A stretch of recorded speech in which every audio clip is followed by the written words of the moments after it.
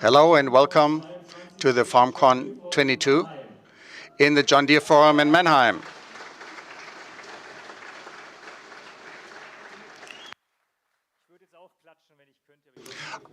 I would applaud too, but I have the mic in my hand. I'm very pleased that you came in large numbers. We're sold out. It's awesome. After those 2 years, I'm kind of nervous. It's been a while since I've been on the stage before all of these people. I'm very happy that you all came. I'm happy to see all the friendly faces, to see your eyes that tell me, speak faster, we want to see the games, and leave the stage, we want to see the developers. I'm happy. Tell me, who is the first time here at the FarmCon? Quite some people. Yesterday I talked to a colleague, and for them it was the first real FarmCon with people, and he had not experienced it before. And I said myself, when he started 2 years ago, and I said, well, you should look forward to FarmCon. The community is awesome. And the first that was sold out was toilet paper. So he has never experienced a FarmCon. And today it's time. Let's experience it all together. The man that I was talking about is Boris Stephan, the head of publishing. And he's going to come on stage. We'll take a nice photo. Here's Boris, head of publishing. Your first FarmCon.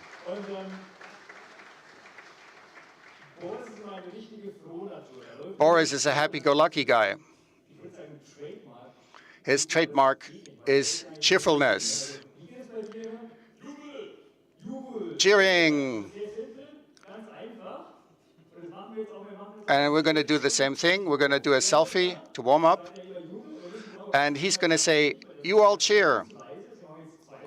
We're going to do it 2 or 3 times. Let's try. We're going to do our FarmCon selfie after 2 or 3 years. 1, 2, 3. Cheer. Jubel. That was nothing. You need to do much better. Now for the second time. Take a deep breath. 1, 2, 3. Jubel.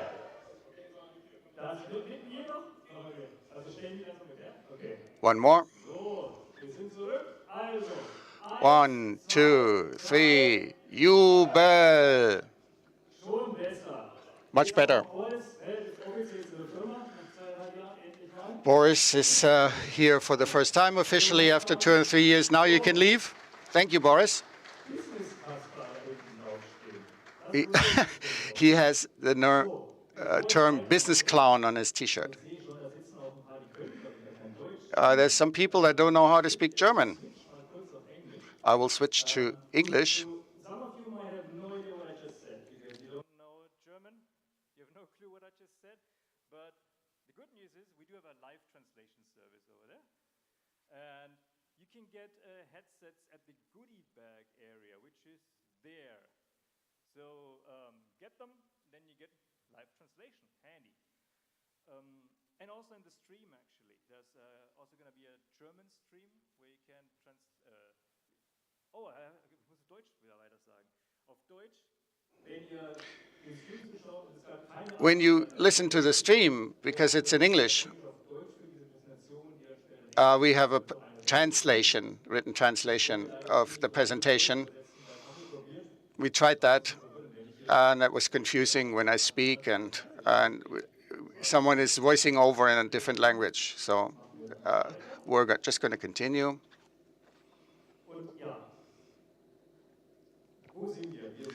Where are we now? We are at the John Deere Forum in Mannheim. I'm most pleased to be here today. We had a different topic.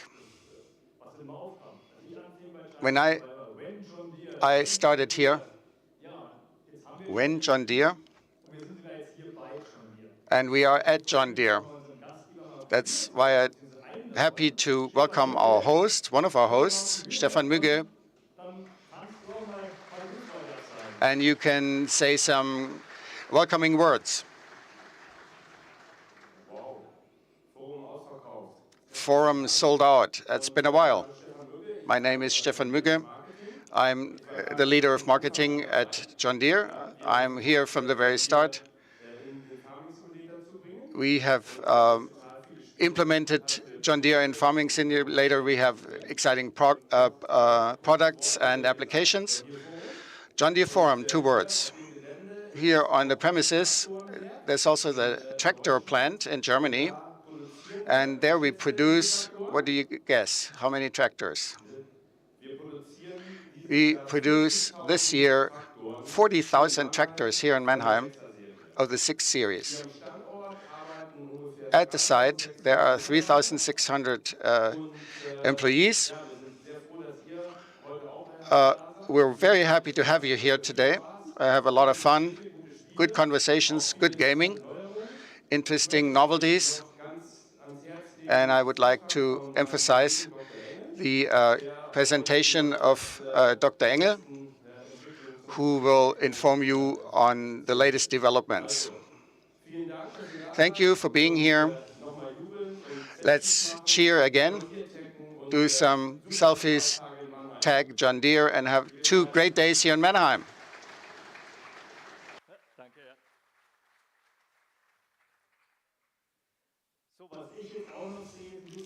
What I can see here, a lot of people are standing in the back. There's 3 seats here in the front. Come here to the fore.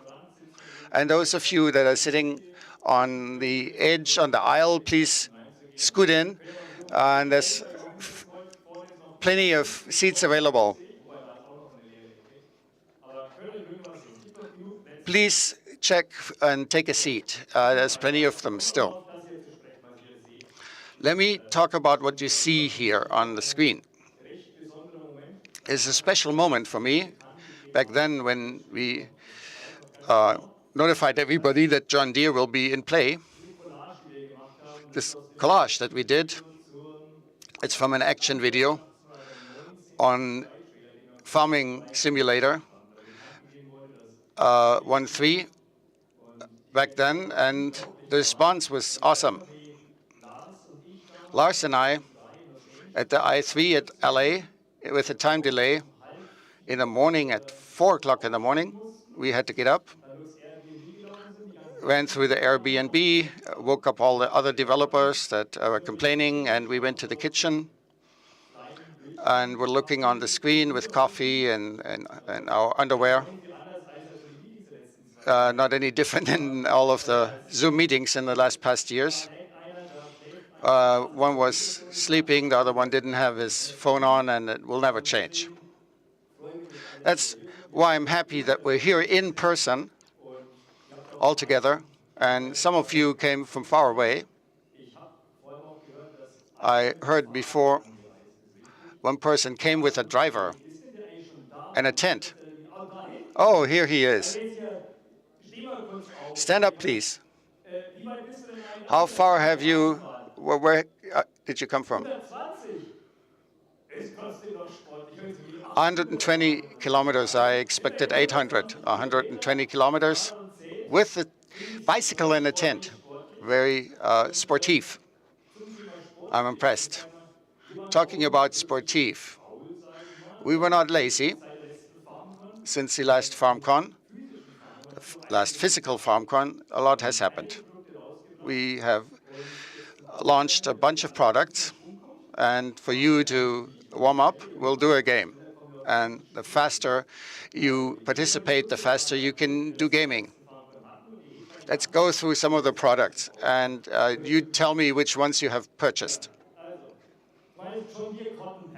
John Deere Cotton Pack. Wow.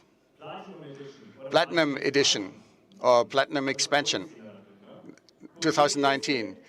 Borgo DLC, Quernelander and Vicon Equipment Pack, Alpine Agriculture DLC, then Precision Farming DLC, Grimme Pack, Watne Pack, Some of them have their hands up all the time. Dann die Premium-Edition. The premium edition. Oh, Wow. also Also. danke mal. That. Carraro Pack. Antonio and Carraro pack. Ihr habt's doch alle drin, ne? Yeah. Okay. You have it all.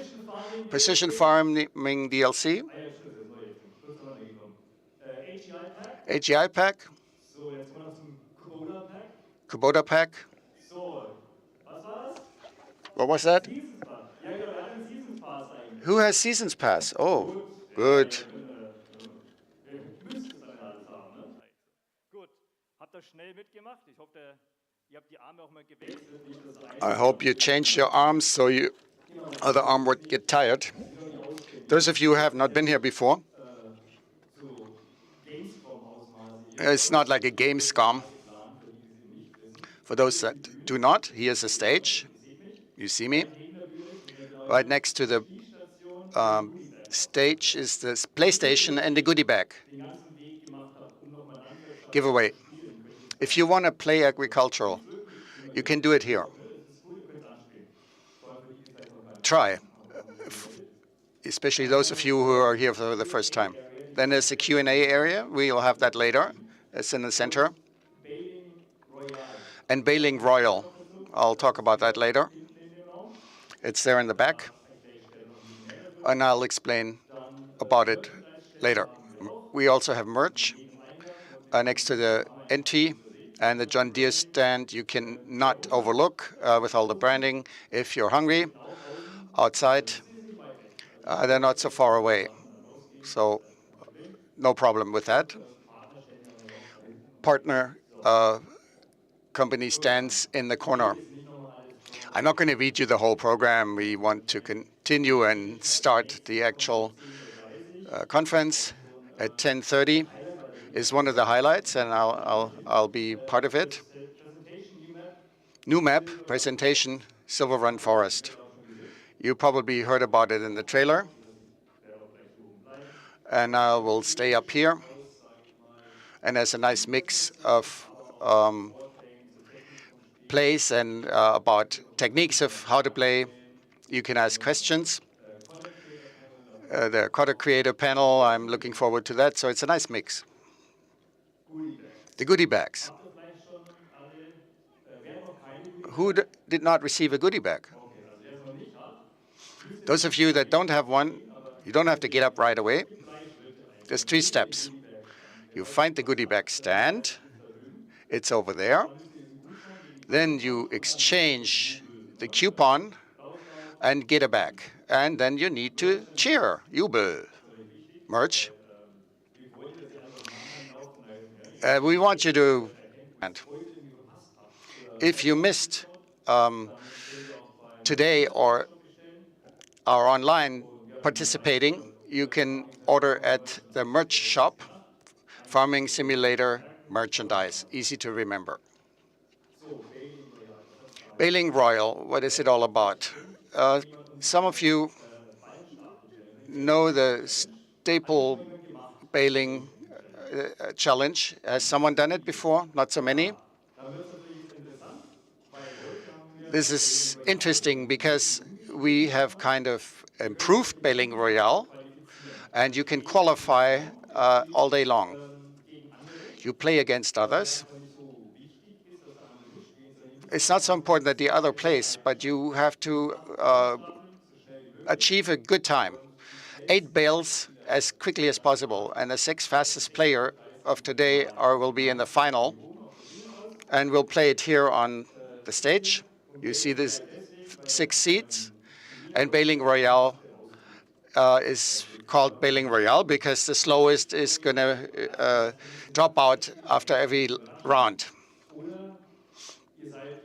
Or else you are the best always, and in the final you make a mistake and you're out too. So be focused. There are great prizes. There are noble chairs in blackish color, and a John Deere hoodie for the winner, and other John Deere merch for the other rankings. There's something new, our beacon light. You may know it from the collector's edition. It is now possible to purchase these. The Boris is probably all excited now. And I asked him when it's going to be available, and he said, August? We hope it'll be launched in August or September. We will see. Those of you that don't know it, you can connect it to your computer. And if it's turned on, it's going to flash. Yes, see here DH Goem.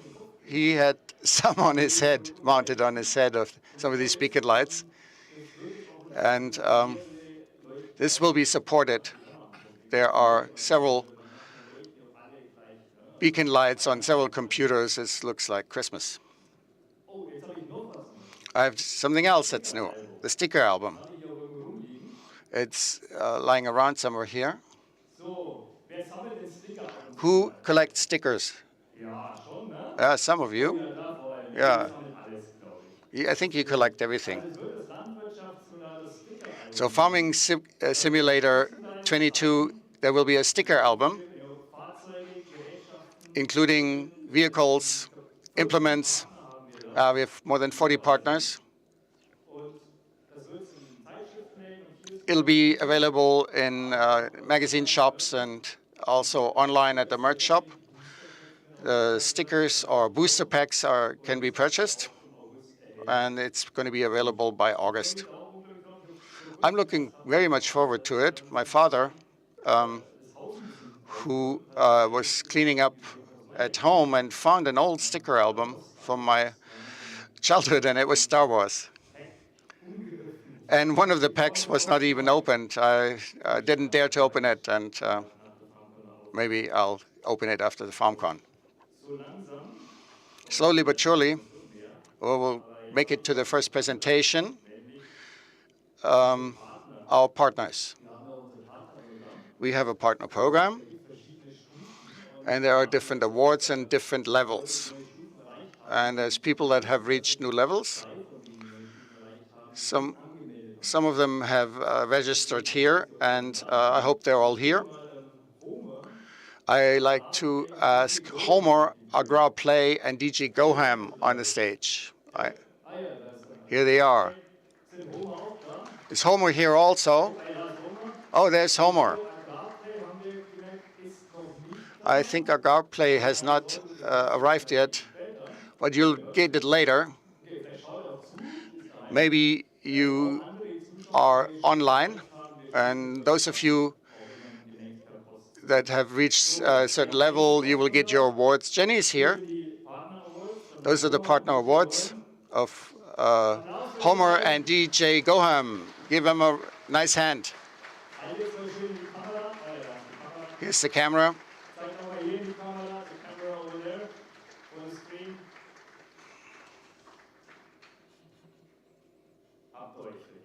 You well deserve that. I think the best will be you follow Jenny, and you get the gift boxes. Yeah, we'll mail you that. Oh, very important. Many people here, talented people. We are always hiring. Join us. Giantsoftware.com career and click on jobs. We are looking for developers. What you may not have on your mind, we also look for marketing, sales, and events people that can talk, like me. And you may well end up there. I was always a video gamer, started to program with Flash.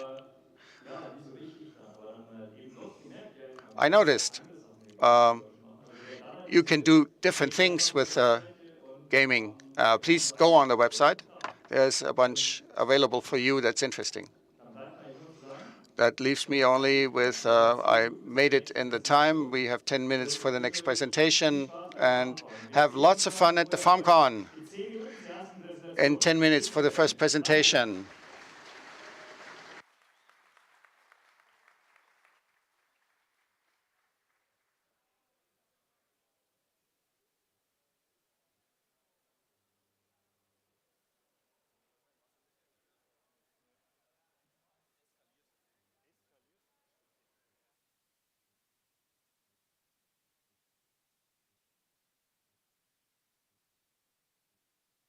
turned on because Yeah. I got yelled at for not turning it on Thursday. Welcome to FarmCon. We That should was be good. Martin Rabel, our head of marketing and technically our boss. Yeah. All of the three of us. And well, I'm Lizardton. This is Kermit and Chucky, and we will be here for the rest of the day, just for you guys over there. Yeah. Welcome, chat. We've just been reading a bit. Yeah, give this. This is why we wanted you to sit in the middle and him, so we could, do the back and forth. Let's go over. See that makes Learning sense, on the job right? as we go So here. we've been watching chat right now, and we've seen your comments. We had a very good time here. You've seen how relaxed I sat here for a moment. So how was it outside? Give me that. It was amazing outside, actually. There were a lot of people. The convention is sold out. Yeah. So we sold 750 tickets. We invited about 100 more partners. So about 850 people are out there. Not everyone is here yet. As we know, Felix from AgraPlay actually is not. He is in traffic jam. Welcome to Germany, I guess. He knows because he's German. So maybe we talk very quick about the plan for today. Here is what's going to happen.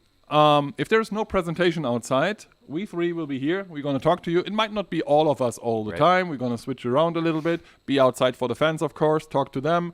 Get food. But we will be here for most of the time. And we're going to bring in people as we feel. So you might see other people like DJ Goham or Farmer Cop or FarmSim guy or whoever we can get. Maybe we get a developer to sit with us here. maybe. Talk to you guys. We do have your chat here, so we can totally read the English chat, that is, because this stream is also streamed to the German channel. However, we are not translating our part, basically. So we are only reading the English chat for now because this is technically for you guys. And then we're going to have a content creator panel later. That's Yeah. at 4:30 German time. Right. And that's the only presentation you guys won't be able to see because it will be on stage with two German content creators. And instead, we're going to bring in, of course, English content creators for you Yeah. guys and do the same panel live here at the community couch. Yeah. Yeah. And now I give that microphone to him because otherwise he's never saying something and you can continue. So we have FarmSim Guy, we have Farmer Cop, we have DJ Gohem, who will be joining us for the content creator panel, virtual farmers in chat, and so sad that he can't be here. Shout out to Virtual Farmer and CLP. We would have loved for you guys to be here. Yeah, maybe next year. Maybe. This has been great, guys. My first FarmCon. We had the stream the other night, of course, to kick things off, but you've taken me all around Germany. We've had lots of good food, spaghetti ice cream, the most important thing of the entire trip. And kebab. Yeah, that was the first thing we had, and then spaghetti ice cream yesterday. And Schäufle in the middle, which is a Franconian specialty. Yeah, it's been a good time, and now I'm expected to go back home and resume normal life. It will be hard, but you can make it. So we have another 6 minutes before the next presentation starts, and that one will be Silver and Forest. That presentation. Nice. Those of you, give me that. I might just be easier like that. We need another one. I think it's actually fine if we just Okay. do the thing. Those of you have seen the stream on Thursday, or I'm quite sure the multiple videos that are out by now, can totally check that one out. But what we can promise you is, because this is FarmCon, the presentations will be way longer than the video you have seen. So this presentation will be interesting, to say the least, because we're going to show you the map, and it's beautiful. I can promise you that. So that will be awesome. And as we said, the presentation will be in German, but there is a translator. That one should have been there with you guys already, translating what Martin had to say. So you're definitely going to be able to understand what's going on, and that will be awesome. Yeah, the translator was doing a great job, so thanks to those of you who were patient with us. Of course, like, I would need a translator too, so I was actually listening in to hear what was being said, and it's like, I don't know if some of Martin's dad jokes translate so well at times, but they probably don't. Live translations are a tough thing to do, especially when you have an improvised text if you don't have a prepared script or anything. So, yeah, that's always a bit of a concession, but I think it's better than if we just held it in German. Yeah. Absolutely is. And I think it's amazing that we do have this translator and the headsets, actually. Yeah. I wasn't sure because I think on Thursday I mentioned that there won't be headsets. Yeah. But we managed to get headsets, and this is awesome for people who are here because we do have guests from Washington State. Yeah. You know, this is awesome. Farmer Cup just flew over to just be here at FarmCon, and I think this is absolutely incredible. We do have people from all around the world here, basically. Yeah. This is It's great for absolutely awesome. people here in person to also be able to have it translated because, of course, they're out there on the stage. We're kind of back here in the library hanging out in the little stream setup that we have. But yeah, it's really cool to see the growth of Farming Simulator and see it become more and more international and like Absolutely. 22 in more countries than ever before. So we only can cover 2 languages for now, but who knows in FarmCon in 20 years what it'll look like too, right? Yeah, we're gonna have like 10 streaming studios streaming in Mandarin, Spanish, who knows? Exactly.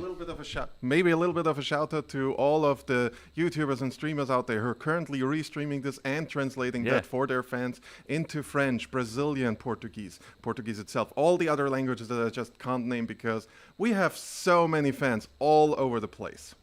Yeah, it's absolutely amazing.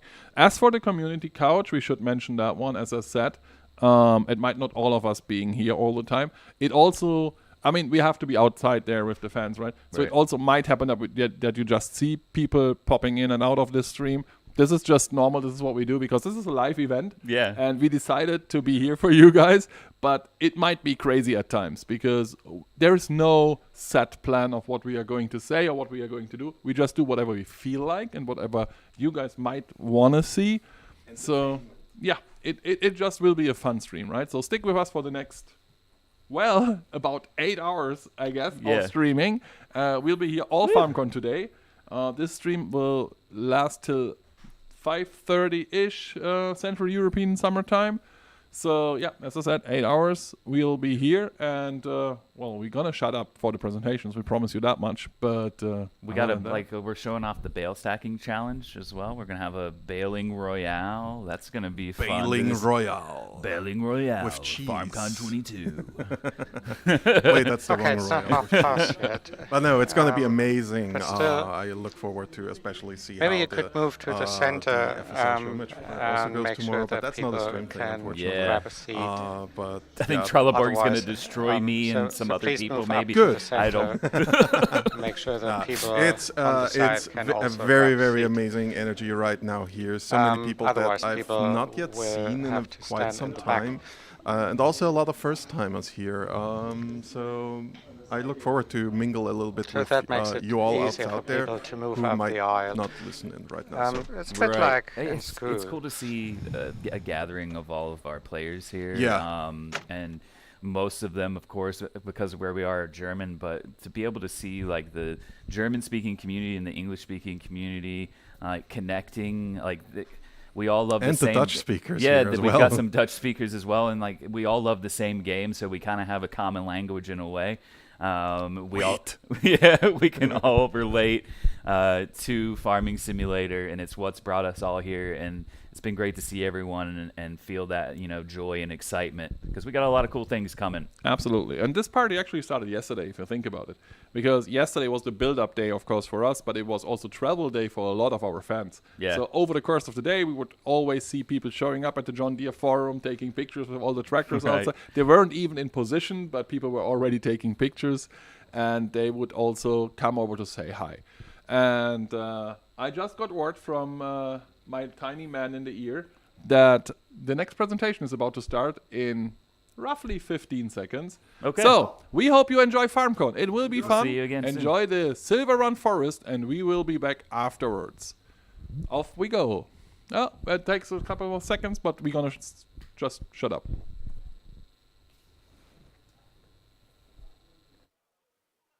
So, willkommen zurück. All right, so welcome back. And I also would like to welcome all the people on the stream. And that gets us to the first presentation. So let's just grab a seat. And Manuel is our lead developer, and he will present the new Silver Run Forest map. Just give him a good hand. All right, good morning. So we'll have a look at the new map, and let's start straight away. So we're in the northwest of the US, or it's a bit like Canada, actually. And our focus is on forestry. So this is a little lumberjack hut, and we'll just drive around to see some new details of this particular place. So we're going down this little path to Silver Run, which is a small town in North America, a logging town, and we've got some paving for this trail here. We've got a lot of static pavement stones, and so we've got a dynamic adaptation of the terrain in the game. And we will take this opportunity to make these trails a bit more palpable. And so we've just entered Silver Run, and you can see some chimney smoking. It looks a bit more lively. And I'm not sure whether you can see it on the screen. We've got some gravel roads. So in the spring and in the summer, we've got some gravel. And it's season controlled, mind you. If the leaves are falling, you will also see some dry leaves on the ground. This whole edition is season controlled. And that brings us to the main road. And we're going down to the big lake. This is quite typical of North America. You've got these large lakes with some boats cruising, and that brings us to another novelty. We've got a shipyard where boats are built or repaired. You can see some new buildings, some timber buildings. Just to give you this North American feel, and to introduce it to our map. And looking to your left, you've got the big lake where some boats will be cruising later on. And here we've got the new shipyard coming into sight. And I've provided some assets to that shipyard. Now, I've only got this Volvo without a front loader, because I want to just bring in a pallet to introduce you to a new another novelty. Okay, the pallet is just disappearing.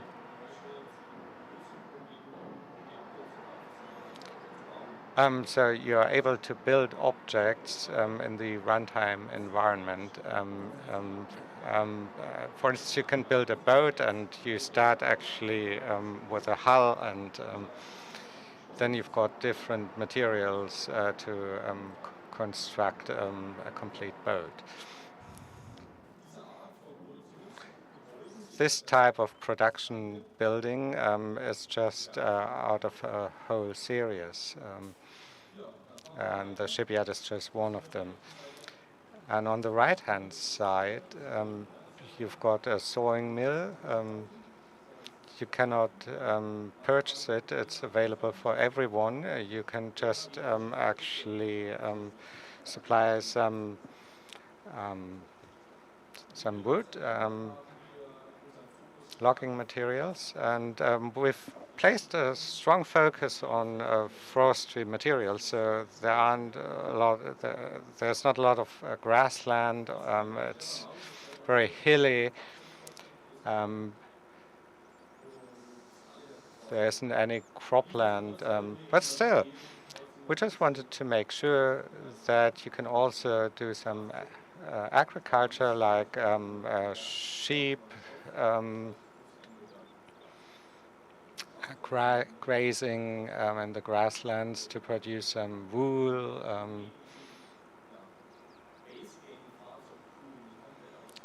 And we just want to make sure that you can also use the base camp vehicle pool, and this is why we've got some fields.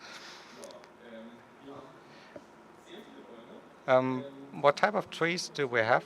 We've got 20,000, more than 20,000 trees, and you can really produce, harvest some of the logs, and you can just actually supply the logs to the sawing mill and then have some timber produced or some casks, and you can also sell these wooden products. So here you've got a railway crossing, a huge bridge that crosses the river. Because this river actually will divide our whole world into two parts. So, and the river actually goes up to the big lake. So we've got some new road vehicles and some new junctions where the trails come in. We do a right turn, and you might have seen it. The shipyards do not only use timber and textiles, but also some metal products. But Silver Run is also an ore mining community, and there's an old ore mine. And the ore mine is no longer in use, but you can find a lot of nice things around the premises. So it's a good idea to have a look at the mine.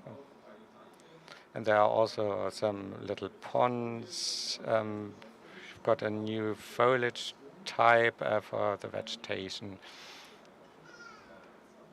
So I will just actually pull up on the shoulder.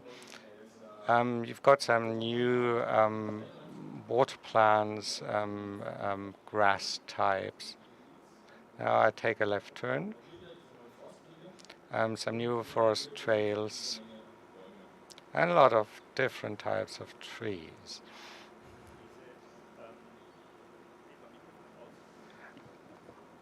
I think my microphone is off. Can you just talk about the little plots?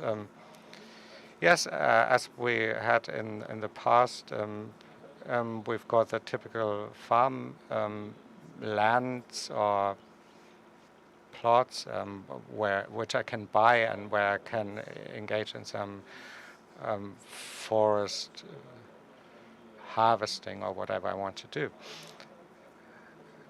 I can also buy some spraying cans to mark the trees. I've got a ready-made set. So that brings us to the old ore mine. You can have a look around and you can find various things. I will just take a little tour along this little gorge. We've got a lot of static rock and boulders, and that enables us to give a different design to the terrain. In the other maps, we've got very few static objects, which makes it easier to adjust the map, but it makes it more difficult for us to just provide a nice design. So we decided to have more static geometry to just actually beef up the optical feel of it. And if you just take a look at this ravine, this little gorge, it looks quite different. And here we've got the modern days ore mine where ore is being produced and the farmers can just actually use a wheel loader or front loader to actually get some of the iron ore and to generate metal, which they need for shipbuilding. As I said earlier, we've got a huge number of different spray cans in different colors, and you can just use them to mark various objects like trees. And we've got some new tree types. Here we've got these huge sequoia trees, which are typical of the west of the US. And they are protected, so you're not allowed to fell them. You're allowed to do so in this little game, but and then we've got the coast fir tree and the pine trees.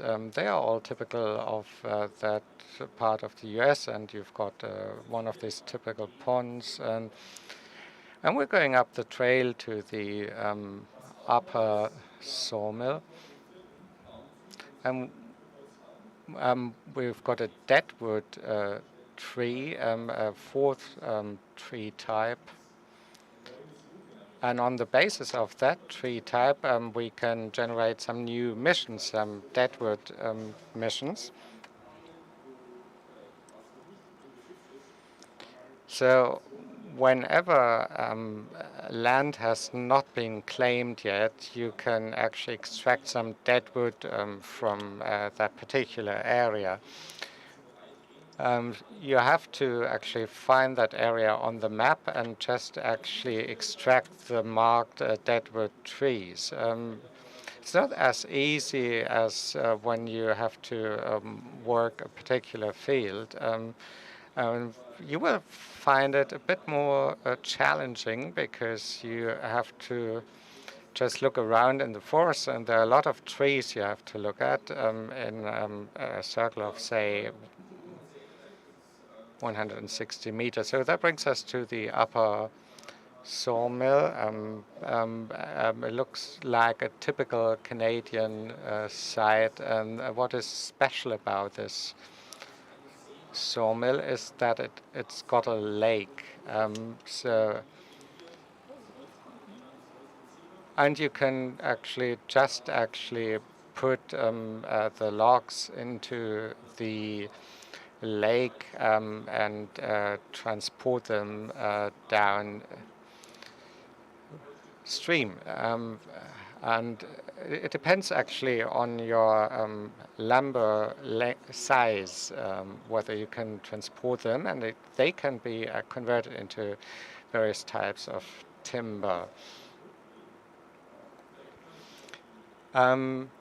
So going back, we will actually see the railway tracks, and you can also cross over to the other maps. On the left-hand side, you've got a little tributary and a service station, and there are also some graphic novelties. You've got a lot of little streams on the map with a lot of animation, little bridges to cross these streams in the woods. And okay, so we've come complete. We've come full circle. There's a lot more to see, of course, in this map, but we don't want to give away all the little details yet. So there are a lot of trees, and you can fell a lot of trees, and Markus will introduce you to the different vehicle types that are particularly suitable for that type of topography. So you've got the various water plants, and let's just have a look at one of these little streams. I'm a bit scared when the train is approaching. So this is one of these little streams, little waterfalls, and then you've got these little bridges, wooden bridges. So that's all I've got for you. I hope you enjoyed it. I think we've made a big step forward in terms of map design. And this is also an incentive for new maps to come.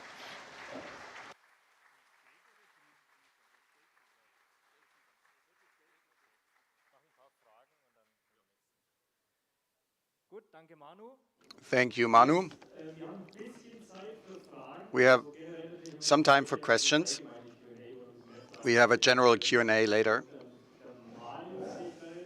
Marius in the middle is going around with a microphone.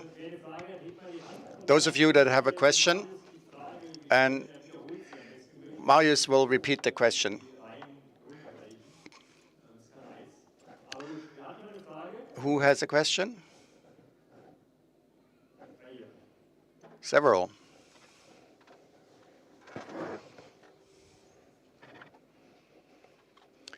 We cannot hear the question here in the interpreter's booth, so yeah.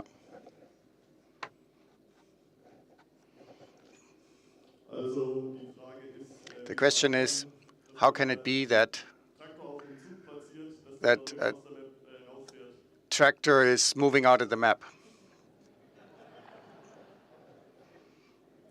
That's placed on the map. I'll leave it open. Who does something like that? And why? Yeah, let's leave that open. It's funny to look at.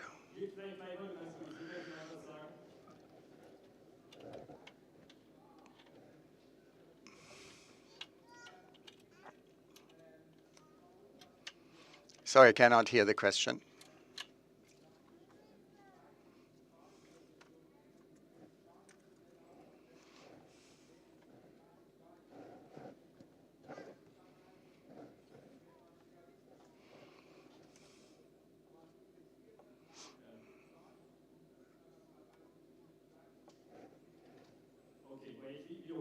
I'll repeat the question.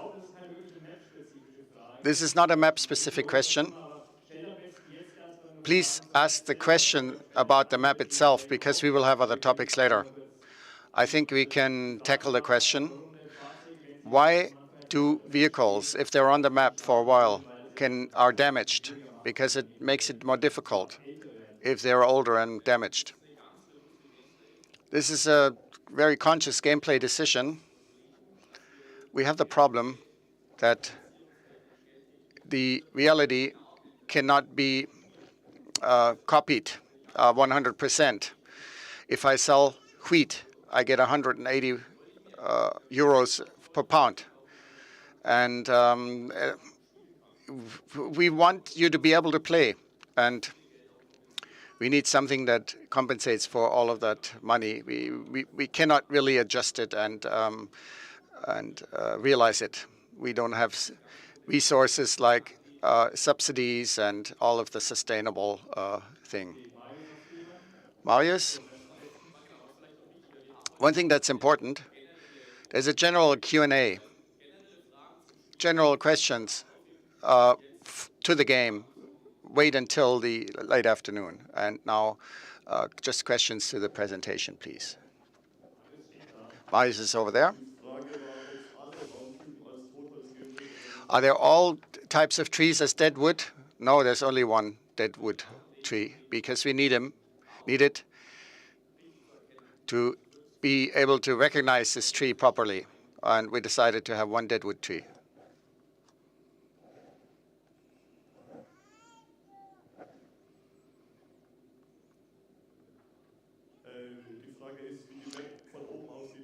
What the question is, what is the view? What is the how does the map look like? Unfortunately, we cannot show that yet.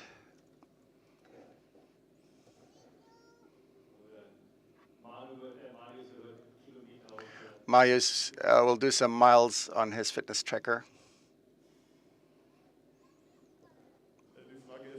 Question is there problems with bugs? We have dead wood. That's what will take care of the bugs. I almost did a bug joke.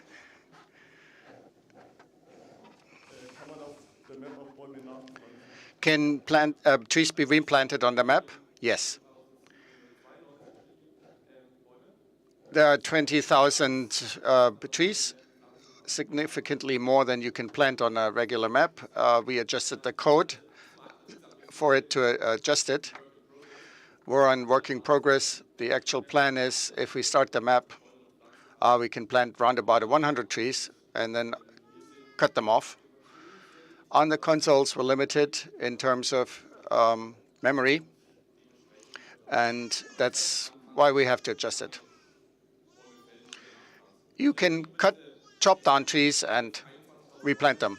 We have around about 21,000 trees, space for it, so we can fill them with trees. Can sequoias or mammoth trees also be chopped down? Can they be planted? I think currently no.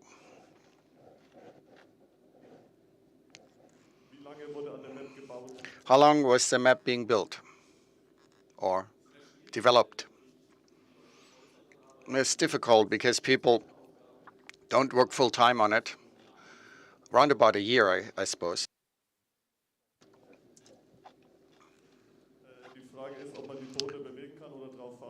The boats, can they be moved or can you cruise on them? No.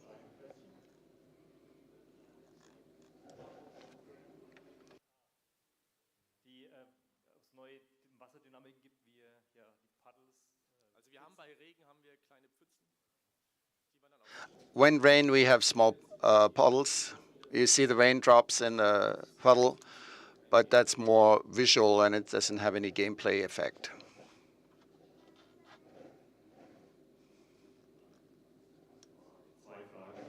Two questions.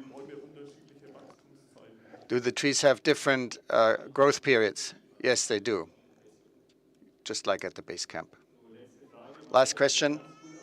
Marius, select well.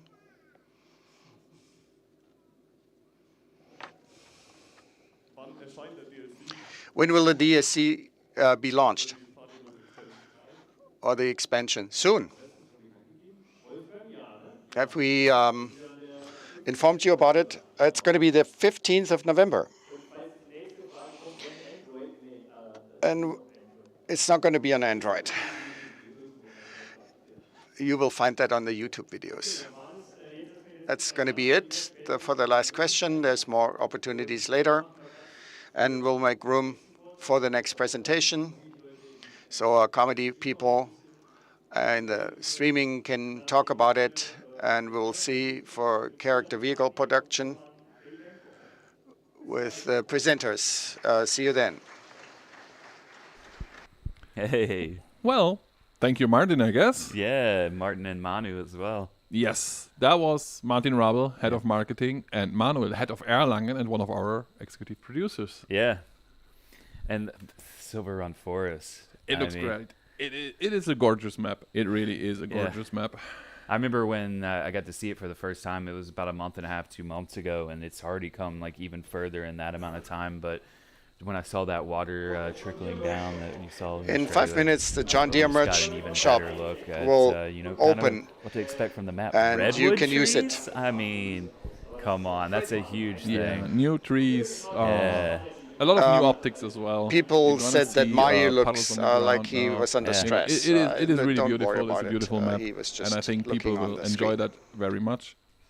If they like And he logging always well. looks like you know, that. Yeah. if you're not into logging, this might not be the best map for you, honestly, because it's a lot of forest. I think the important thing to think about, though, is like this is really the first time that we at Giants have had an expansion to logging since it came into the game. It's been 8 years or so. Quite a few years, yeah. Yeah. 8 years should be right. I mean, I'll and take this from you. I know there's players that, of course, like the logging in our game, but then there's also players that kind of like that play style where you start from nothing. So there are, I saw questions. Oh, yeah. Are there fields? There's a few arable There's fields. a few fields. I also already heard people say that one of their plans is going. One of their plans is going to be like making proper field areas, like getting rid of the trees, basically. Yeah. Log them, make it all like a nice and flat and clean area, and then plow their own fields there. So that's something you can do. Like, it's Farming Simulator. Do something you enjoy in the game. Yeah, that's most important. And this is a play style that I think people like with maps on the Mod Hub, like No Man's Land and Western Wilds and, Yeah. and others that you can go in and, basically have a blank canvas, be the Rembrandt of Farm Sim if you The want Bob to. Ross. Yeah, even better. Paint a happy little tree, trees. happy little clouds, happy little fields. Yeah, of course. We don't make mistakes. It's just happy little accidents sometimes. And I think like Lars as well, like you've been, around and seeing the map. There's something like there's some special things that people haven't seen that are kind of like an incentive to like play and not just play the map and check it out, but keep playing the map. It gives you like almost something to work towards. It's really cool. There are a couple of things you can do on that map, except for logging and, of course, cultivating your fields. Right. I'm quite sure we haven't shown everything. Yeah. So there are some surprises. Yeah. I think people will enjoy it. And that's something I really like. Map interaction is something that I always thought is a cool thing. Yeah. And that map has a lot of interaction. And, of course, a lot of cool machinery. I mean, a lot of Volvo cool coming. machinery. Yeah. We have a presentation about a lot of things over the course of the day. So if you stick with us, you might see some more really cool things. Yeah. But yeah, no, it is an amazing map. I'm really looking forward to that. And I think pretty too. it is pretty. And I think, as I said, it's an interesting idea to have something completely different coming with Right. Platinum. Even if I know not everyone is into logging. I think we all know that. Right. But it is a part of farming. Yeah.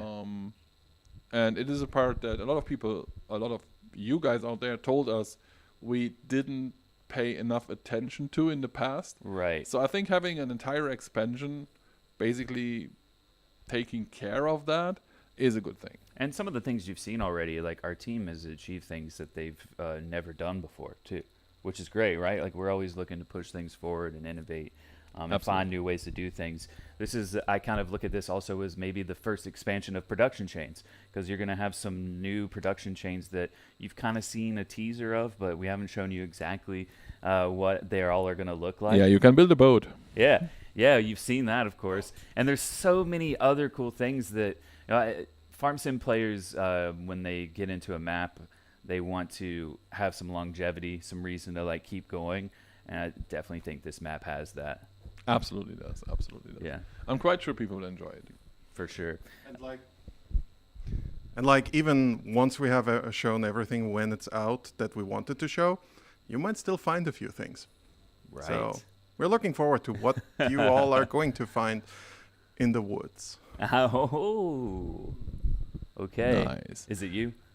No, in a furry costume. I just hope not. Yeah, well, other than that, it's FarmCon. It is crowded out there. I mean, you Yeah. guys have been out there with me. It is. I'm not sure all 800 people have showed up, but at least 750 are. I mean, this venue, it looks really filled out well. I mean, most of the chairs are kind of take up. People are spread out to the back. People are out getting some food already at the food trucks. yeah, the food trucks are open. We're just getting luckily. started. We are just getting started. This FarmCon is about to last for a couple more hours. and I think that is amazing.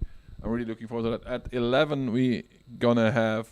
Actually, it is 11. Yeah, So soon. now we're gonna have the presentation about character And vehicles, and yeah. vehicles. Yeah, I So think this. Stefan Marus is given this one, yeah. So Uh, it is a little bit more into development of the Right. game, really. And afterwards, yeah, we're gonna be over with you guys again. I think we're gonna head into the long break then, when we will be with you for like an hour. Enjoy, have fun, and we talk to you afterwards. Hello, everyone. I hope you're all doing good and having a great time at FarmCon 22. Today, I'm really excited to be here and speak about vehicle production for Farming Simulator and give you a glimpse of some of our vehicle creation processes. My name is Siddhant Patni. I work as a 3D vehicle specialist at Giant Software since 2018. I've been working as a 3D artist for more than 14 years now on a wide variety of games. Before we start our journey, let me introduce you to your co-passengers, the vehicle art team of Farming Simulator. Established in the year 2018, Giant Software in Brno, Czech Republic is the home to the vehicle art team. It has grown from 4 to now 25 artists in a span of 4 years. We also work with our network of external contributors to help us deliver the goodies to you. The team has majorly contributed upon the last 2 releases of the franchise, the Farming Simulator 19 and Farming Simulator 22. Along with that, your favorite additional content such as Kubota DLC, Alpine DLC, Platinum expansion, and much more to come. So with that said, let's start with our ride. It's going to be a bit adventurous. Let me start with asking you a question. You want to start your car, but what if it doesn't work? It has missing parts. Can you still run it? Well, let's find out. When we start with creation of a game asset, the most important part for us is to have accurate references of real-life machines. We, as artists, love manufacturers who could provide us with accurate CAD data like John Deere. CAD references are a representation of real-life machine into 3D space. It is often the most complete form of references that we can get to start with our creation journey. Sounds easy, right? Well, definitely it's easier for using CAD references as base for creation of the machine, but there are some challenges that comes along with them. To operate CAD data is very heavy, and it's a #1 challenge for us to recreate the machine. Also, at times, there are many parts that are missing, so it's still a challenge to create a machine using the CAD references. The second set of references we get as a starting point are 3D scans of the real-life machine. At first, it looks awesome. Sometimes I even dream about putting it directly to the game. But the closer you look, the trickier it gets. We mainly use the 3D scans of the real-life machine to define the proportions of the 3D vehicle. But the creation is majorly dependent upon the image references that we also use to create those 3D scans itself. It takes more time and effort for the team to recreate a vehicle using 3D scan, but also it's more fun. Some of the challenges we face when using 3D scans are creation of 3D scan itself is a very complicated process. Also, the data we retrieve from the 3D scanning is not very accurate. The next set of references we get as a starting point are photo references. This is the most challenging starting point for any artist to start recreating a vehicle using photo references. And this route is only chosen by the most experienced artists since it takes more time to recreate the machine, but also it's more creative. When using photo references, we will first define the proportions, and then we'll start adding details and refining the shapes. There are also some times when we ourselves have to go on the field to collect the photo references so that we can create accurate machines for the game. Some of the challenges we face when using photo references are inadequate photo references, or having different colors in the image references due to different lighting conditions. So, to summarize it, no matter where we start, we have to make sure that our paths meet down the line. Like from the previous examples, we started from the CAD references, another one from 3D scans, and the last one from image references. But it is our responsibility to make sure that all of these meshes created are consistent in quality and does well in the game. So now we have something that looks like a vehicle, but we are not there yet. There are several phases involved in creation of a 3D game asset. From the mesh stage, we move to the UV stage. UV unwrapping is a process of cutting down the 3D surface into 2D space to project an image texture on it. I know, it sounds complicated, right? Let me simplify it a bit. Imagine the tractor on the screen is made up of different paper planes or different paper shapes. You take all those shapes, put them flat on the ground to add color to them. As in the big image, you can see those green paper planes are laid flat on the ground so that we could color the tractor. From the UV phase, we move to the normal map phase. To simplify, normal map is an image texture that we use as a layer on our meshes to add more details to it. Let's look at an example. As you can see, we have a mesh ready with UV phase. It looks like a wheel, but it could look better, right? We add normal map as an image texture on that wheel, so it starts to look more detailed and more realistic, as you can see in the image. Finally, to the final. After the normal map phase, we move to the final phase of asset creation. This is the phase where the machine will start to look more colorful. We will start to add brand logos, warning decals, interior decals to make it look more like the real machine. At this point, we also create additional textures like ambient occlusion and additional mask textures that we'll require later.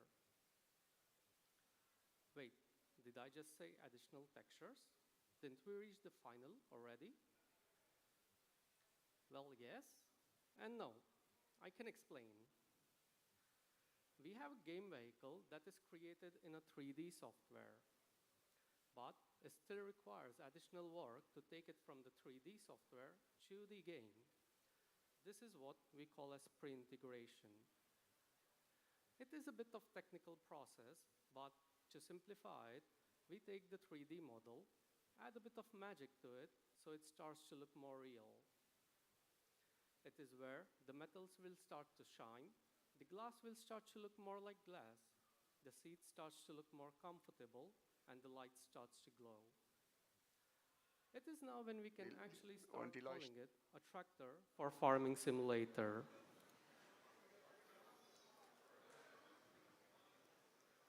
Imagine your car driving on a road on a muddy road and it does not get dirty.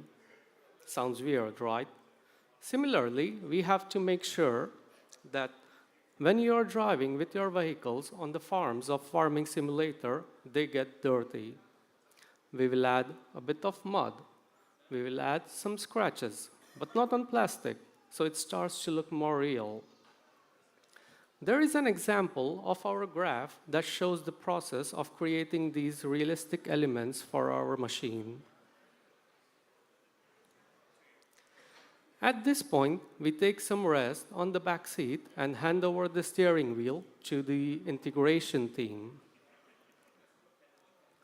Our integration team are the specialists who will make the vehicle work. They will add mechanics, physics, animations, wheels, and additional functionalities, as you can see here. They are the magicians who will implement various configurations in our game. Simultaneously, our sound team will make sure that the tractors roar when they are started. Integrating different kinds of machine in the game is a very complicated and technical process. But simply said, our integrators put the soul in the machine and bring them to life.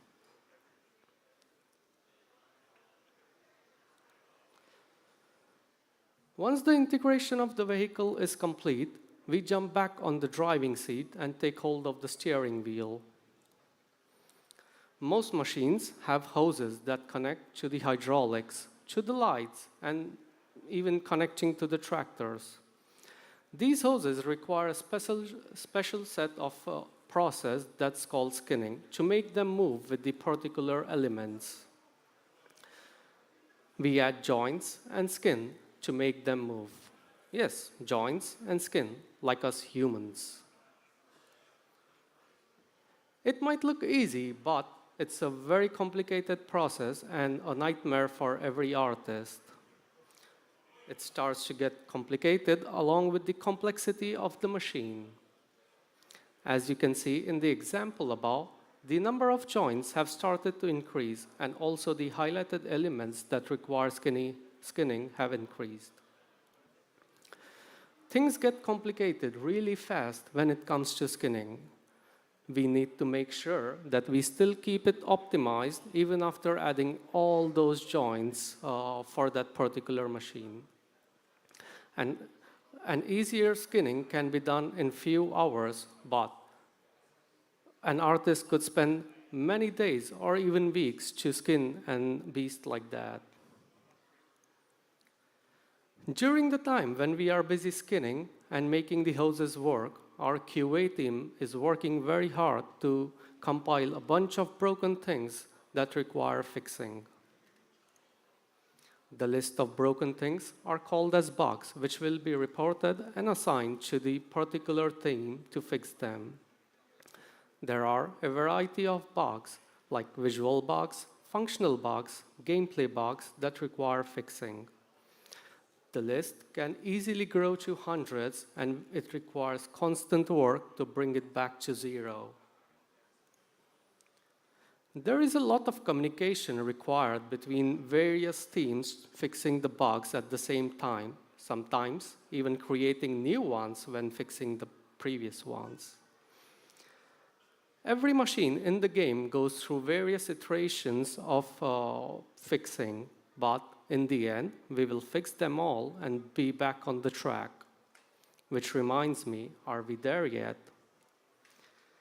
Yes. So finally, we have created a vehicle for Farming Simulator to be played on the farms. Just to quickly summarize our journey with all the pit stops that we have made.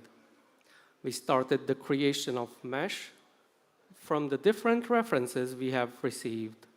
We stopped to make the UVs for the mesh and move on to the normal map phase where we add more details to that mesh. We continue to the finals when adding more color and adding brand decals to the final mesh. From there, we add a bit of magic of our pre-integration to put it to the game. Our integration team puts the soul to make the vehicle work in the game. Meanwhile, our bug hunters are making sure that we fine-tune the game, so fine-tune the machine so it looks correct and works correct in the game. And in this way, we are able to present you, finally, the vehicle to have fun in the game. Phew, it was a tiring journey, right? Now let's rest. Well, by rest, you mean the rest of the machines, right? So I hope I was able to give you some insights about our processes and challenges during the vehicle creation journey. It is a collective effort and hard work of multiple teams to present you with best-looking and fun-playing machines for Farming Simulator. And our team rejoices the most when you players have fun playing with them, playing in the game. Thanks for being such great fellow passengers, and I would gladly take any questions you might have.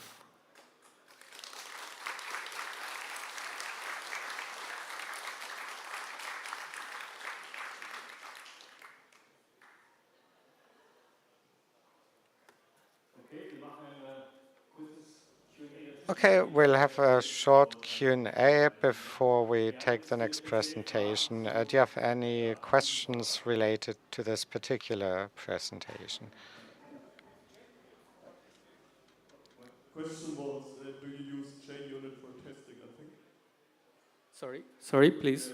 The question was if you're using JUnit for testing. Oh, sorry, I'm not really testing myself. I'm creating the machine, but I'm not sure what the tester uses. Manu over there is shaking his head, so we don't know. Yeah, it's a different team who does that. The question is, how many hours do you need per vehicle? Oh, it can go into days and months for creation of a machine. For example, for a tractor, it could take us somewhere around 45 to 60 man days to create the whole tractor. Days, yes. It's really collaborative work and hard work of all our teams to create it.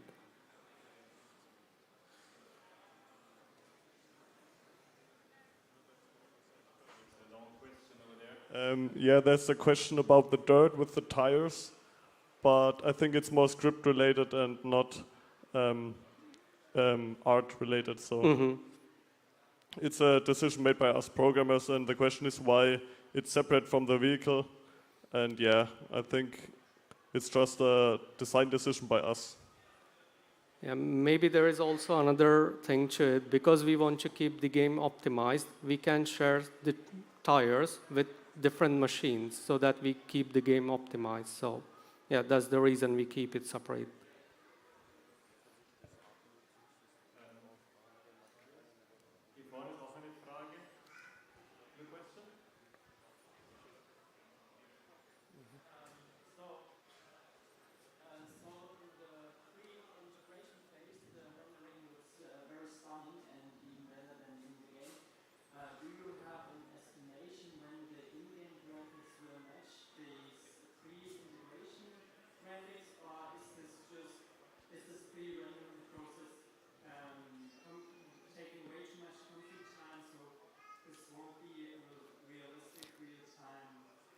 That's exactly the answer for it, but we are constantly trying to improve the lighting and the shaders in our game itself. So I hope very soon we'll reach that point as well.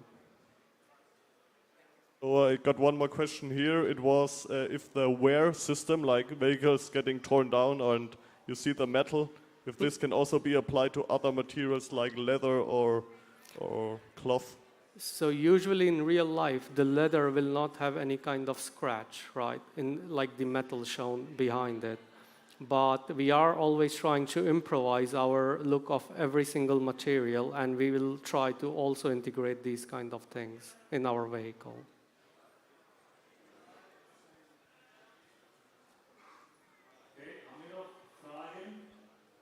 Any more questions?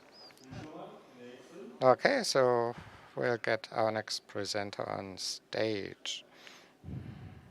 Okay, we have time for one more question or two. No, everyone happy?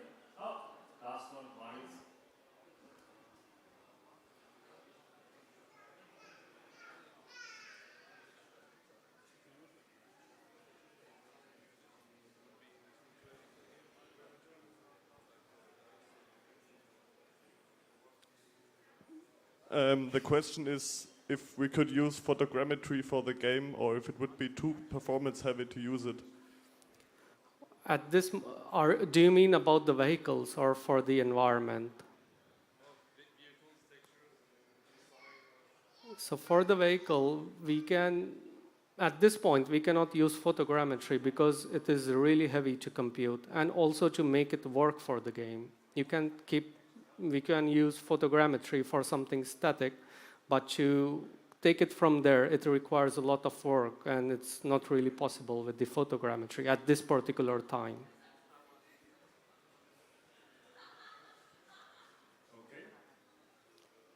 Okay, so thank you very much, and enjoy FarmCon. Thank you.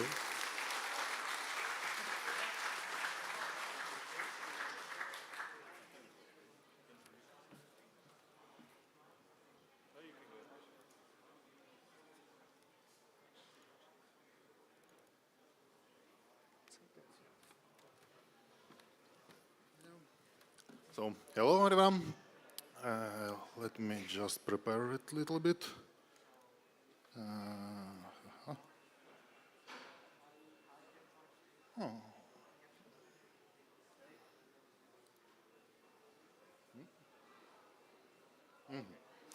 Hello everyone again. I am Roman. I'm a character lead artist at Giant Software, working there since 2018.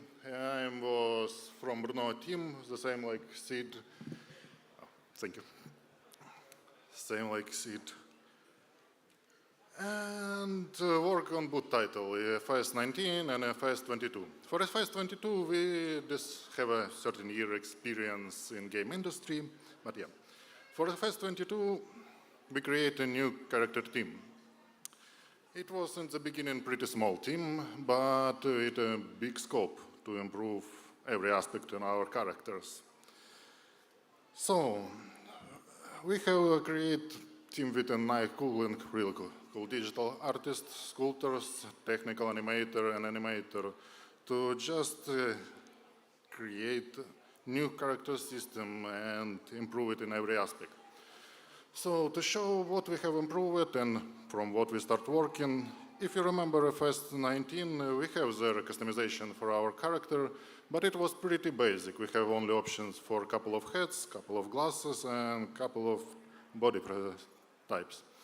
For the new game, we want to improve it in every aspect, from heads, from accessories, our library of cloth. So we started making it. And one of the improvements we want to make it's change from regular sculpting character by artist. It was before made it all by hand to more realistic representation because human character have a lot of details what artists need to understand about anatomy, pores, and other stuff what is pretty hard to learn. An easy way how to make it nice looking and better, use 3D scans. So we start using 3D scanned heads and use photogrammetry method to take them. It's collecting a lot of photo from one record, shoot it one together, and from the results of them, we managed to have our 3D scanned heads. What was not really quality at the beginning, because how was on previous presentations, its own 3D scanned version have some problems. For example, it was not symmetrical, it has cover on the hair, so these steps also need to be cleaned up. And our digital artists start working in them on our sculpting software to add more detailization, fix the bugs, clipping stuff, and make it nice looking head. And from this nice looking head, we go to our low poly stage and integration in game, when we create our low poly model and bake all information from resulted to our head. Next step, if we improve, if we start making realistic heads, we need to make realistic cloth also. And sculpting cloth, it's also pretty difficult because we have different physical property for cloth, and it need to be also be included in idea. So easy way how to make correct physics cloth, it's just make physical simulation of this cloth. And we start using physical simulation software to create pattern of our cloth and simulate it on top of our body. That's the reason you can see on the top of the You can see on the top of the picture it's simulated model from what we started. It has lower down hands, and this is lowering down because it's all physics simulation. And if it will be raised how we use it in game, all simulation will just drop the folds down. So we need in the beginning simulate it how it correctly standing. Then we again sending this mesh to sculpting. Like with heads, we need to clean up this because after simulation it still need to additional details, more like we have, and just clean up in stage with adding pockets and other stuff what was not in simulation. And when we have nice detailed model, high poly model with the same, create low poly model for game. And when we finally create some raw resolution, we bake all the information and go to step pre-integration, where we also have to do some steps so it work nicely together with other pieces like gloves, shoes, different pants, different variation of cloth. And it's the next step was for us, create more variety of accessory. So we start building like, from the beginning it was just like bottoms, jackets and other different, but then we start adding more shoes, more gloves, more different hats, more different glasses. And that's all just to increase our variability of choosing what you can choose for your player. And in the end, we start having a result when you have more options for you to choose what you can build, more options for us, what we can also reuse for our NPC, and more options for everyone to make a game more variable and more interesting. And we continue improving our outfit pipeline. If you check for our last updates, we continue adding brand clothes and continue increase our library with new updates. And besides the animal, one of the important stuff for us in new development was, besides the player, character, one of the important stuff for us, it was animal. And to improve quality, because it's farming, and we need to have nice, beautiful animal for our farm. One of the steps to improve it from visual side, it was adding fur layer for animal. Before it was low poly geometry, and it has just so sharper edge around it, and it was not giving our realistic feeling. So we add a couple of additional layers of fur. It was mostly made by polygons and alpha transparent texture on top, and result was nice. And also, in addition to this nice result, we add a translucent shader, what can give light go through this fur, and you can see this glowing effect on the side. And result how it was before and now you can see on this screen, when we have without fur, old model style, and with fur, what break in silhouette and add more variety and more liveliness to this. And with other animal, we want to have the same pipeline, but some animal has less fur. For example, cow. With cow, we try to improve maximum it's our texture, but we also want to use some additional fur and hair on our cows. So we add additional places like mustaches on the face, on here area, hair, top of the head, just also to a little bit break the silhouette and make it not so soft and rounded. The same was for other animal also, like if it was chicken, or we want to improve feather also to make it work nicely in silhouette. And with this with all this addition, we improve our visual for our animals. But besides the visual representation animal, other part what's also important, it's make nice animation to make this nice animal look more alive. And we spend a lot of time to create improving natural movement around the area, different type of speed, different type of turning, to make it more fluent and blending not so and blending nice without visible distractions. So it was one of the improvements of animation. Other improvement for animation, it was adding more variety to animation. We have like different mood for cows. They can sleep different types. They can eat food different way. They can even walk a different way, just to make more interesting variation, different mood. Also, one of the improvement, it was physical animation to some part of the animal. When we have already existing animation of cow running around, we also add a couple of joints to make physics simulation of her belly.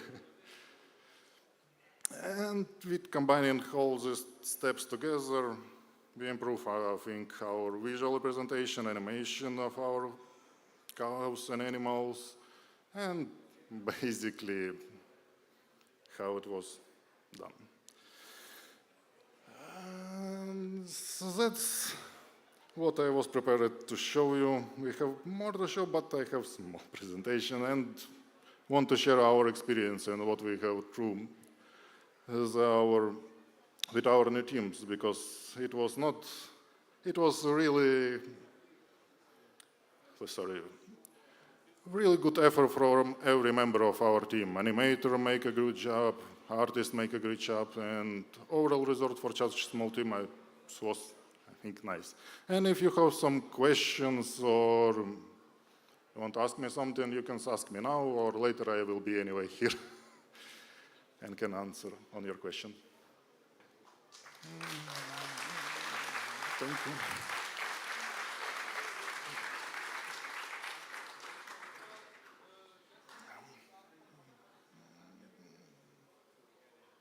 Yep.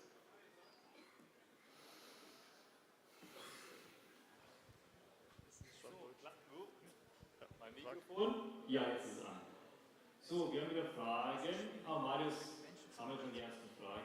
Okay, first question. The question is if it's more difficult to create humans or animals. What's Sorry? more difficult, creating a human character or animal? I will say animal, it's more difficult.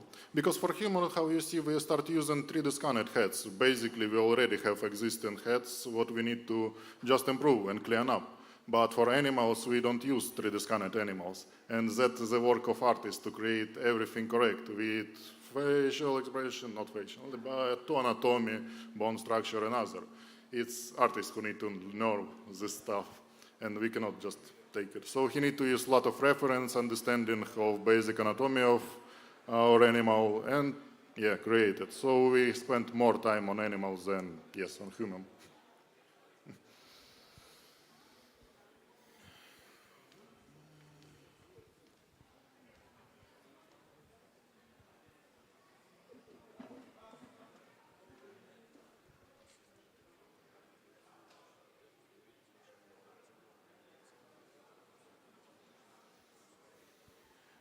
The question is why there is a difference between the size of the cow between the last game and current game, like they changed in size.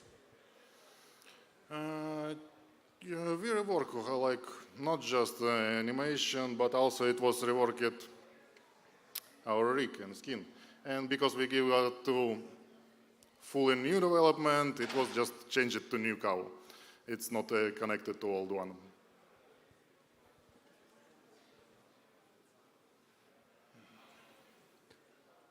Are there any plans to have more variations for specific animal types in the future? For a FAST22 game, probably not. For the future, we will see in the future.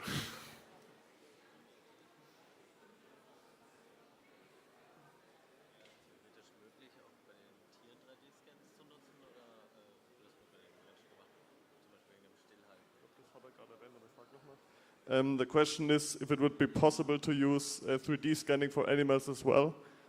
Sorry, can you repeat? If it's possible to use 3D scanning as for humans, for animals as well. Yeah, it's possible. It's just complicated.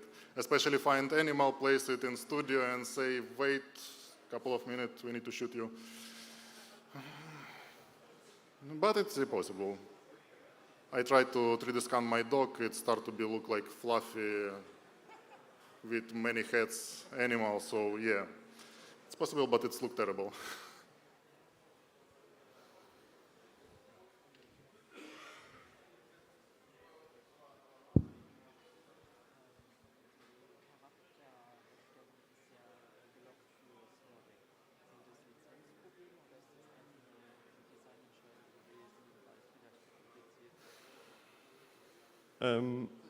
The question is why the character is not available for modding. It's a good question. You might need to ask someone else for that. I also asked this question to our to my leaders. Maybe Marius knows. I didn't decide that.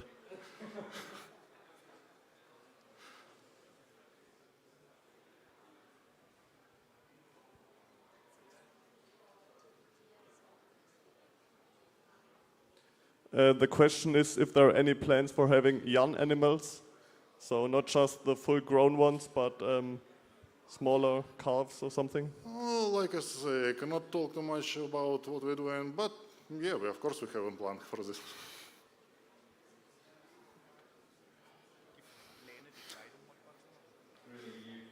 Okay, let's do 2 more. Are there any plans for making the clothing customizable or moddable?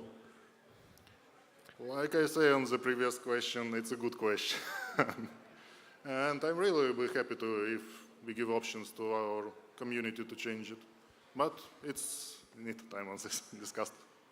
You could try ask the question later again in the German Q&A maybe.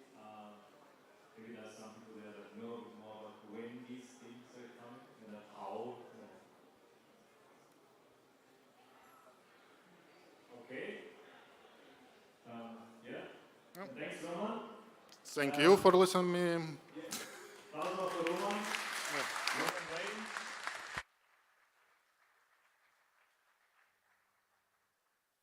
Dann sehen wir uns um 12 Uhr wieder. Then we will reconvene at 12 o'clock with Marius and my presentation. You have 20 minutes to look at the food truck, and there will be a larger break later. And there will be more people, and we'll reconvene in 20 minutes. See you then. Yeah, you got to smile. And we're back. Hey. And we have a few people. We did not split Lars in two to create two new people at all. So everybody, say hi to Farmer Cop and FarmSim Guy. Hello, I'm Farmer Cop. Hey guys, how you doing? FarmSim Guy here. So, that Q&A was interesting. You didn't see a lot because you were busy hanging around and slacking off with us here.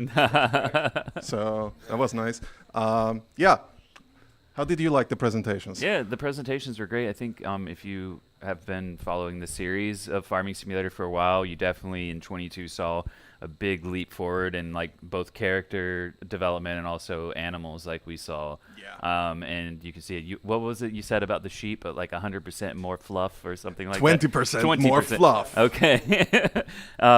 You guys are, what are you guys thinking so far? First FarmCon for both of you, right? Yeah, first FarmCon for me. I think that my favorite presentation so far, and I know we're so early into it, we're not even a quarter of the way through FarmCon, but like my favorite one by far is the Silver Run map tour. Oh, it's like so beautiful, that. isn't it? And you're from Washington State. Yeah, so it's like the Pacific Northwest. Like it really resonates with me, reminds me of growing up in the Pacific Northwest, and I'm very excited to play on that map and build a boat. Oh, I'm going to build a boat. A lot of boats. You got to build a boat. Boats. Can you hold the microphone? I can, yeah. Thank you.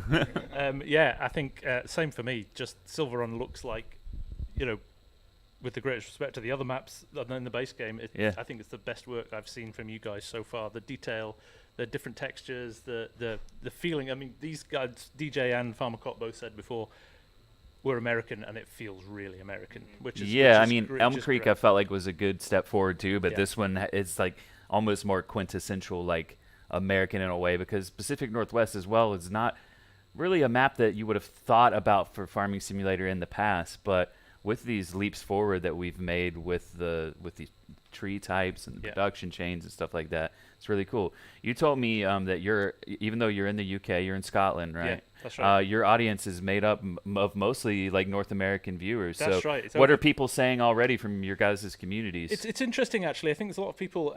I'd love to see what the chat is like on my Discord and stuff after today. But that, but I think it's really really nice map, and I know there's this kind of debate around logging versus farming versus are they the same thing. But it's great to see you've got a few fields in there, and who knows, you can clear some of these logs and turn it into more farmland. Exactly. So. And that's what's great about the game, isn't it? It's the flexibility. It's a silly argument in a way. I get it, but a tree is a plant that grows, and in our game you can harvest it. It may not be the same sort of thing as arable farming, but it is a very legitimate industry. It's something that we all rely on, and we don't really realize it. Absolutely. And it's the same. This here is wood. Right. Yeah. And By right, the way, there's guys doing. Virtual Farmer says hi to you too. Hey, Virtual Farmer, so sorry Virtual you couldn't Farmer. be here, man.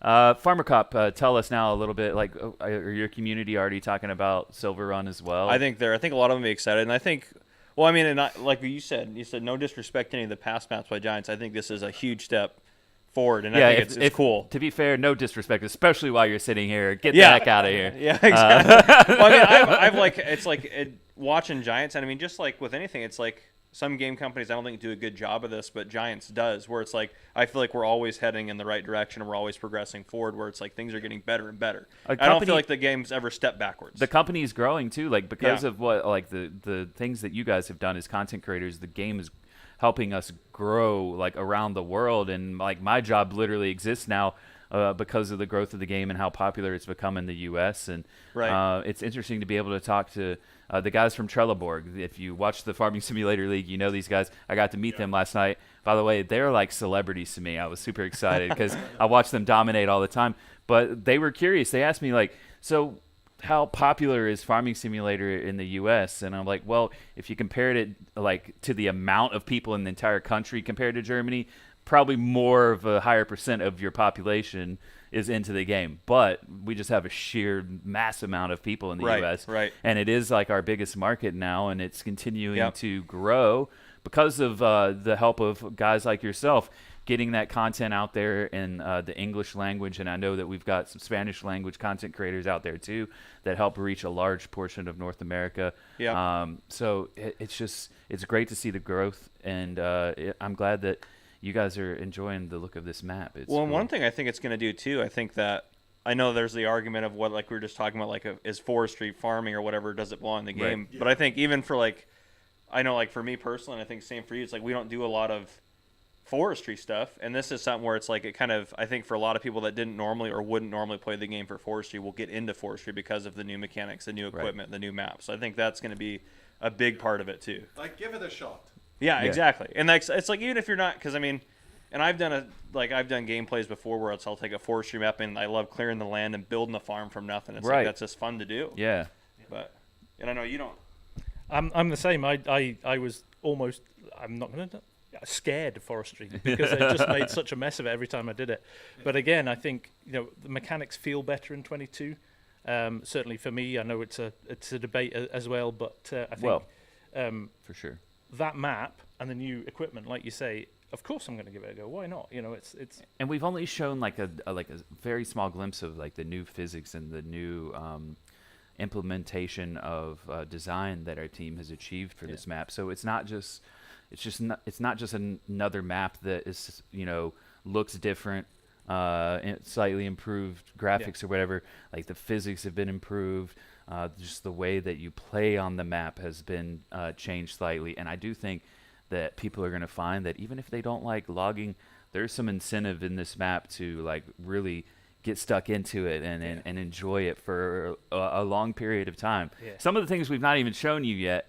I'm not Leakerton, so sorry, I can't leak anything. I was saying with I know people may not think of it this way. People ask for new crops and stuff like that, but if you add a new tree into the game, that's a new crop type in a way, which is there's a lot of new. By the way, I know that a lot of people would argue that's not the right. But you got those big sequoia trees; they're so cool, aren't they? They are very. Those very are so cool. cool. Yeah.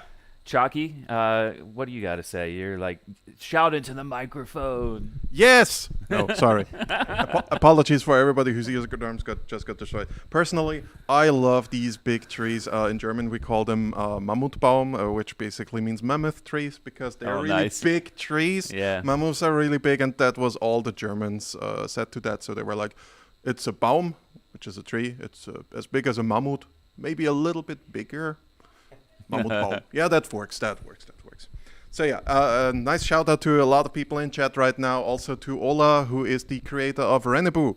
So I just see a lot of lovely people here in chat. So we're having a really, really good time right now. Also, if you want the schedule for this whole day, I implemented a little, what's it called again? A command. Yes. There we go. Just exclamation mark schedule, and you're going to a tweet where you see the whole schedule link. That was the easiest way for me to do it. So yeah, chat and you two guys, which of these things that we presented today are you most excited for?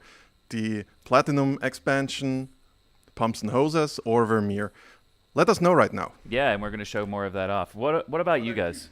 I thought that, I mean, I'm excited about all of it. The Vermeer, I think, is going to be cool because I get to drive a self-propelled baler. Like, that's just cool. And then I think the Pumps and Hoses just add something a little bit different to the game as far as that. But I think I'm the most excited about the Platinum expansion just because of the new map that's coming. Yeah. It's like, especially after seeing it, like, as much as, it's like, how can I, I'm the most excited about that now. Well, yeah. You don't even have to go home if you just want to stay here, and we'll let you play Silver Run, and you can pretend that you're back home, right? Live stream from Yeah. For me, obviously Silver Run and exciting, but Pumps and Hoses, I think from a again changing the dynamic of the game and changing the way you can play the game is huge, I think. And I know we had a little chat last night in the bar. I'm sure I'm not giving something away, but I know that other modders will be able to potentially build slurry tankers and stuff that will integrate with Right. that, which is really good. So Yeah, it was awesome because you looked at me and asked that question, and we just happened to have Mr. Marcel sitting there, and he kind of leaned forward and was like, "Allow me," because I get, and Chalky too, and Lars, we get asked questions, of course, by the community, being the community team, about modding and things like that, and sometimes it's like, I don't have that info for you. That's not my department, but I'll try to get it for you. It's been really nice for me to be like around everyone in person and be able to like interact with them and ask them questions like in their face. Yeah. You know. Yeah, Mr. Marcel was great last night. He kind of gave us enough, but not everything, which was. Oh yeah, that's the way. Which was great. Yeah, that's He's what a we're man doing of at few FarmCon words. too. He's a man of few words. It's great. Oh, he's so knowledgeable though, as is all of our team. Like, we have a really talented group of people that. And the company continues to grow, so we're adding more and more all the time, and like it's really good to have different ideas and combine them together and collaborate. And you guys have talked about this before, right? You know, I know that people who play games can be demanding, and they want to do new stuff and different stuff, and they want to see you implement it. But the timescales to do some of this stuff is long, and you are a small company, so the bigger you get, the more you can do in a shorter amount of time. So I think it's exercise a bit of patience. You're not burying your heads in the sand, and you know what the community wants. Right. So it's just a matter of time and more developers and let the company keep growing, which is what it's doing. And as Farmer Cop said, at no point as Farm Sim go, it's always moving in a forward direction. So we'll see better stuff and more stuff coming as time goes on. We could certainly grow a lot. Like, I'm pretty sure if we wanted, we could have 200 employees. Double in size. Double in size, triple in size.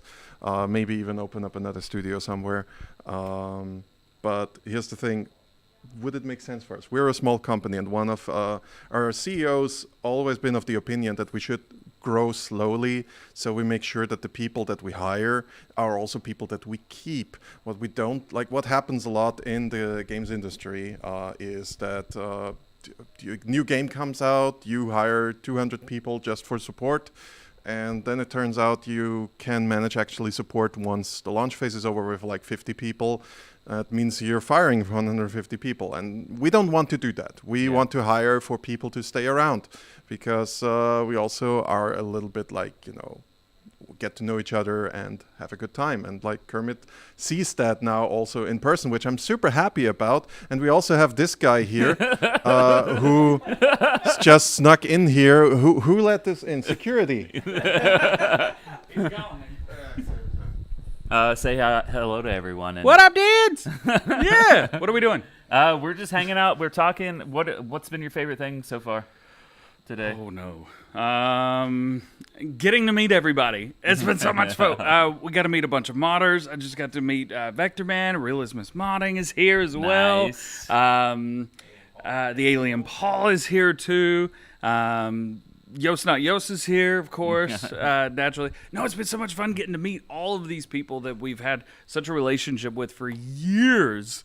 And they're here. So we need to let you guys go in a few minutes because yesterday we got to do a little bit of a tour of the museum here at John Deere in Mannheim, and you guys are going to go do a little bit of that as well. These guys weren't here yesterday. With recording equipment. Yeah, so these guys will be recording. Like, this is really cool stuff, and we hate that all of you can't see it. All of you can't be here to experience it because, especially if you're a John Deere fan, I mean, you guys are going to be blown away. So there's a lot of cool stuff, and these guys are going to put out videos of it. I filmed some stuff yesterday. You'll probably see some stuff from the community YouTube and stuff from it too. But definitely DJ Goham, the Farm Sim guy, Farmer Cop on YouTube. Make sure you're following their channels, and you might see some really cool videos.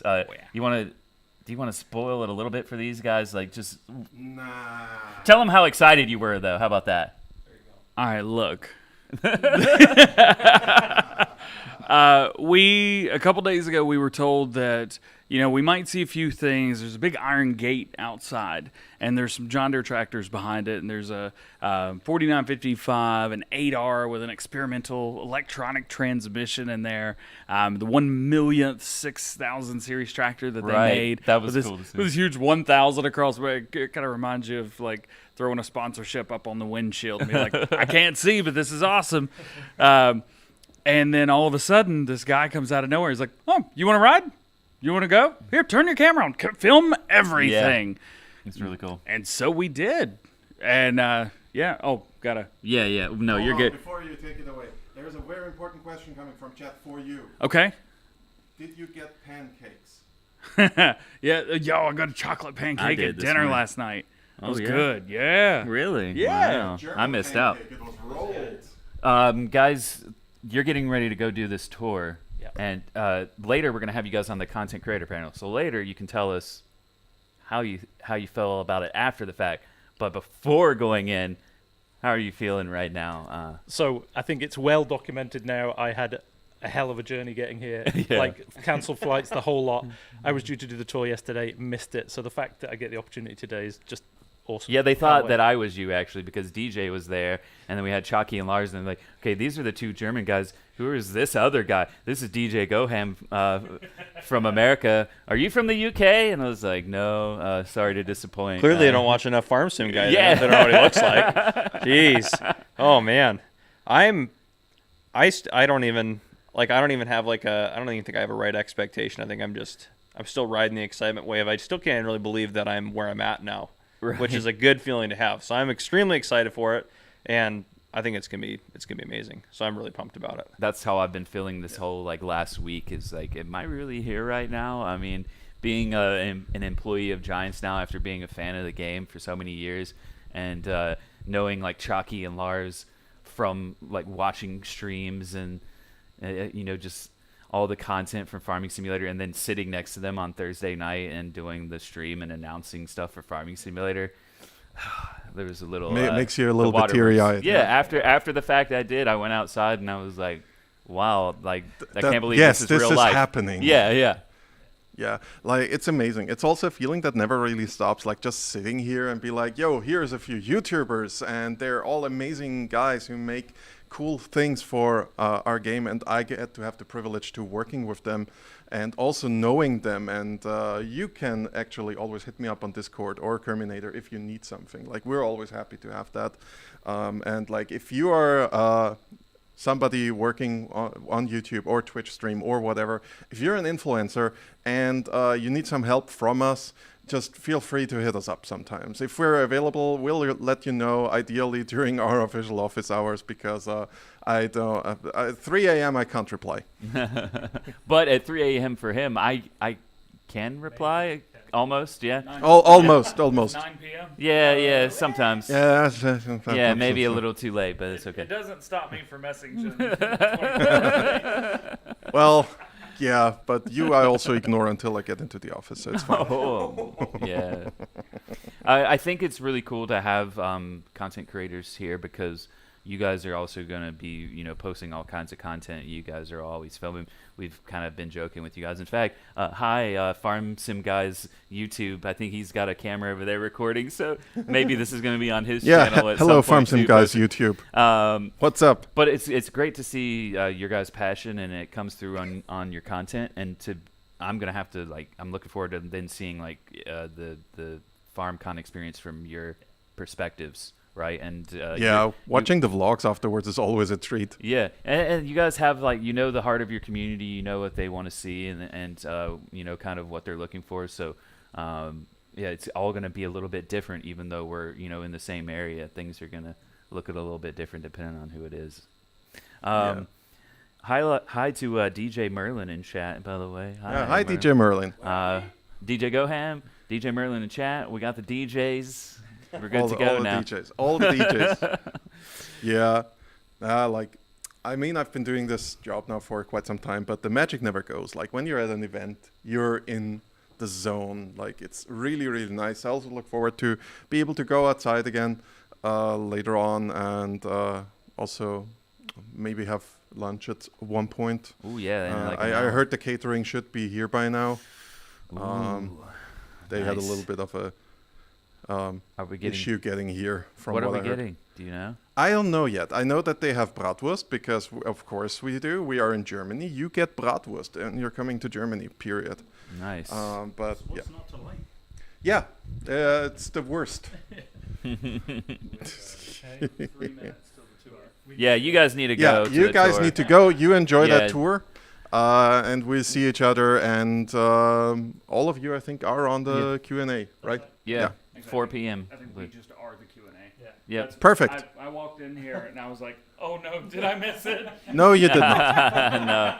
I was actually thinking about just waving you over and be like, just sit here, say nothing, and then just go. Yeah, it would be really... Yeah, you guys go, enjoy yourselves, and... So they're off now to enjoy a bit of a tour, and... I'm coming closer. So far away from you, Chucky. Okay, and we're soon with the next presentation. Entertain the chat for a quick moment. Yeah, okay, I can do that. So the next presentation, we're going to show our third DLC from the Season Pass. The Vermeer Pack is up next. Yeah, based out of Iowa, so I know this is a big one for my fellow Americans out there. Vermeer. My fellow Americans. On my birthday, August 23rd.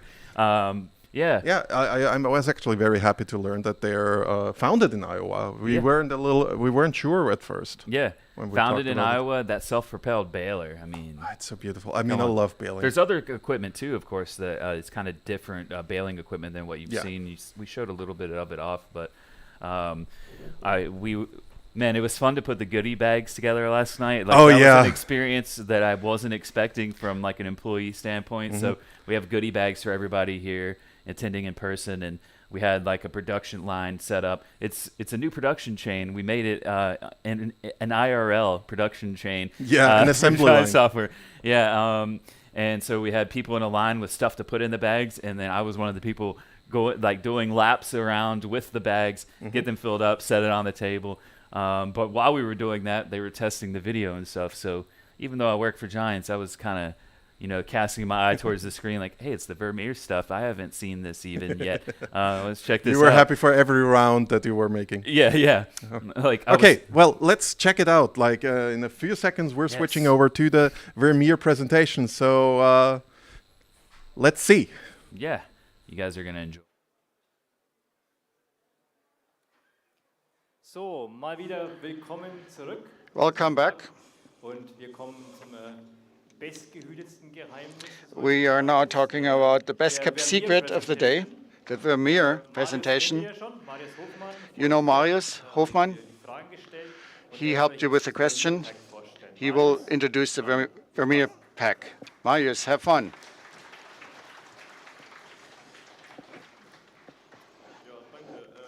Thank you. The Vermeer pack includes 5 vehicles. I will introduce them to you individually. Vermeer comes from the US, from Pella, Iowa. Exists since 1948. They also produce forestry and building machinery. They have a large range of products, and we will look at the agricultural segment. The company has a staff of 4,000 employees with sites all over the world. Here is the first vehicle. It's a trailed mower, 1410. Let's walk around so you can have a look at it. And we will see how you can use it and how it functions.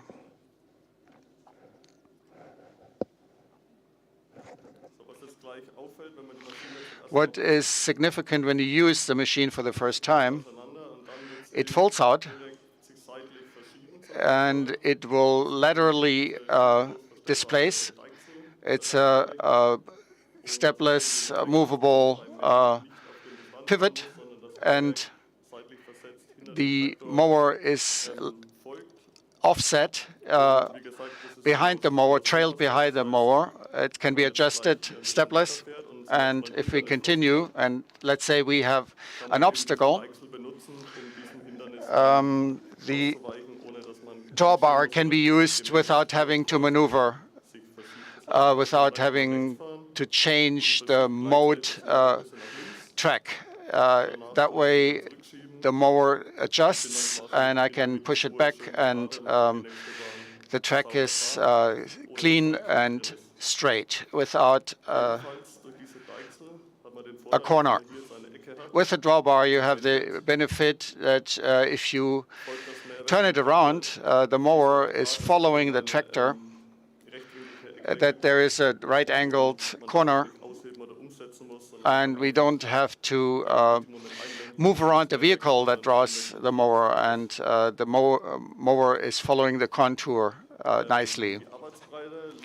The working width is 6.3 meters. Maybe not as large as other combinations. And here it is important that the mower is compact, especially in the folded-in condition. It's under 2 meters wide and 2 meters high, and you can really get to difficult conditions for fields that are covered by branches, for example. The mower is two-part. It's 2 mower bars. They are separated. One is more in the front, one is more in the back, and it has the effect that the mower can adjust nicely to the terrain, and there's no stoppages when mowing. The operation speed is 20 kilometers per hour, and that's quite something.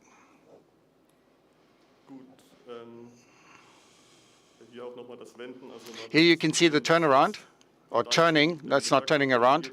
The drawbar does not collide with the tractor, but due to the offset, you can really nicely do the corner and very narrow radiuses. You see the benefit of the offset. You can really get close to the tree, and that way you can kind of go under it. You don't have any problems and don't damage the tree. And we do the next implement, Vermeer 2800.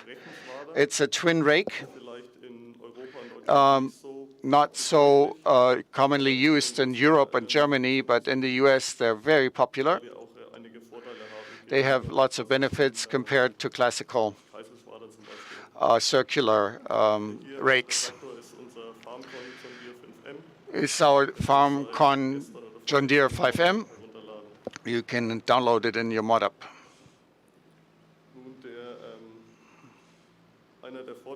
One of the benefits of these twin rakes, due to the rotation of the rakes, they rotate upwards, and compared to a circular mower, here the mowed material is easier transported.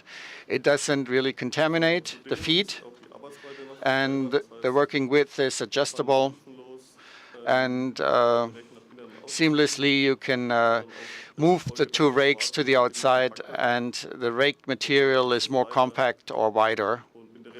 And in reality, this is relevant to accelerate drying of the grass. If you make a thinner, softer rake material, and which is important later for silages. The operation width is adjustable from 5.8 to 8 meters. As with rakes, quite common. Here the limit is 80 horsepower, so with a more compact tractor it's easy to operate this twin rake. What is also significant here, there's no waste. The rotation is exclusively hydraulic, because due to this adjustable mechanism, we don't have to adjust the height, and hoses drive the hydraulic in the back. Now the next round baler, 605M. I want to show it in detail.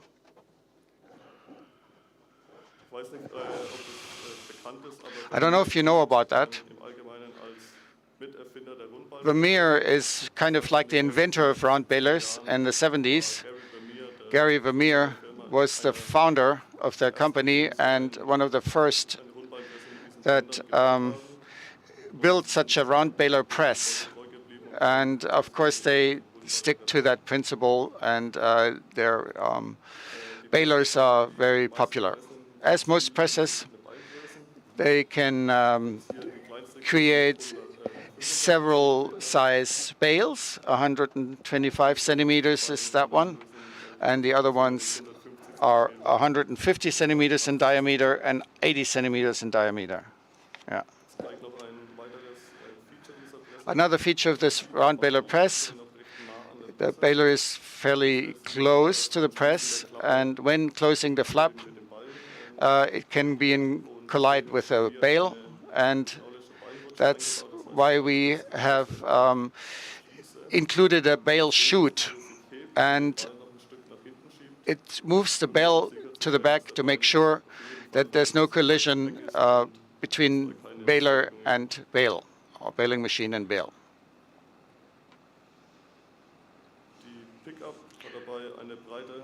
The pickup has a width of 195 centimeters. That's a nice feature that we advertise as white pickup.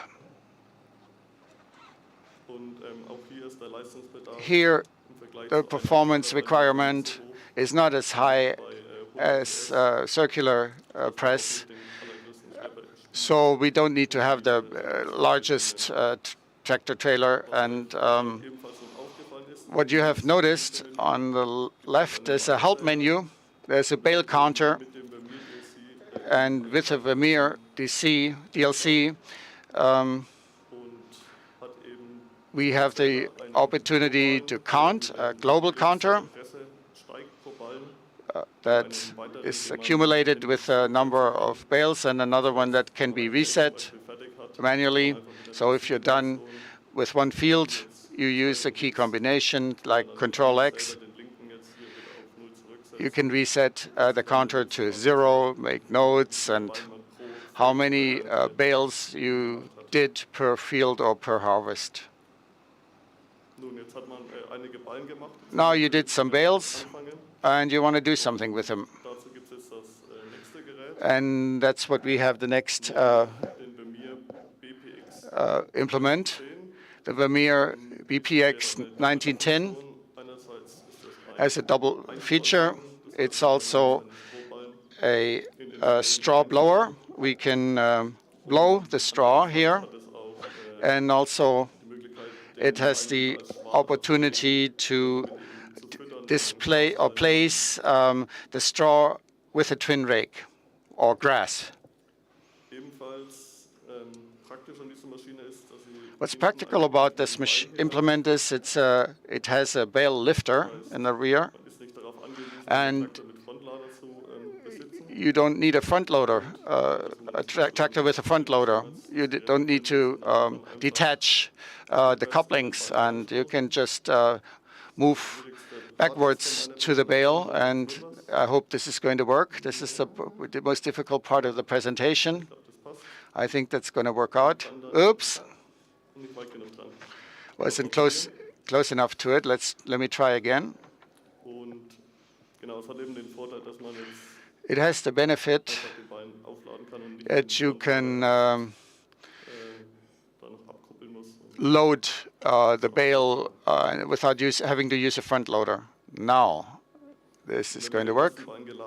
Once you've loaded the first bale, you can do a second bale onto the fork. For the demonstration, I don't need to do it again.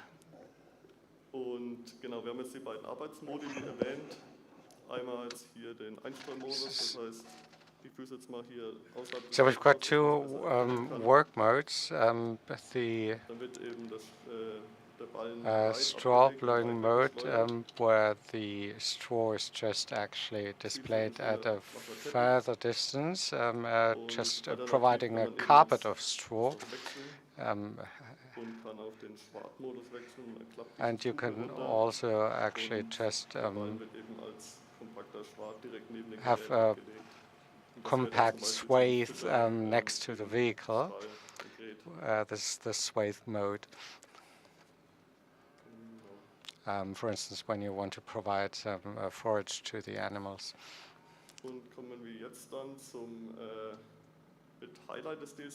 And this brings us to the highlight of this pack, the self-propelled round baler ZRS 1200. And as you might have seen,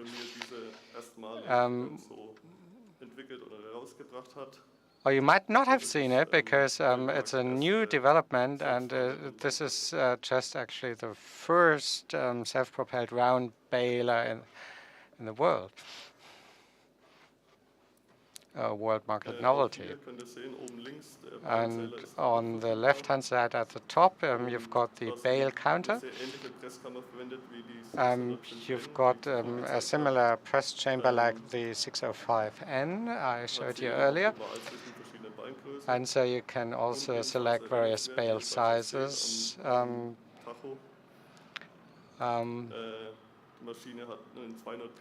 The machine has a 200 HP engine and a top speed of 48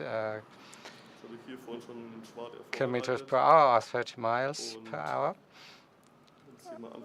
And I just prepared this row, and we'll start just producing some bales. And you can see the special feature of this bale counter. You can see that the bale counter is available.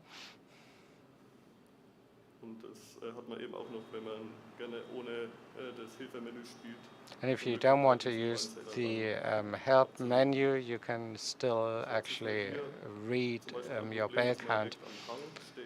Now we are at a certain angle. It's a slope, and the bales could actually roll down if you when you extract them, and so you can just actually try to put the press at an angle towards the slope to unload the bale, and that will prevent the bale from rolling down the hill.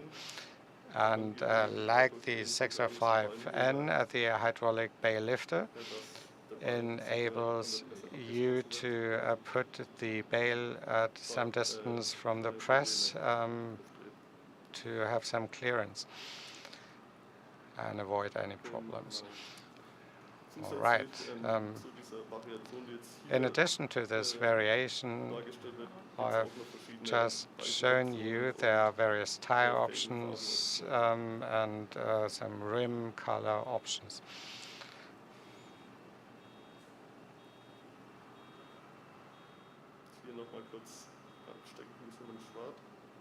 Okay, so I'm getting a bit stuck in this swathe.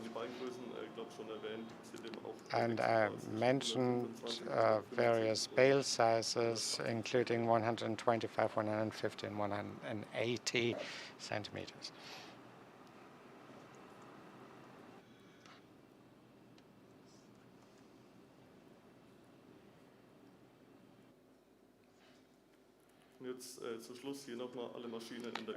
And to conclude, let me just show you an overview of the different machines. TM 1410, the trailed mower, the 605N, the round bale, round baler, and the self-propelled round baler, and the BPX 9010. Which is a bale processor and straw blower, and use the machinery in your games. So much from my side, and now we can have some Q&A and explain some features in more detail. Thank you.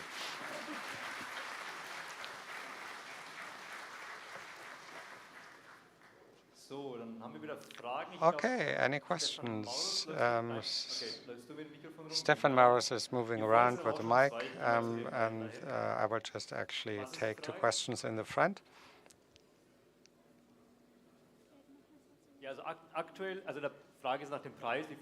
The current price, I believe €7, but you will get a discount in the shop at the moment. It's €6.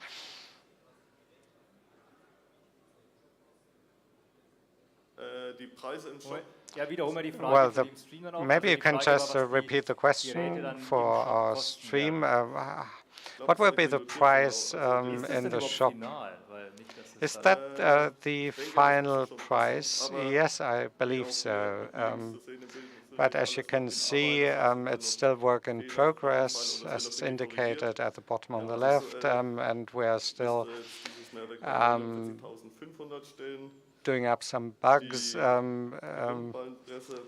The round baler will be 65,000. The self-propelled, I didn't note the price. The BPX is 29,500, and R2800 is €32. Money units, €32,000.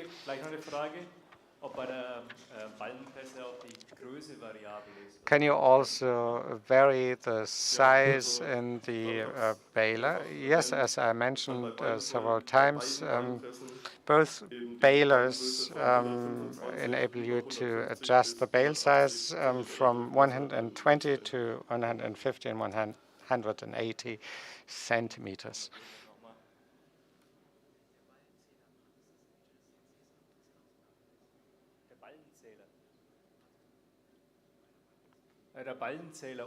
The bale counter, will it be included? Ah, is it part of the DC? Yes, it's part of the DLC. It's a DLC feature. It will be added for all balers. But if you don't have the DLC, you will not have a bale counter. So am I the only one with a mic?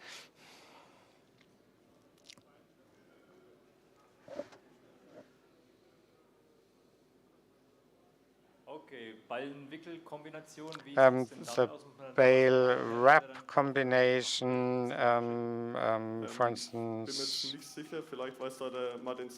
maybe Martin Seidel knows more about, I'm not sure.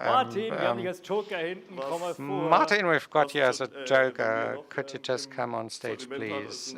What we've got in our product range is that Vermeer has a huge product portfolio, including building machinery and forestry machinery, and we will continue to deal with this brand.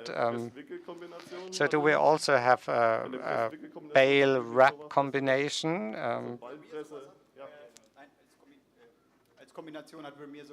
No, Vermeer doesn't have a combination. Wow, that was a good performance. It was worth having you on stage. Okay, you would have to get a different brand, so we were not able to introduce a wrap unit.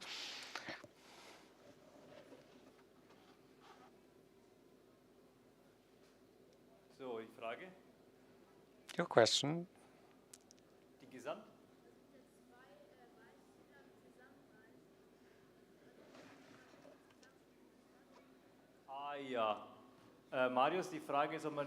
Marius, the question is whether you can reset the bale counter for the total number of bales. No, the overall counter is actually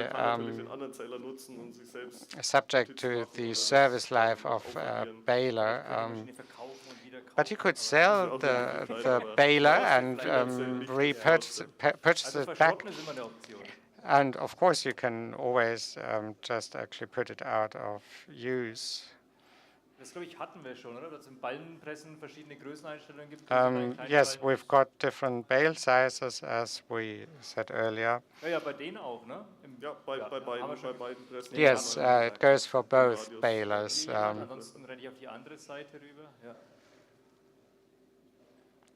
On the other side, someone with a question.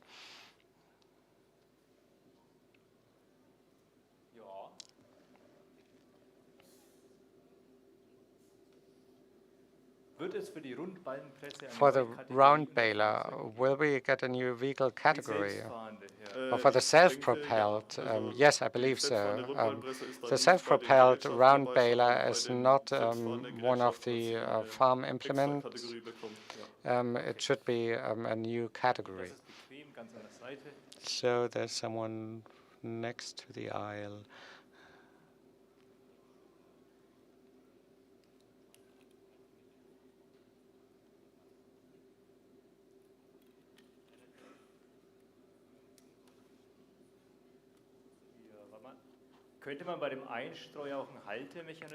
For the straw blower, does it also have a... Also wenn man einen Balken aufgeladen hat, kann man ja hinten auf die Gabel noch einen weiteren aufnehmen. Das heißt, man hat immer noch einen mit a mechanism to just block the loading mechanism. I didn't quite understand the question. If you've got a bale collector unit, could you also just actually have like a holding mechanism? No, currently we don't have that, but we could discuss it to make the game easier, but currently we don't have it.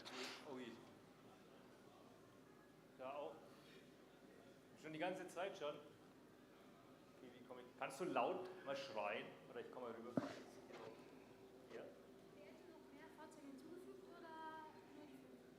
Ich glaube, das kann sogar ich beantworten. Also das sind alle Fahrzeuge. I can answer that one. So this is the complete vehicle range from Vermeer. Die Heuballen wollen nicht so recht. Are you referring to Vermeer? Well, it's not settled yet. In the DLC, we will not see any new machinery, but we would not rule it out for the future. Das ist richtig. Yeah, that's correct. Hier hinten nochmal. In the back. Ich glaube, ich komme hier hinter.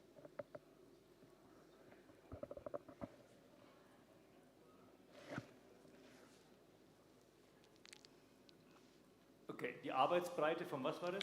The Vom width Mähwerk. of the mowing units,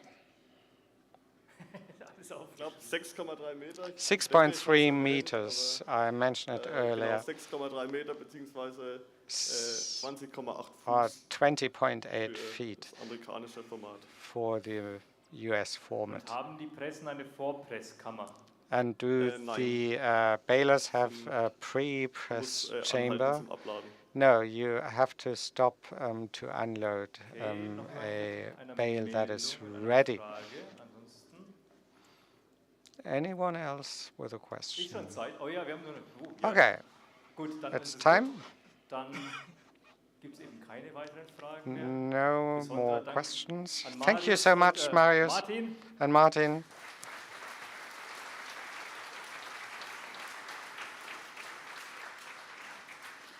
Ja, und dann haben wir eine ganz, ganz kurze Pause. Eigentlich schon fast gar And nicht. we've got a Es very short geht in break, 4 but Minuten it's weiter not mit der really Precision Farming. worth moving about because we'll continue in 4 minutes with Well, precision. I, for my farming. part, know what my new windrower is gonna be.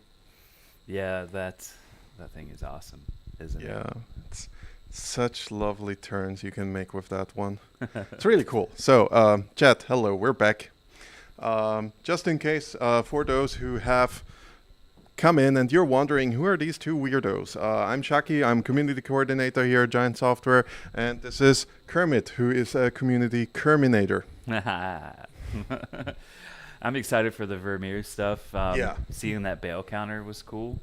I think that from what I understand, this is going to be similar to Kubota DLC with the passenger script.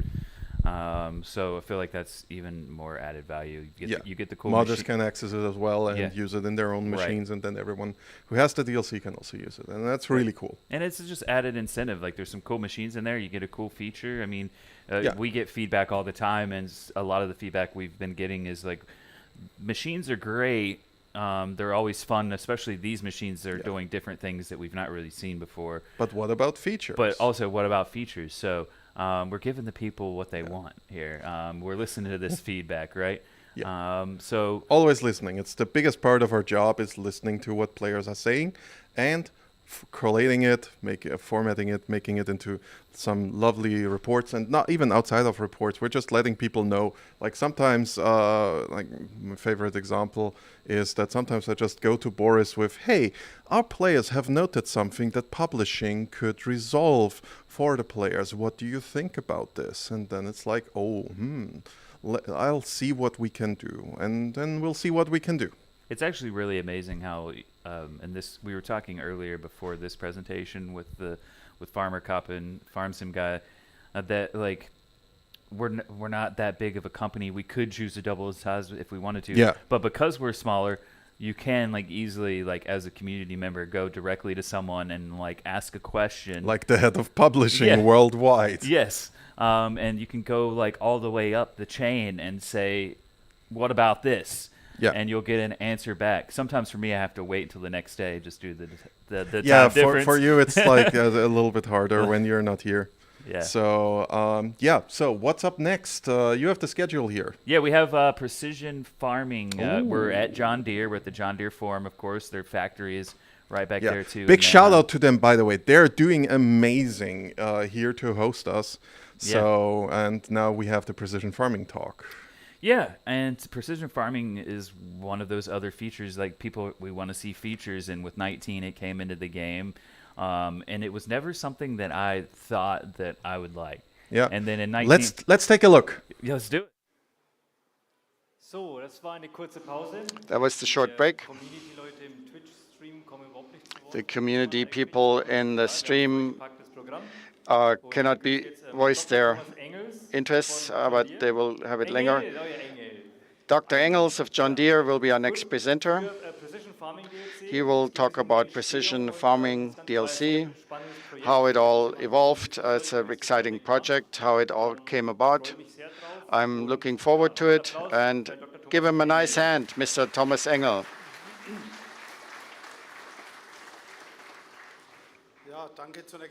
Thank you for the invitation. A warm welcome from my part. Farming Simulator fans, let me report on the Precision Farming DLC, why we did it, and what are the highlights. I'm of the Technology Center in Kaiserslautern, Technology and Strategy. This involves also the collaboration with startups and universities. I was in charge of this project. EIT Food, co-funded by the European Union. Some of the costs, or the large portion of it, was financed by the European Union. And we must mention that because the EU says we promote projects that should be publicized, and I will take the opportunity to report today about it. What is EIT Food? Then I will talk about the project idea and project targets, what were the challenges when implementing it, what were the elements of the DLC, and also the evaluation of the sustainability. What is EIT Food? EIT stands for European Institute of Innovation and Technology, with headquarters in Budapest. They are an EU authority, and they support KICs. They are knowledge and innovation communities. There's one called EIT Food, which covers the whole food chain. And we could apply in a tender. There's EIT Health, EIT Digital, EIT Materials, and we wanted to have such a KIC for food, and we were bidding for it. There were 70 partners, and EIT Food has its headquarters in Leuven, Belgium, and in Weihenstephan, near Munich. Here you see the founding partners with whom we have applied for, like Siemens, PepsiCo, lots of universities, Technical University of Munich, or Cambridge. Bosch is a partner, so big players. Within this project, EIT Food Consortium, you can apply for grants. For this DLC, how did we find out about it? For those of you that don't know, precision farming is precision agriculture. What is the purpose of it? Since 2000, we use GPS in farming and cultivation. We know where we are in the field. We can put a sensor in the machine, and we see so-called cards, and we know that the field, the yields fluctuate a lot. I have fields where I have twice the harvest and yield as on others. I look the field as a unit. I have the same planting and seeding, and does it make sense if the yields fluctuate so strongly? Actually not. And the technology provides the tools to respond to that. Target of the precision farming is to adjust to the heterogeneity in the field, which is caused by soil differences in the soil. For example, water absorption and water storage capacities, but also the microclimate in a ditch. You have more fog, and there are big differences that occur. If we adjust where a lot grows, we could harvest more if we fertilize more. But where there's less growing, we need to fertilize less. Otherwise, we have a lot of nitrates ending up in the groundwater. If I don't fertilize enough, the quality of the crop or the food is diminished because gluten is missing on the wheat. If I yield too much and if it's all the same, then I have spent a lot of money. I have paid for seeds and fertilizer and burdened the environment with it unnecessarily, because at some time that nitrate is ending up in the groundwater. So it makes sense to do precision agriculture and not as commonly to cultivate the field in a general way. So the idea was precision farming makes a lot of sense. It promotes the sustainability of agriculture because I have the optimum yield with a minimum amount of operating materials and operating machinery. This know-how is not widely spread. No one knows what technology can do in farming, and lots of farmers don't use it. That's why it was our idea to use a computer game as a totally new idea to transport the idea of precision farming to a wider public, especially to the younger generation, and invest in the younger generation. And sons of farmers play that game, so we can increase the dissemination in agriculture and then also strengthen our image as technology leader at John Deere. We offer a lot of features, and it's not about develop more technologies, but implement them into practical use. With this idea, we convinced EIT Food to get sponsoring. And when you say, I want to do something, the question arises, with whom will I do it?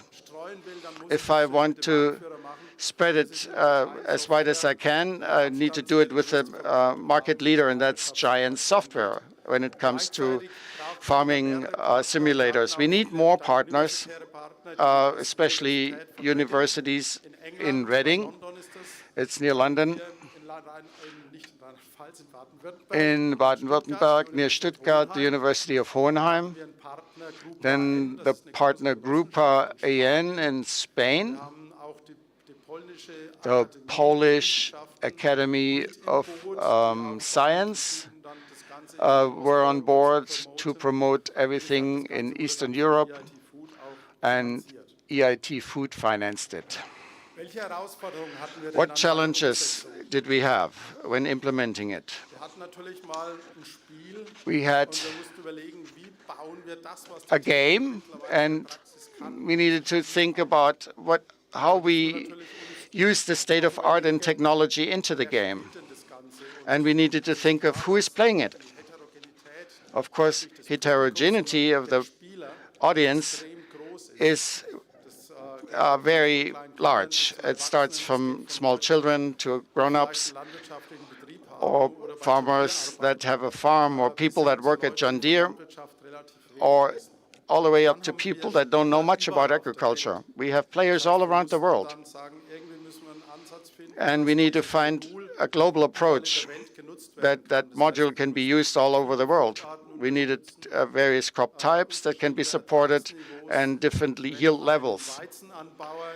If a wheat producer harvests 12 tons in average, and in Kazakhstan only 2 tons, then it has its impacts on the fertilizer and so forth. Then we needed to think of what can the players do with this information? What do they know about agriculture? So that was quite a challenge. Other challenge was the degree of complexity. Of course, we wanted it to be as close to reality as possible, but nevertheless easy to comprehend and easy to play. And what's important with playing is the fun factor. If it's too complicated and no one understands it, then that won't work either. We made many compromises and said, what are we going to include in the DLC? And there's a nice little video on YouTube I will play for you as a starter to get an idea. Here you see the sponsor, EIT Food, that provides the funds. It starts with soil samples. I need to determine the soil type. What the precision is concerned, in the field we need GPS. I can save seeds by varying the amount of seeds depending on the precision of the seeding. Here's a see and spray technology with cameras that recognizes weeds and only spray where there's weeds. Then there's the lime fertilization. Every soil type has a different pH value. Then we have sensors for the nitrogen application of fertilizers.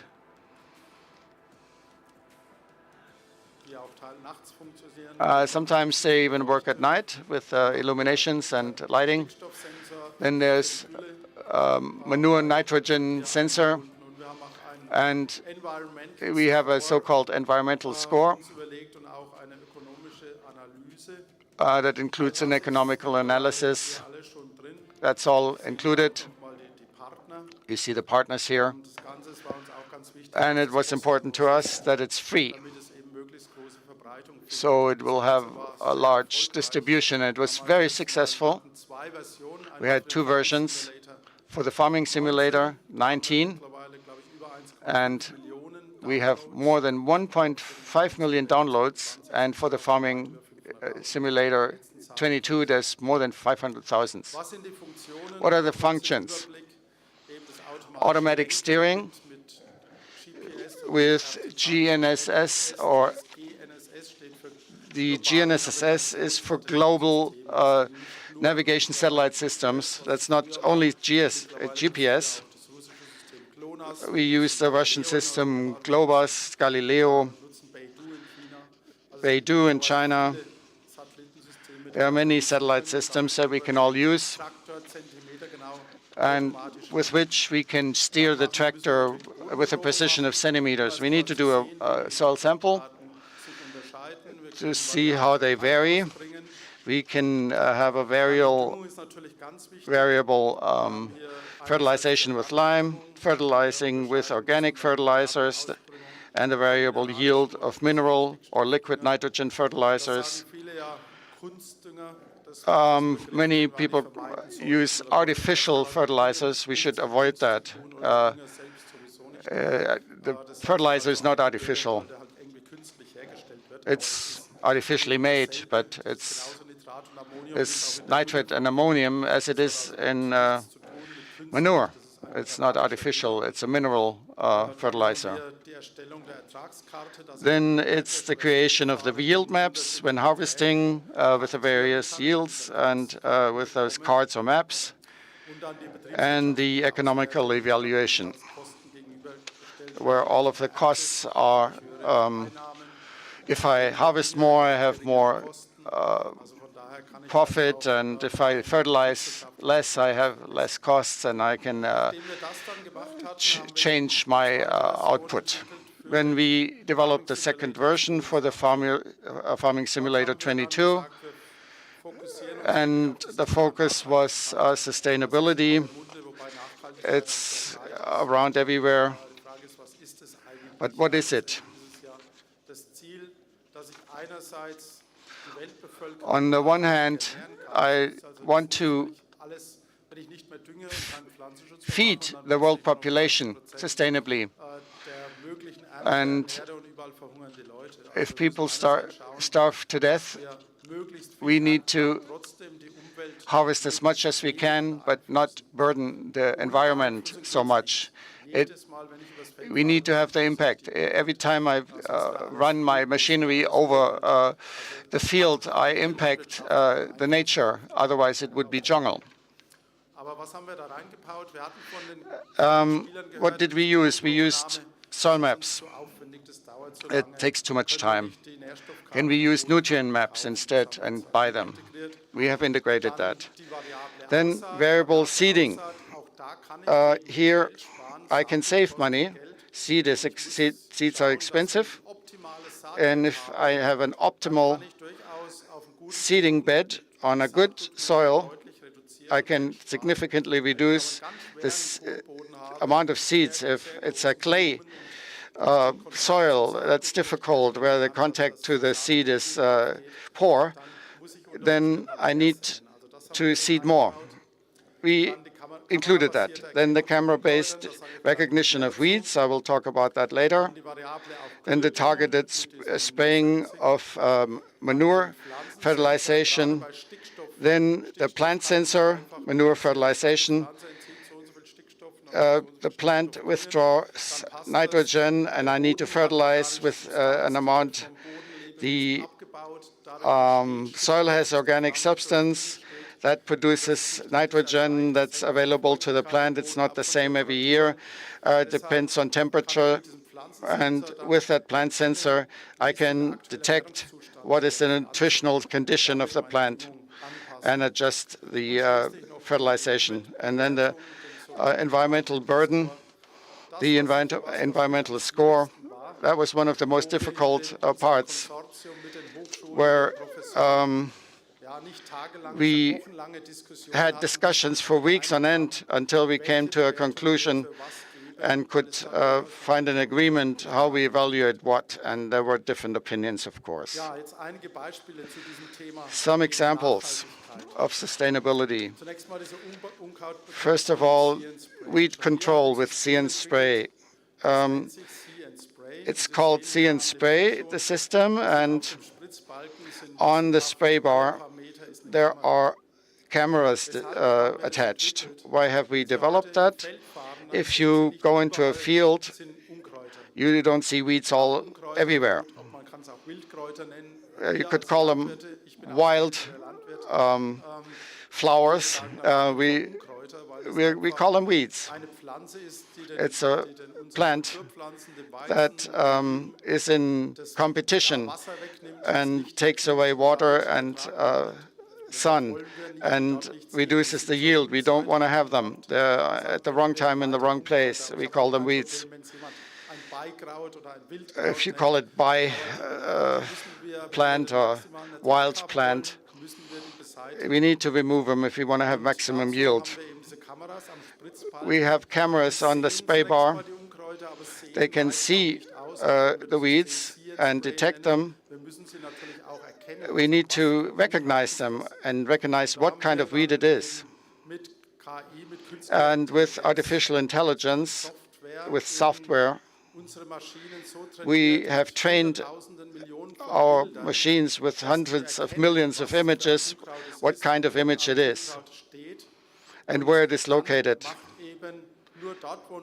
Then the nozzle opens where there is a weed and sprays the optimum amount of herbicides at the very location, and we can save on 50 to 90% of herbicides, which is interesting financially for the farmer and also is good for the environment. Again, environmental score, a few sentences. From our point of view, it's optimum, and all professors and scientists went along and said it's the optimum approach, even if you use chemistry. So we award 30 points. I can also hoe or till where there's no crops. And I can also remove weeds by hoeing. Disadvantages, I need more energy because I pull something through the soil. I need to go over the field. In addition, I pull up more seeds of weeds that will fertilize, and we all have to fight with droughts every time. If I pull up humid soil on the top, I need loose water. So hoeing does not award as many points. Then 100% spraying only amounts to 15 points. Here again, sustainability is important. We need to feed the world population. We cannot allow not to spray because the yields will diminish as much that we cannot nourish the world population, and the prices for cereals will even go through mushroom and go through the ceiling. So no control has the lowest points because yields diminish the most, and it's not sustainable. We cannot really nourish the people anymore. The more yield I produce, the more CO2 the plant will require to produce this product. We talk a lot about agriculture having a lot of future to transform CO2 from the atmosphere into the soil. By way of conclusion, I would like to mention manure sensing.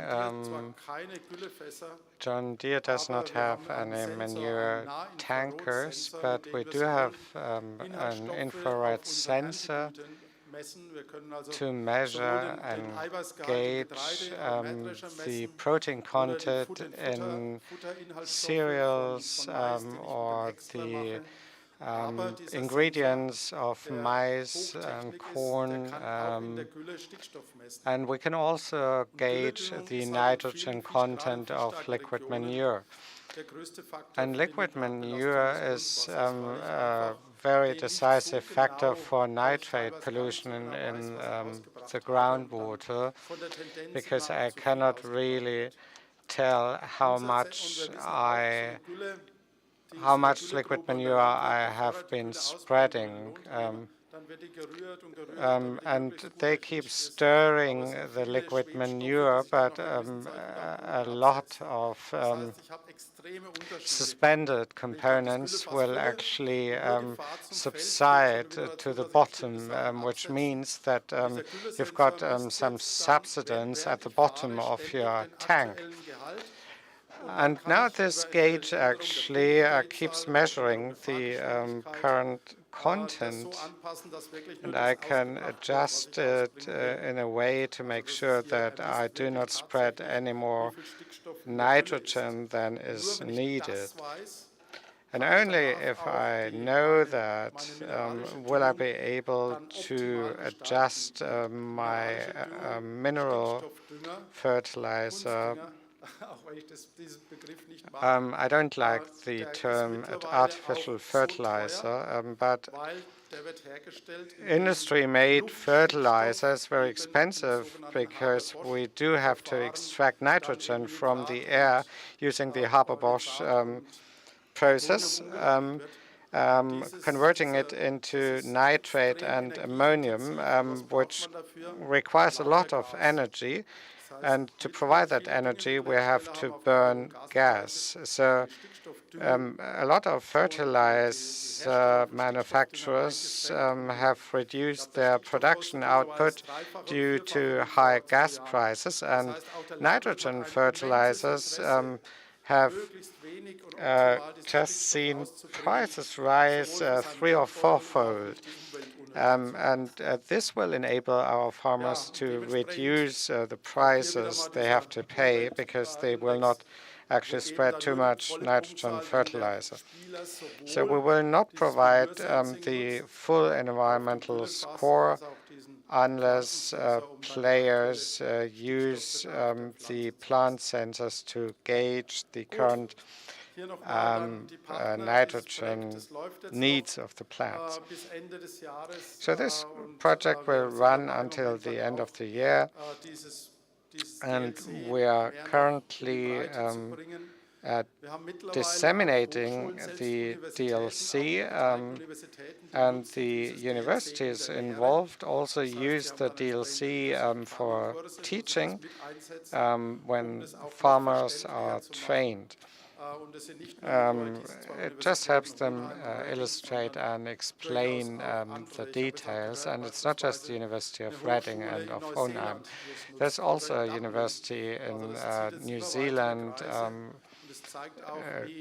that has been involved, and in Dublin, and so it's very important to have those tools for training and teaching. Thank you so much for listening, and I'm happy to take your questions.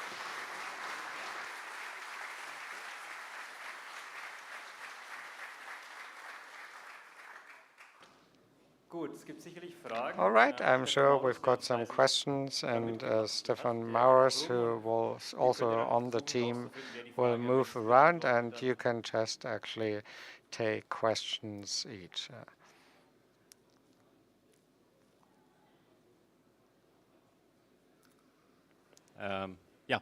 Und zwar war die Frage, ob die Spritze schon im Spiel drin war und wir nur eine Konfiguration hinzugefügt haben mit dem Precision Farming DLC, oder ob es eine komplett neue spraying Spritze ist. device was part of the DLC, or whether we've put in a new spraying device. It's a new spraying device provided by John Deere. It's part of See & Spray. It's a trailed spraying unit that is built in the Netherlands. Currently, farmers are not able to buy it in Europe. It's only available in the US, and it's a high-tech unit, which is extremely important for the future. So it's only a question of time until it becomes available in Europe. So we've got a new spraying unit that was especially built for the DLC. Die Frage war, was sind die Kosten für einen Landwirt für so ein komplettes System? What is the price for a complete spraying system for farmers? I'm not a salesperson or a marketing person. It's not available yet, and I don't know the US prices. I've been told that due to the fact that I can save very expensive herbicides, it will actually pay off very quickly, so maybe after 1 or 2 years. Farmers keep asking how quickly a new technology will pay off. It's also good to reduce the environmental burden, but it's also important to reduce the financial burden. Ja, ich habe hier schon eine neue Frage, und zwar war die Frage, wie festgelegt wird, wo welche Bodenarten sind. How do you determine the soil types and the soil map? Well, each soil map is based on the soil types, and for mod maps, modders can define their own soil types. They can just use some reference maps from real life. In the front? In the third row, gentlemen. In the fourth row.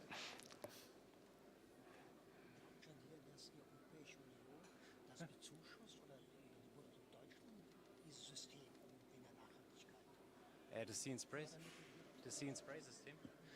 Und zwar war die Frage, ob die EU oder Deutschland das See & Spray System bezuschusst. Does the EU or the German government subsidize the See & Spray system? Currently, it's not available yet. It's not up for sale yet. In Germany, there have been initiatives for high-tech solutions in the last year, and they're going to renew it for liquid manure sensors and automatic steering devices. Sometimes the state governments or the federal government provided some subsidies, but there are some So, die nächste Frage hier programs war, ob out Phosphor und there. Kali irgendwann den Weg mit dem Precision Farming DLC ins Spiel What machen. about potassium fertilization or phosphor? Well, currently phosphorus. It's currently the game cannot handle it yet, but they do hope that they will be able to provide it in the near future. And the more people ask for it, the sooner we will get it. Ich weiß nicht. Bin ich jetzt dran? What about Martin, the was- railway? I'm not sure what you're referring to.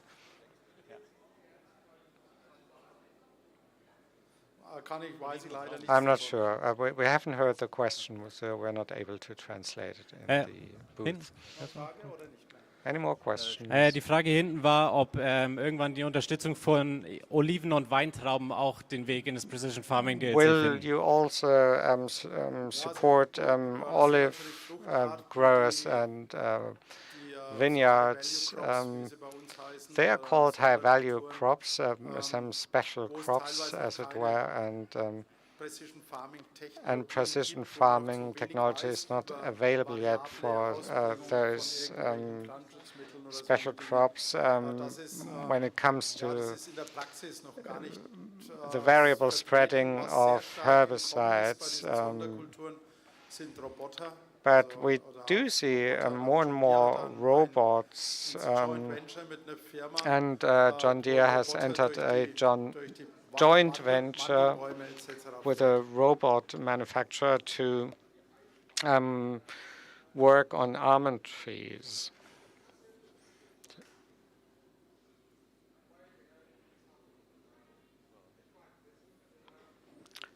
We cannot hear the question. And oh, you mean you want to use railway facilities for transport purposes? Well, it's not part of precision farming, and so it's not part of this module. Okay.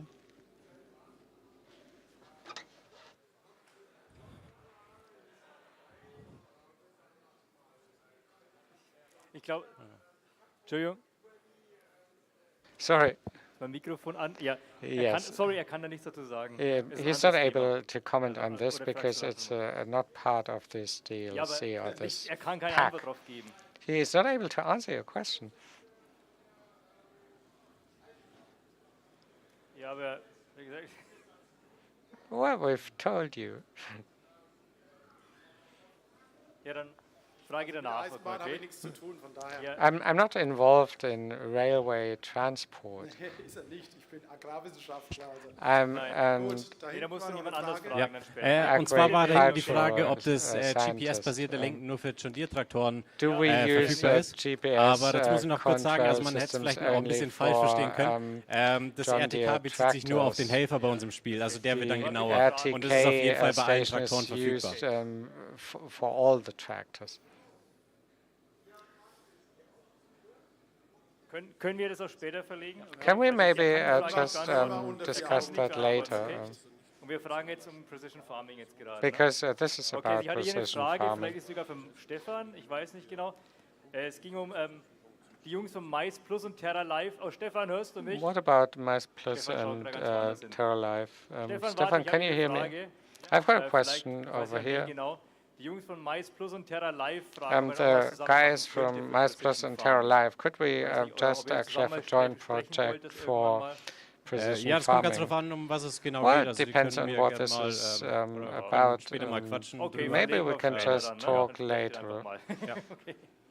Vielleicht gibt es da was.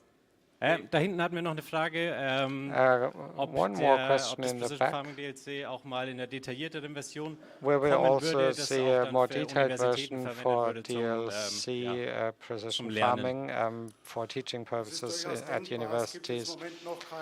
Yes, this is perfectly conceivable. We haven't made up any plans yet, but we might want to extend the project to add additional features. In the time available for the project, it was not possible to provide any more features than those I have presented. Any more questions? One last one. Gut. All right. Dann gehen wir jetzt in die Mittagspause. Okay, bis we'll have a lunch 15 Uhr. break Ich bedanke mich jedenfalls and we'll be nochmal für back den at 2 p.m. Vortrag. Thank you for this presentation. Genau, Applaus auch nochmal. Thank you. Give him a good hand.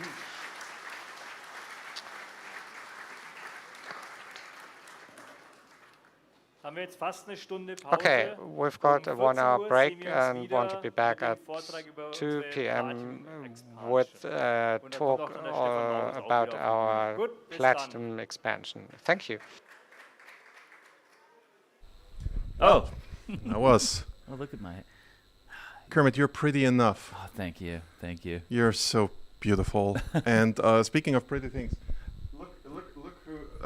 look who got in here. Like I'm not sure how we got in here. Yeah. So who are you even? My name is Copter. I'm one of the English commentators of FSL.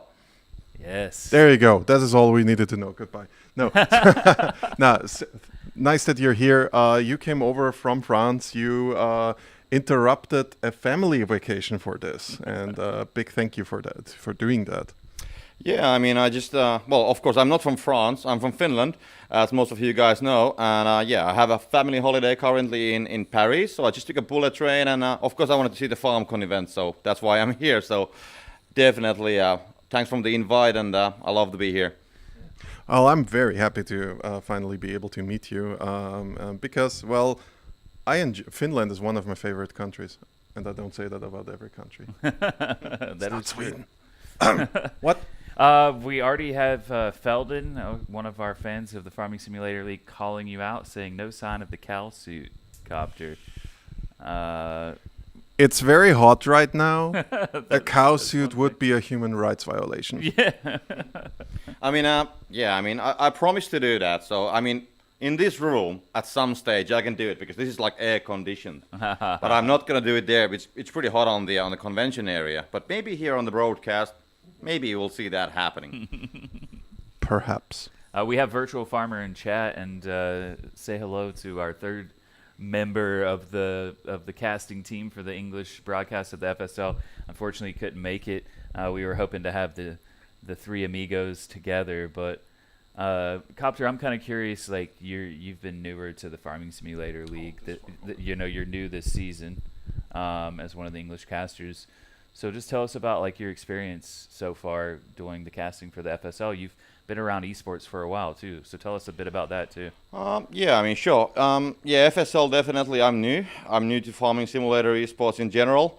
I've been doing a lot of commentating for the other games. I mean, I've been doing Counter-Strike. I've been doing PUBG Mobile, Rocket League, Apex Legends. A lot of them on different levels. So yeah, I do have some experience from the other games. I used to be a pro player myself on the back on the days with Counter-Strike 1 point something. So I have some mileage on my face already. So I'm not the youngest gun there. But I mean, Farming Simulator is definitely something that I have been following. I haven't been like actively participating on the scene, but I have been watching the broadcast last year, 2021. So and then I think I was contacted by Giant Software somewhere like around January, December to ask if I want to try this out. So I guess somebody at Giants, they liked my casting. So I was like, yeah, why not? I mean, definitely. And then I did some bit of a research. I did play the game a little bit. just to get the feeling how it feels. And to be honest, I have been loving it so far. It's definitely nice. Some of the key factors that I like, that the length of each of the matches is always 15 minutes, because that's the thing with the other esports titles, that it's like hard to do a proper schedule for the tournament. So here it's definitely doable. I definitely enjoy when I know that it's gonna be now 15, and then maybe 45 minutes, depending if it's gonna be 2-1 or 2-0. But that's definitely one of the things. But I do love the whole action, what is happening there. A lot of people, a lot of the newcomers on the chat, a lot of people who I know as well. They are asking me like, what is Farming Simulator esports? Is that a thing? But it's I don't think that people, until they see it, that they understand like how hectic it actually is, because the excitement and the thrill which you get at the end when you're like putting the last bales on the belt, like gotta be trying to count the scores, and some people know I'm pretty hype caster when it comes to the first party titles, and I think I've been lucky to be part of this, because at least I think that I have found a way to bring a bit of a hype there on the ends and to the first bales especially. I just love those moments, and that's what I have to say for now. Okay. For now. So you're gonna be. You've interrupted your family vacation, as we said. You're here for the night, for the day at FarmCon, and then tomorrow you'll be able to participate in FarmCon as well. So I don't believe we're streaming it, but there's an FSL show match. So maybe we'll get you involved in that. But there is a bale stacking challenge that's going on throughout the day, right, Jockey? Yep. And we have the finals of that later today. Yeah, we're going to stream the finals, so maybe we need to get Compter on that broadcast portion as well. Have you seen the bale stacking challenge before? It's usually something we only do at events. I have heard about it, so I think we had a discussion actually with you, and of course with you, Alex. I know that you're there. We spoke about it, that it was done on the last event, but I haven't seen it live. I just came like 10 minutes before this broadcast started, so I haven't had a time to look around. But but I will definitely go and have a look, and I'll be happy to bring some excitement and some coverage from that. Well, we have Trelleborg here, of course. Back-to-back champions of the Farming Simulator League Seasons 2 and 3. They're here, and they were playing the bale stacking challenge earlier. I have a feeling they're probably near the top of the leaderboard. I haven't looked at it in a bit, but we're going to have to take Copter in there. I love the bale stacking challenge at events because it's a very nice activity. Like, the Farming Simulator League is great because it's like more in depth, but it was born out of the bale stacking challenge. Right? Yeah. Like the first season of the Farming Simulator League was a bale stacking challenge. It was a team of, it was already 3 people, and essentially what you had to do was in a certain amount of time. No, you had to stack 20 bales up, and the faster you were, the better it was. You had already like a vehicle choice going on and an equipment choice, and basically you had this field where straw swaths were already laid on the ground in rows. Okay. And you had to bale these, and then you had to pick them up, bring them to a trailer that was in the middle of the field, and then when you're done, you needed to go back to the starting area, and then you were basically, your time was set. Right. And that's it. Yeah, 20 bales, that's it. It sounds easy, but we have, like, you can view the Farming Simulator Championship, as it was called back in the day. We still have that on our YouTube channel live, how a few of these went. So check these out.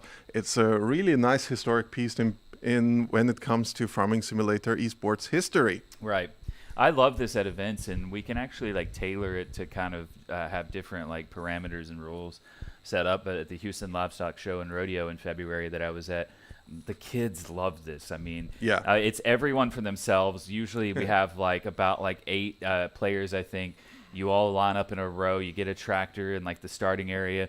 When it starts, you run out. At the rodeo, it was 10 bales, and you just had to be the fastest person to do it. And it sounds simple when you're like, just someone in chat was like, just 10 bales or just 20 bales, but man, it can be challenging. And when you especially on the time. Yeah, when you feel pressed for time in Farming Simulator, at least for me, like I start to make even more mistakes because I'm like, I gotta be fast here now. Usually in farming, I'm taking my time when I'm lifting things lining up, right? Make everything neat. Yeah, you don't have time for that really if you want to perform well in the bale stacking challenge.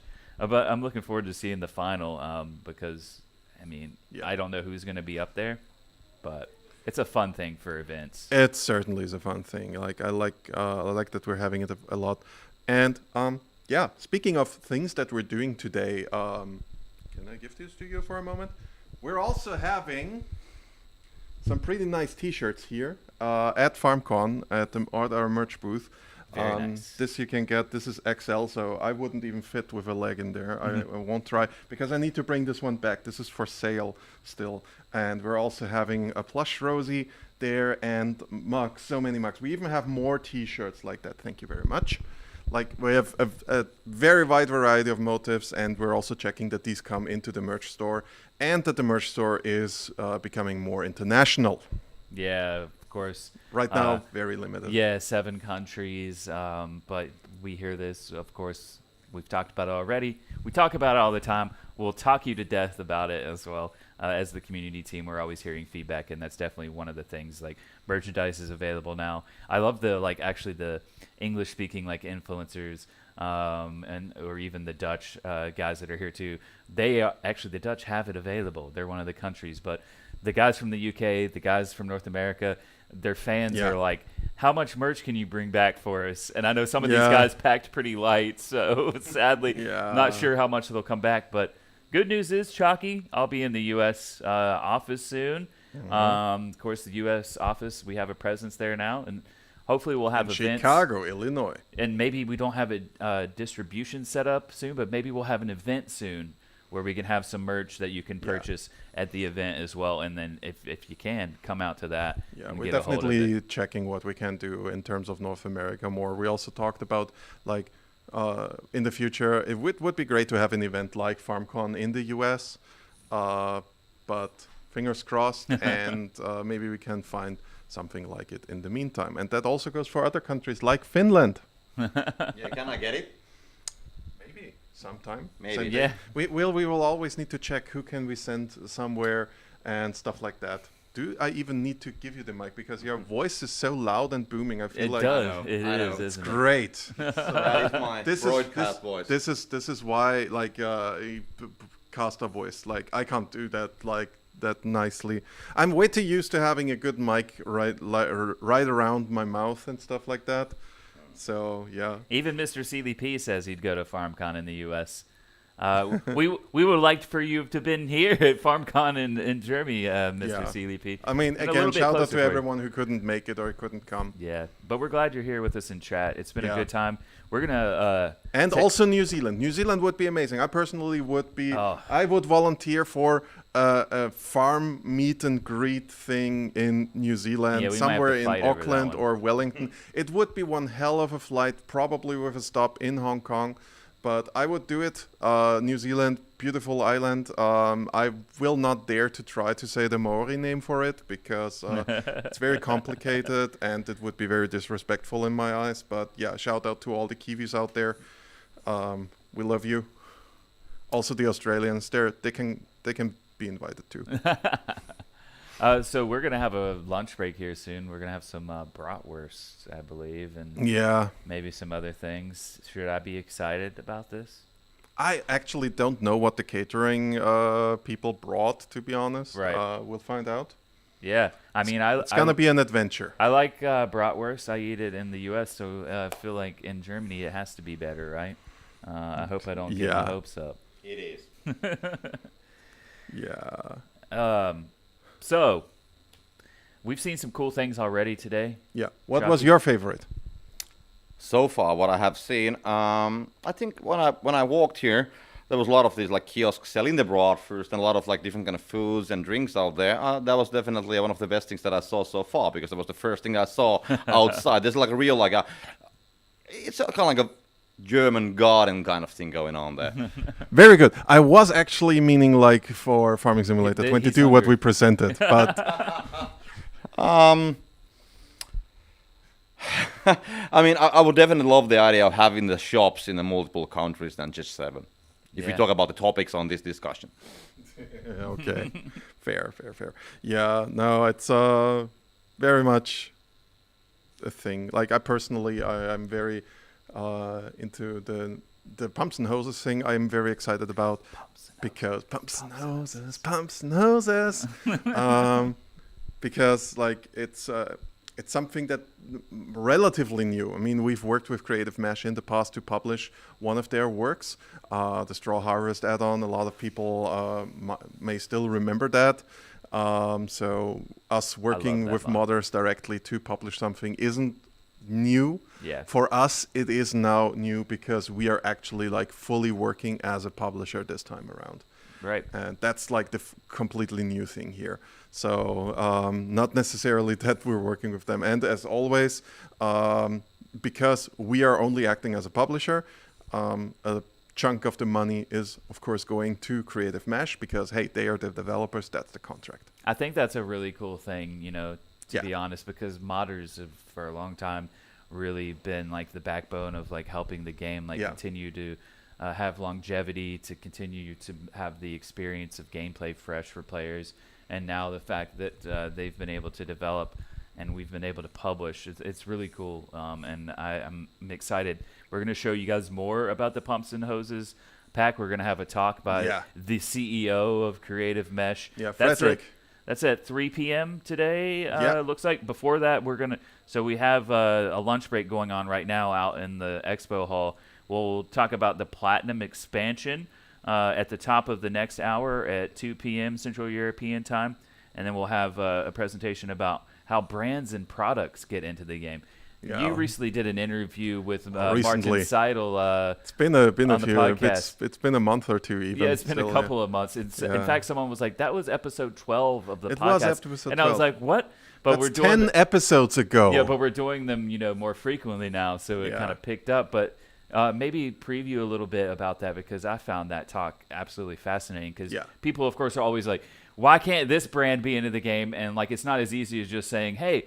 Hello, Mr. Brand. We would like for you to be in Farming Simulator. Okay, Mr. Giant Software. Cool, let's do it. It's a little bit more complicated. Yeah, that goes a little bit. That goes a lot into what makes a brand be able to be in the game. Like you said, a lot of it is you're not just shaking hands and be like, "Yo, let's go." Yeah. This, and this. Yeah, fine, whatever. No, companies are of course very protective about their vehicles. Like, of course, John Deere is very protective of their image, and they want to make sure that when we present the vehicles, we're presenting them good. Right. So we also need to check: is it a vehicle that we have an overabundance in the game? Maybe, for example, this is also one of the factors, and it's basically just a long back and forth between us and the owner of the brand. In going, okay, or what will we do? What can we do? Are we putting this in? Right. Are we putting that in? And then there's an argument, and well, not argument in the sense that we're fighting or anything, but like a discussion. An Argument in German, we say just Argument is like, and at some point we're finalizing that, and then we're going to scan the models if we need it scanned, like the John Deere model 710. That's now on the mod hub since Thursday. Yeah. That one was, for example, scanned because I don't think they have the blueprints for it anymore. It's a bit of an older model. When we got to see the original, the OG, the one that was scanned. Yeah. I made a photo and I even shared it in some select places because it's really cool. But if I was you guys, I would check with some of your favorite YouTubers in the next few weeks.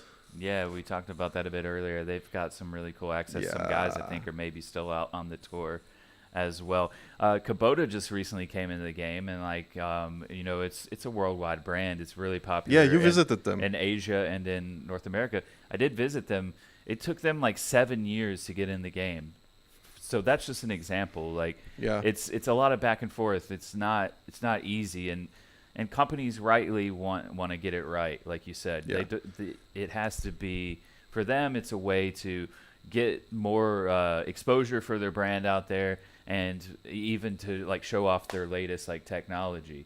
So it's 7 years. That was crazy. And a lot of times we get like blueprints instead of scans, like the actual models that they're using. Right. So we don't even need to like scan it. That's nice. It still takes, like, we heard it earlier in the presentation from Marius, I think it was. Somebody asked in the Q&A how long it takes usually to get a vehicle into the game. And he rightly replied with, yeah, that can take quite a while. Like, you can't just whip out, like, and I remember years ago we did an interview with Vortex Design, and they were specifically making, what was it, a slurry tank, wheeled one. Okay.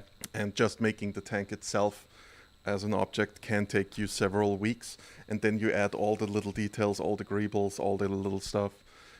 It just takes a lot of time to make these vehicles. So in German we like to say Modder loben, which means praise modders. So I'd like to also send that now out, a shout out to all the modders out there for Farming Simulator.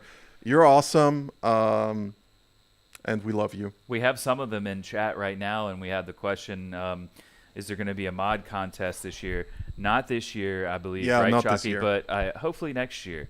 There's been some discussion about that. You know, the mod contest is always great. In fact, on Thursday, we showed off Swiss Future Farm, which, kind of was born out of that, right? It was remade for 22, and it's always a good way for modders to kind of do something fun. Like, modders are always looking to create stuff, of course, but a fun way to get them, like, involved in a contest and some prizes involved. That's always good, isn't it? Yeah. Is it bratwurst time yet? It's not bratwurst time yet, I'm afraid. Say something funny. Something funny. Well, I mean, I don't know if I have anything funny on my mind, but regarding the models you just spoke about, I think it's pretty similar as on the other simulator games as well. Because if you think about so when you think about the tractor, so when you think about, let's say, Ferrari as a car on a car simulator game, it's the same kind of methodology there going on as well. That it's definitely they want to make sure that the brand is properly introduced to the world. So I can easily understand that happening as well. And when it comes to 3D modeling in general, I mean, it always takes time. And especially when you have, it's not just making the model, but it's also making the behavior, or, all the movements of the parts and all the bells and whistles on that one. I do have some experience because I have been working on a computer gaming company in the past. So I have been involved with that kind of a process. So. Yeah, that definitely helps. And one thing that just came to my mind when Kermit, you mentioned that all the merchandise is not available. So some people coming from the different countries are probably stacking a little bit and taking more with them. So this actually happened to me, not with the Farming Simulator swag, but with something else. Just months ago, there was an event in one of the countries of some other gaming titles, and there was a merchandise sold at the event. And then I said to my friend who was going to that event, like, could you please bring me that? And he was like, yeah, if you just don't tell anybody, because otherwise I'm going to be bringing this to all of the people. Because he was flying to the event, and of course he has a very limited space available on his luggage. So I got my shirt, but nobody else got anything. And I kept my word. I can now tell that, somebody brought me that. Awesome. I'm taking something different back with me, hopefully, than merchandise, and that is like a bunch of German snacks and candies that do you even have space for that? I'm gonna either find space in here before I leave or find space in my bag to take home with me. Yeah, one of our colleagues, he's actually like a work student at the moment at the German office in Erlangen. Lucas, if you're watching, shout out. Yesterday I actually was a little bit hungry, like middle of the day. I passed you guys on going back to the hotel. You're like, I thought you were at the expo hall. Like, no.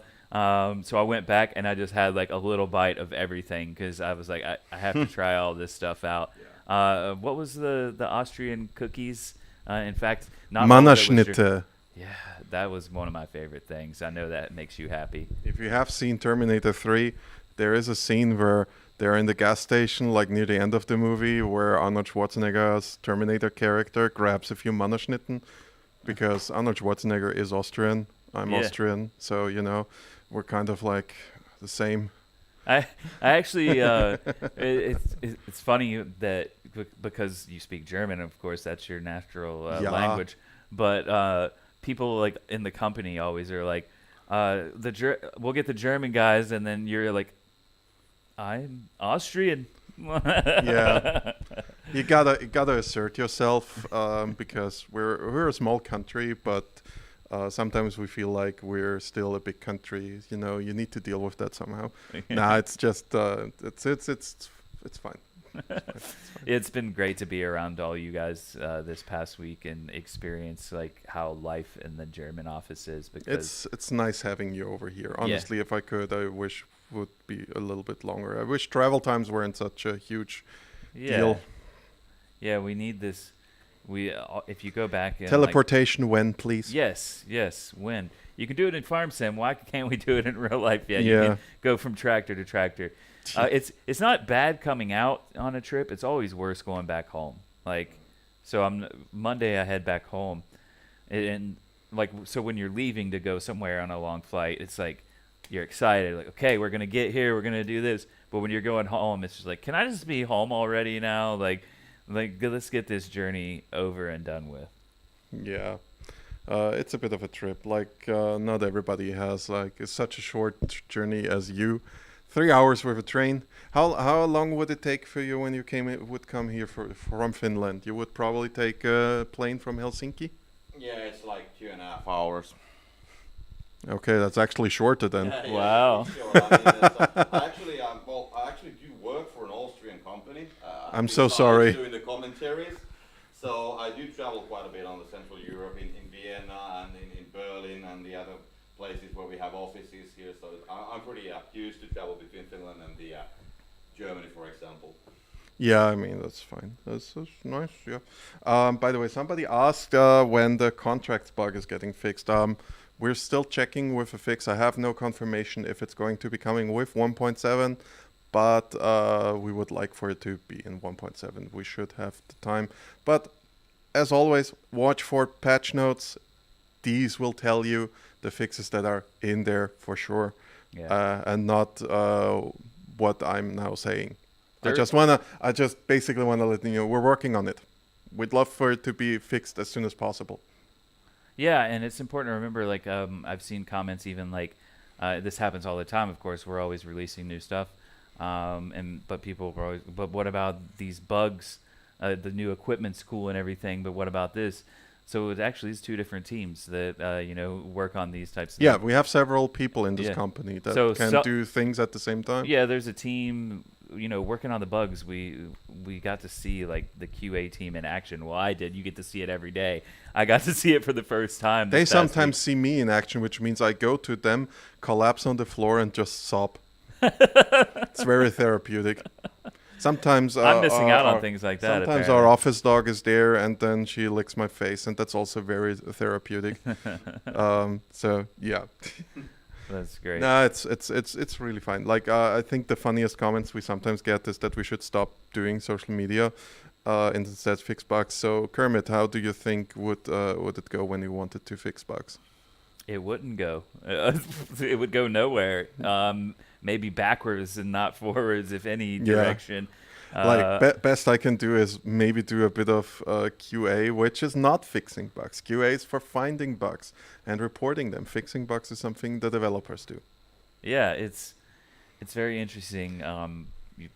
Being in the industry, in the video game industry now for the first time with Giants for slightly over a year, and being a gamer my whole life, and then like seeing it from now a different angle, and just seeing how a company can operate and be successful and be able to get over these hurdles. Like, we should remember that, like, in fact, this awesome Chalky over here gave me some of the most simple advice, and he joked the other day that it came out of a fortune cookie.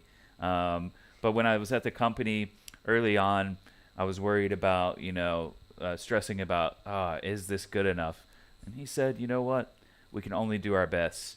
And I think, like, especially being in the office now, I see, like, how talented our team is even more than before. And we all do our best. Like, people are passionate about the work that they do and getting the best quality product out to the players, for sure.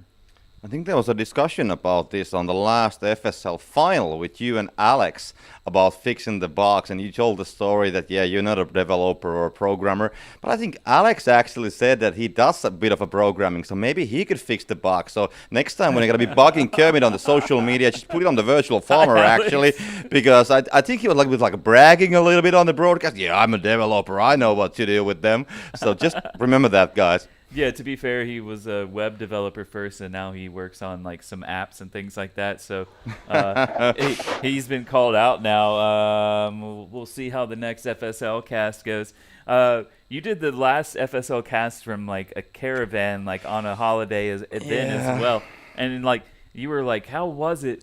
Was it bad? Was it good? I was like, if you had not told me you were in the back of a van, I would have never known you were in the back. No, it was, so yeah, when I got the schedule of the FSL tournaments, I think somewhere around April, and I did book them all over my calendar, so I'm not going to do any like overlapping bookings. And then about that time with my friends, we kind of like were trying to find a free weekend. And that weekend, on my original schedule for the FSL was free. So we booked a holiday cottage from the middle of Finland next to the lake. And that was also my first weekend of my summer holiday. So we just went with my friends to the cabin. And then, of course, the FSL schedule kind of like got finalized and the weekend got changed. So yeah, then I had to make a decision that will I stay at home, go to my studio, do the casting from there. But then on the other hand, I just wanted to go with my friends to the cottage as well. So, okay, I will just, merge these together. And because I have been doing a lot of broadcasting, I do have my own studio. I do have my mobile casting setup that I have been using on the hotel rooms on the past. I once went to Sweden to the Globen Arena. There was one other esports event, so we came there with the ferry, and we just built the studio there from the stuff which we had. So I have a lot of equipment. So I just took a very mobile setup to the cottage. And then, I do have a couple different cars. And the other one is, it's not like a caravan, but it's, like this shuttle kind of vehicles where you have a lot of space on the back seat. Nice. So I just kind of I took the front seat, I put it down as a table. I had a laptop there. And then I was just chilling there on the back seat like this. And I had a laptop there, I had my headset, and of course Finland, the promised land of internet connection, thanks to the 5G networks that we have. I actually had a half a gigabyte up and down with the wireless link with about 20 milliseconds of delay. So yeah, it was a pretty different kind of a cast. The biggest problem that I had during the cast, it was not the location, it was not the anything regarding technical stuff, but the mosquitoes and bees who wanted to come inside because it was like a very shiny day in Finland. Yeah. Sun was shining imagine about 30 degrees in Finland, and I'm in a car and I can't run the engine or the AC, of course, because that would be hearing to the microphone, and I have to keep the doors closed that there is no, any kind of a noise coming from the outside because my friends, they might have been swimming or in a sauna or something like that while I was casting. We also had a Finnish thing called palju there. Somebody might know, somebody might not. It's close to a jacuzzi, but it's something that you warm with the real wood and fire. Anyways, so I need to keep the closed doors. So the temperature was rising quite a bit. So every time when I had a break, I opened the doors and the windows to get some fresh air inside. Yeah, and then the mosquitoes came in, and then I had to start the cast. So then I had to close the doors, and the mosquitoes stayed in. So at the same time as I was casting, I had a huge hunt for all the living beings inside of that car, of course, except me. Well, it's great to have you here. We had someone in chat say, "Where is this guy from? I love his accent." Finland. Yes, so... and we've got Virtual Farmer talk. So Virtual Farmer is going to be in a caravan on a holiday for the next FSL tournament. So you guys are a little bit crazy. Exchange notes. Yeah. You guys are a little bit crazy too, which hey, fits. Look I who's think here. you have to be. You're showing that dedication to the FSL. Lars is back. Lars, you want to say something? What have you been doing? It's way too warm out there. I've been on the longest 30-minute tour I've ever been on. It took 1.5 hours. The longest 30-minute tour you've ever been on. I'm not sure what kind of a 30-minute... No, what we actually did is we took a couple of our influencers, some English ones like FarmCon, DJ Goham, and... Well, DJ Goham technically it was yesterday, but Farmer Cop DJ Gorm and the Farm Sim guy, Yeah. as well as all the Germans like Nplay, McManus, and we took them to the John Deere Museum because Nice. Mannheim is actually the place where Lanz was founded Yep. back in the days. So they have all the old Lanz Bulldogs standing there, and we just showed them everything, make them film it, make them take pictures, just showed everything, and I think they had a good time. And the next thing we're gonna do is bring some of the tractors out for the guys out there. Hopefully, I try. Nice. What about bratwurst or some kind of food? You got any updates? Yeah, we're That's what I gonna hear need about to at the eat moment. some bratwurst. I think we have to do it right after this break show because during that break we have to do the show. So Yeah. that will be another about what is it? Yeah, about 20 minutes. Okay, I and can then make it. we're gonna have what is it? What is on stage then? Oh, then it's Platinum. I think it's on Yes, stage, you're right. followed by Pumps and Hoses. So Yeah. two very interesting presentations. And during that time, we should definitely get some food, I guess. We're definitely gonna get some food, without a doubt. I mean, you can go and have some food if you feel really, really hungry. Oh, you know what? I like hanging out with you guys. It's good to have Lars back now on the. He's like the community gopher, if you will. He's just running around, organizing people. Yeah. He's managing it well too. Like, of course. Yeah, I'm we've at got 10,000 steps already. Yeah, we got. It was.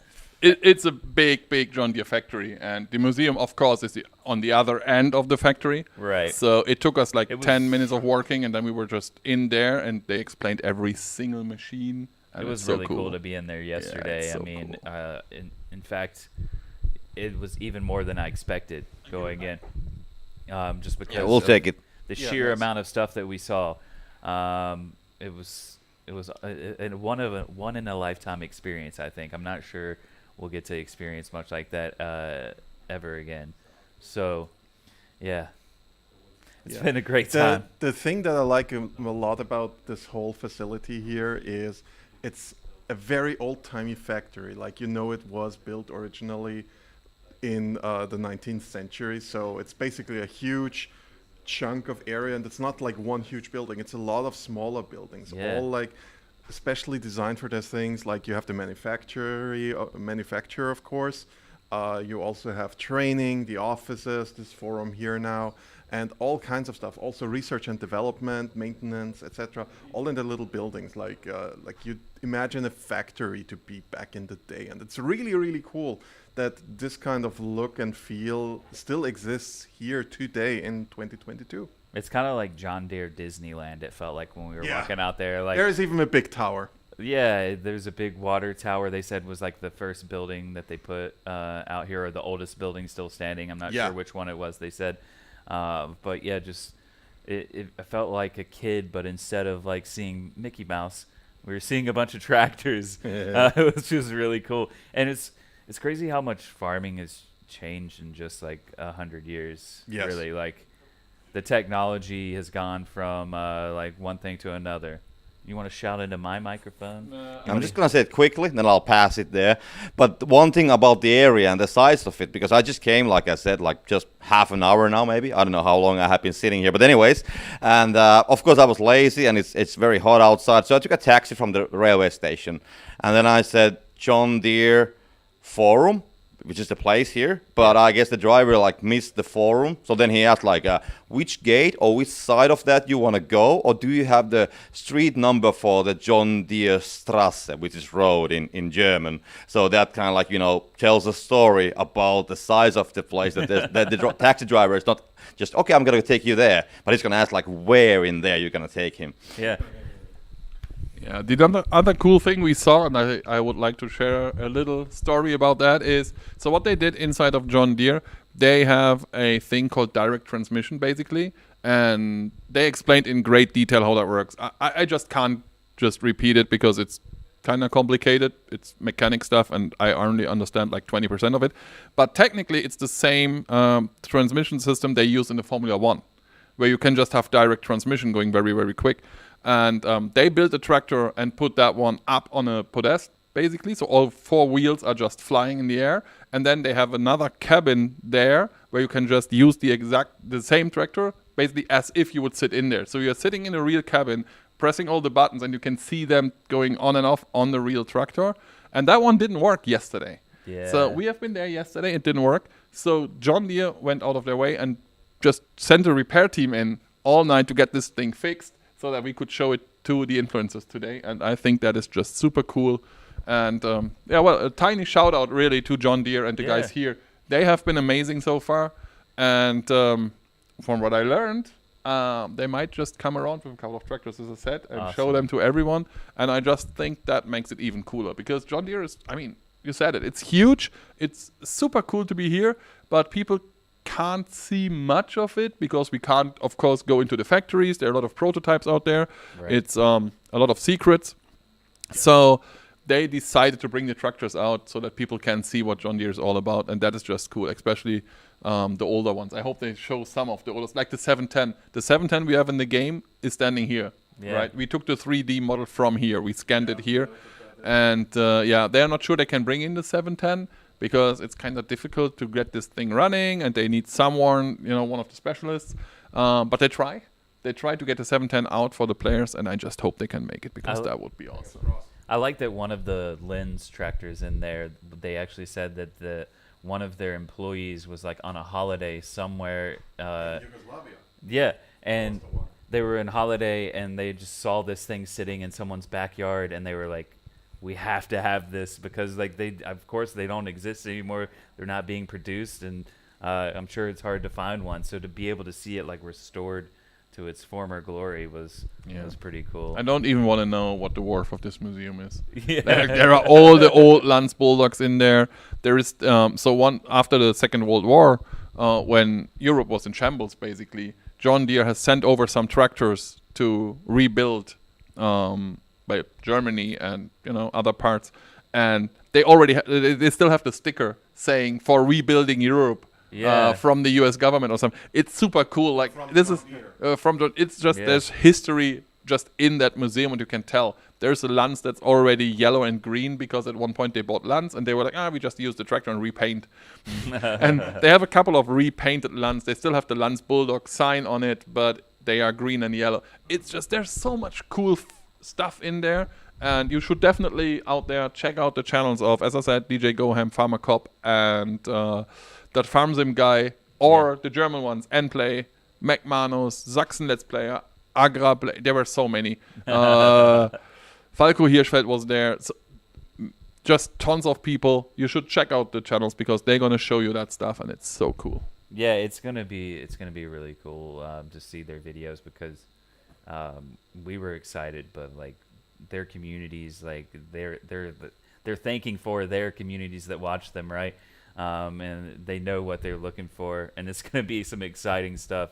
I mean, it's some really cool access that we got. To absolutely, things. yes.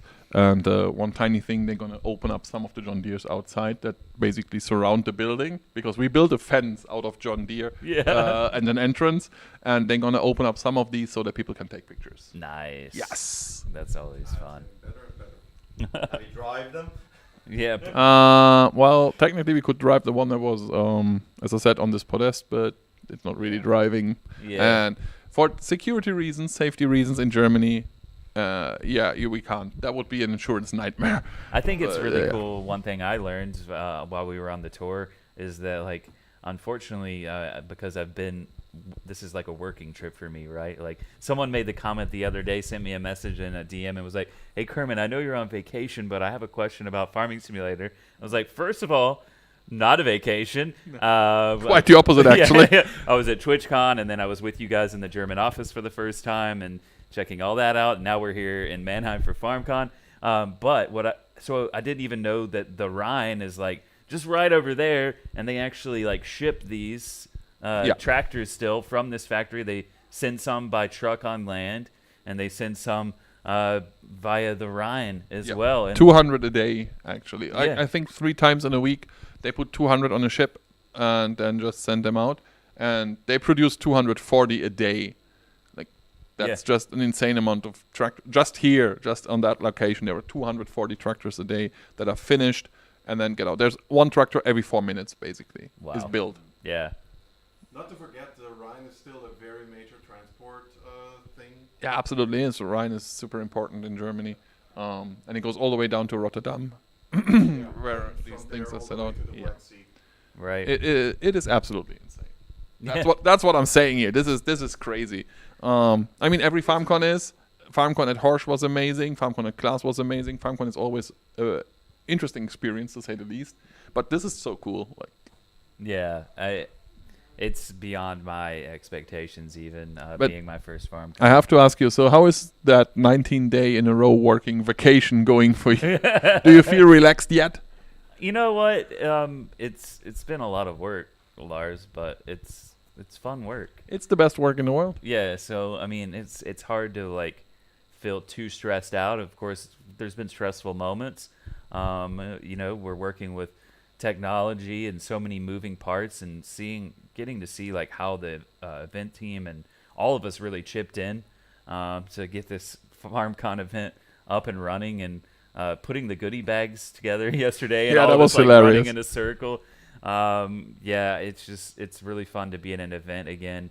And John Deere was telling us we were like the first public visitors in that room that you were just in for like 3 years because of COVID. So it feels cool to be like the first ones again. You Absolutely. know? I have to leave you guys because I just got a phone call from Boris. So it seems I'm needed at the entrance. Oh, no. I'm back with you for Bratwurst, I promise, in please. like 10 minutes. Okay. But good idea that you're going to the front. Take this with you, bring it back to the merch booth. Tell them I said thanks.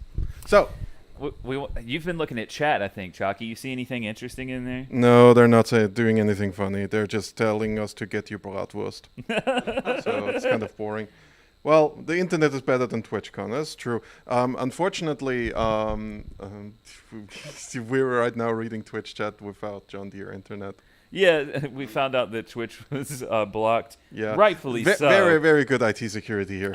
But you know, there's ways to figure other things out. But yeah, it's good that I can hear Kermit's stomach growl. Yeah, it was like Goodwood Racing Festival when you do the old racing cars, you know, when they drive like old Formula One cars, because he did the comparison on Formula One. So they always have these like huge preparation videos as well, because you cannot take the old racing car and just put it on the track and start driving with it. Right. You need a lot of mechanics. So I guess it's the same with the old tractors as well, that you need a lot of preparing and kind of like, you know, a special team who knows how to start it properly. They have a whole team here for that. In fact, it was really cool yesterday. I don't know what it's called for you guys in your country, but they told us, like, you guys know AAA, right? So this is like a roadside like repair service. And they're like, basically I'm calling John Deere AAA at the moment. And so he like radioed up this guy, and all of a sudden 10 minutes later or so, this custom retrofitted John Deere tractor rolls up that is like their repair and recovery vehicle. Okay. So it had like a gas tank and pump mounted to like the driver's side. It had like a basic like winch with all different kinds of couplings that like they could pull out and recover various different types of tractors and equipment. What else was on that thing? I took a photo of this amazing tractor. And I posted it on Discord yesterday evening, and I basically went with the guys, hey, look at this interesting tractor. What do you think all of this stuff is? Nobody really figured out what it was for, and I had to tell them, it's like a lot of like the lights were all custom made. Jumper cables on the front. Jumper cable on the front. You already said they had like the pump going. And then he also had like this pole on the side. That he could, I think, pull out like a very, very, like I said, it's a proper recovery vehicle now, and it's just funny because like this is very traditional. Like this is something like turning a prototype or maybe even a vehicle that has been broken down and maybe not in use anymore in its original purpose, and then making it into a recovery vehicle, which is very customized. Is like something that I have seen, for example, in tanks a lot. And so I'm not surprised with tractors. And it was really, really cool to see it in real life like that. Yeah, I know that like we have a pretty fun job, and Giants is a fun company to work for. We get our work done well, but like it's such enjoyable work for the most part. But man, the guy from John Deere yesterday, whose job it is to like drive tractors around, and like I was like, you must feel like a giant like kid in like in a playpen basically all day playing with your model tractors, but now they're like the real life thing. and he said, "Do you remember what he said?" Yeah, that his wife says his to him wife in German? when she brings him over here and he gets out of the car, she sometimes says, "Have fun in your tractor play, Ben." Yeah. Like the other guy that we had also who basically history buff everything agriculture. Yeah. Like I'm pretty sure you could ask him about anything in terms of tractor companies worldwide. He would know something about them. Yeah. Like I noted my favorite long dead tractor company, Warszalovsky. He knew stuff. He's like the first person who knew them, who I didn't have to explain what Warszalovsky was. So amazing. Very, very cool moment for me because he probably spends a lot of time in this library, which is like the room we're in right now. We've got all these books on the wall. Yes. About John Deere. By the way, Is it somebody asked, and you might know, this factory ships to all around the world, right? I'm not sure. I didn't get that information, but I think they do though. Yeah. Because like this factory here focuses a lot on the 6 Series John Deeres, so I reckon they will also ship like pretty much anywhere. Yeah. Depends a little bit. Like supply lines are always weird, but here's the thing. This is a question you should go to John Deere social media for and ask them. Yeah, you should. We just had a question that I want to answer now because in the chat, Tirsen Rue, probably butchered your name, sorry, says, "Dear Giants, will there be a continuation of the Farming Simulator series, or is FS22 the last part?" Of course there's going to be a continuation, right? Yeah, like the Farming Simulator will continue as a series, and I'm taking this off. I can't just have you told this. This is rude. Why have you not told me to like just stuff it in my face and be like... So yeah, Farming Simulator is not over as a series, and anyone who claims otherwise, I'm giving you my loveliest... because Farming Simulator 22's launch and now did really well.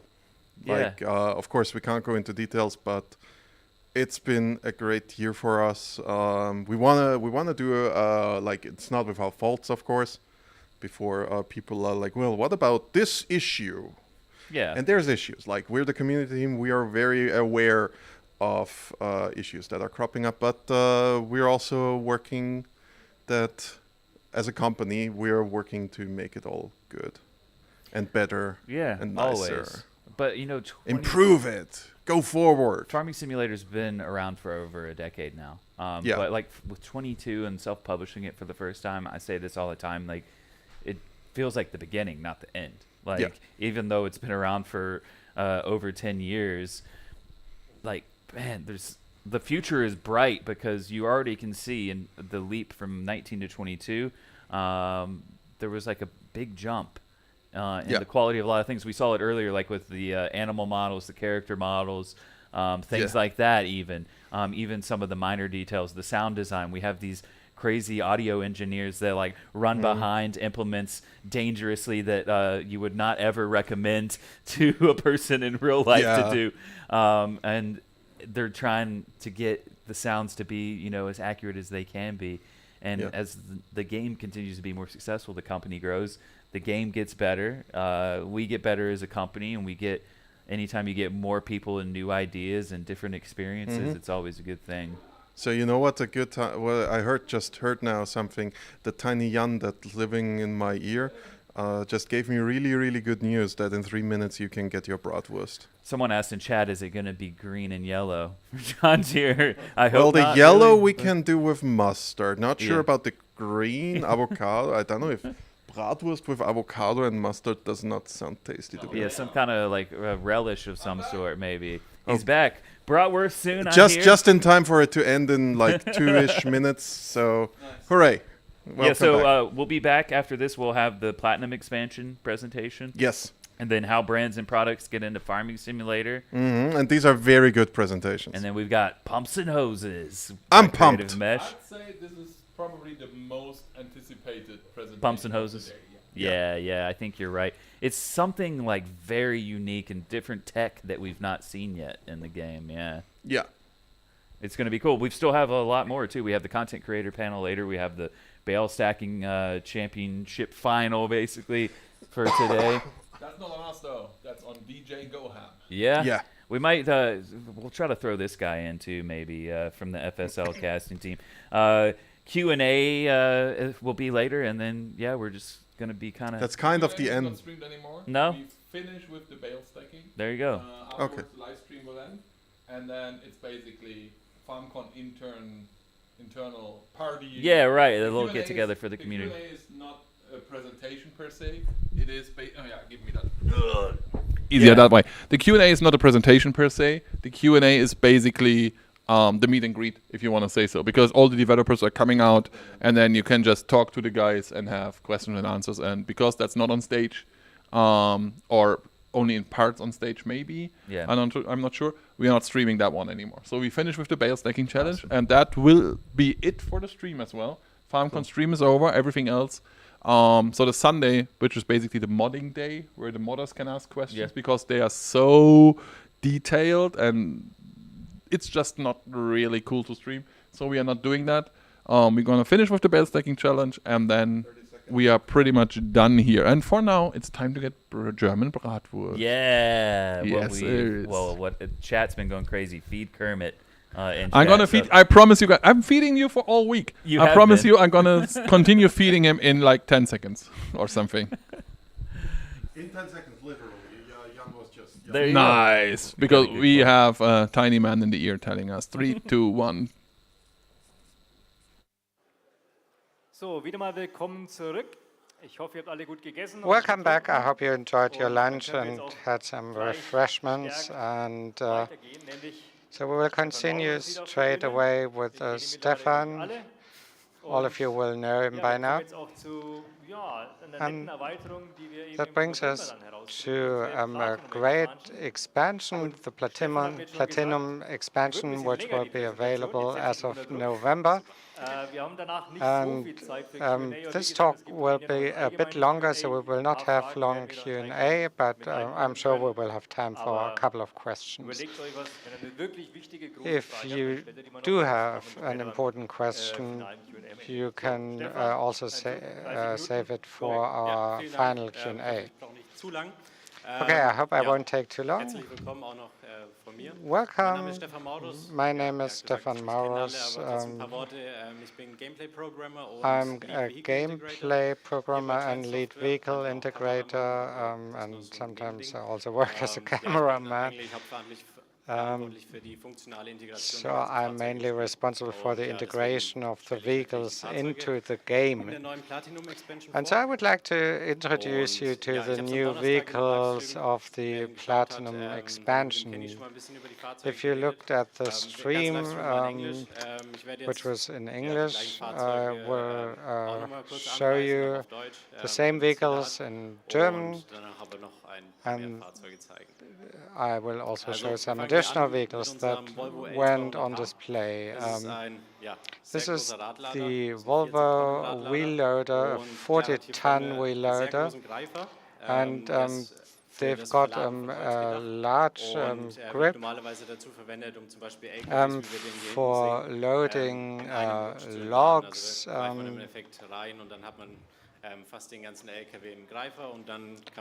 So you can unload a whole truckload with that kind of equipment. Okay, let's just try it.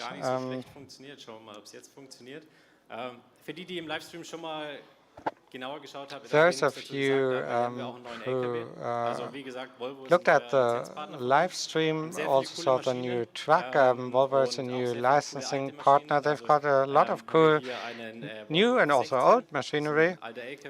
So this is an old Volvo truck from the late 1980s that made it into the game with a lot of configurable features. For instance, the light and so on. Okay, back to the L200H.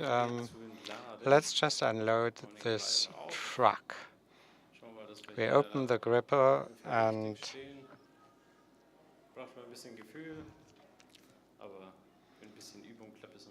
to You just have to practice a bit. Hier mal rein. Also alles greifen wir mal nicht. Beabsichtigt, das greifen wir beim nächsten Mal. Ein paar sind rausgeflogen, aber haben wir, glaube ich, ganz gut drin. Und jetzt können wir eben zurückfahren und das versuchen auf unseren Zug zu laden. Now we can put that onto the Vorsichtig sein. freight train. Ja, den Zug kennen wir schon von anderen Maps, aber hier auf der Map You ist do know the ein komplett neuer Zug. Also der freight ist train from other maps, but this one is a bit new. We've got some log trailers. Ja, reden und fahren ist immer schwierig, aber It's always a bit difficult to talk and drive at the same time. und mit dem Zug kann man dann But eben it looks das good. Holz außerhalb der Map verkaufen. Oder man fährt es zu And you can just actually sell the logs outside the map, or can also take them to the sawmill. Oder Holzplatte herstellen, wie auch immer. Or you can just have the logs converted into timber. And the front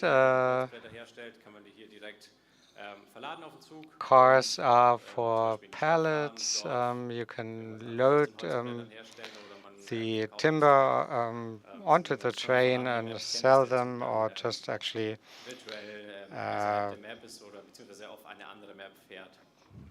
take them onto another map.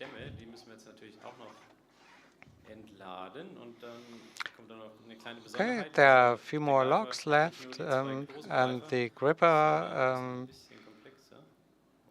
it's not just. Genau, jetzt haben wir es schon gesehen. Ja, der eine ist nicht ganz runter.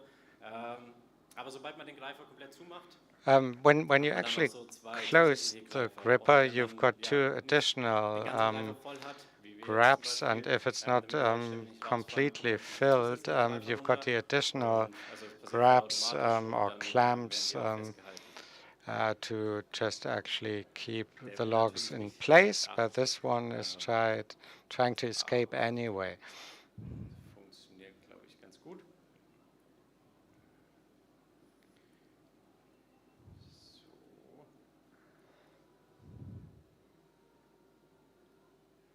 Ein bisschen. Ja, ist da quer. War klar, aber ja, sieht, glaube ich, ganz gut aus. Den können wir jetzt natürlich auch noch ein bisschen drehen. Aber solange wir mich Okay, that is quite good. We don't have any sound, by the way, because the sound of this feature is quite cool. You can't hear it. So this is the next machine I also showed you on the live stream, two John Deere machines. This is a feller buncher. It's a bit different from the harvesters, which can just actually take a full tree. This one is a bit different. It's mainly used in the US. It's a feller buncher. And they can actually take more than one, and you can put them wherever you need them. sehen. Also ja, können wir hier einfach mal, ja, wenn wir hier gerade reinfahren, auch darauf achten auf die Animation. Also man fährt einfach nur in den Baum rein. Und man so you just actually have to actually grab the tree, and the saw will actually cut off the trunk, and then you've got a smaller gripper at the top. And this enables you to take 2 trees at a time if the trees aren't too big. This is not for hilly terrain. It's rather for an even surface. Nicht so gut, aber normalerweise, wenn man hier, ja, wenn man auch gerade reinfährt, dann könnte das durchaus funktionieren. Genau, wenn man schön gerade reinfährt, dann hält er auch. You just actually have to approach the tree in a straight line. Hier legen wir die ab. Now you can just actually put them down by pressing a button and the trees will just fall to the ground. Now I'll show you how to actually drag them from the forest. Some similar components. And this is a skidder by John Deere.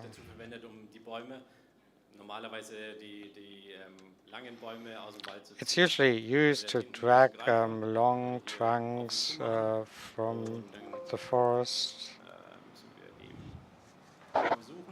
So you have to find the trees first.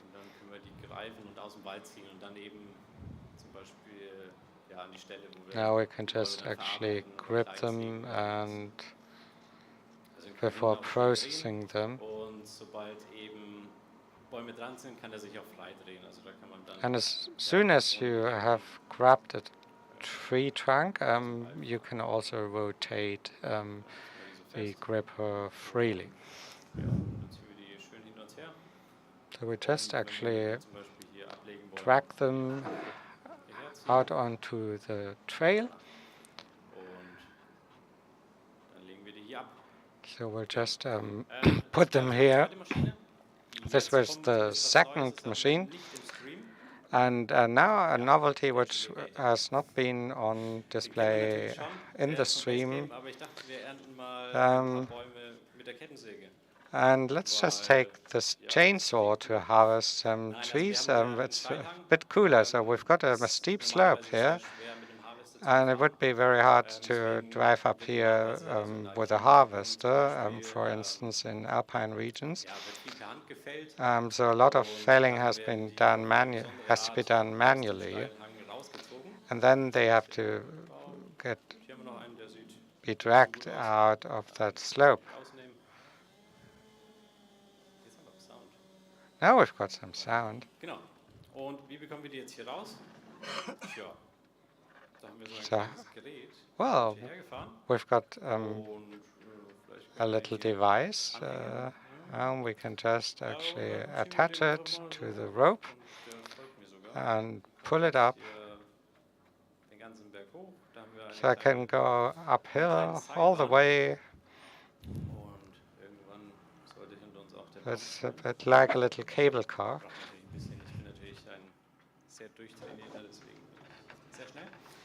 I've played with that, so I'm pretty fast. Let's move it up a bit. Here's our harvester that is prepared. So we saw the tree, take the branches off and load it on the truck. The whole system is kind of like a cable order based system. It's used in alpine region. It's made by Kohler. They are based in Austria, where it's often used, and it facilitates chopping down trees on steep slopes, where it's extremely difficult to use a harvester or forwarder. And chance to tip over is relatively large, and here this cable system works quite well. We release the log, and we have it here.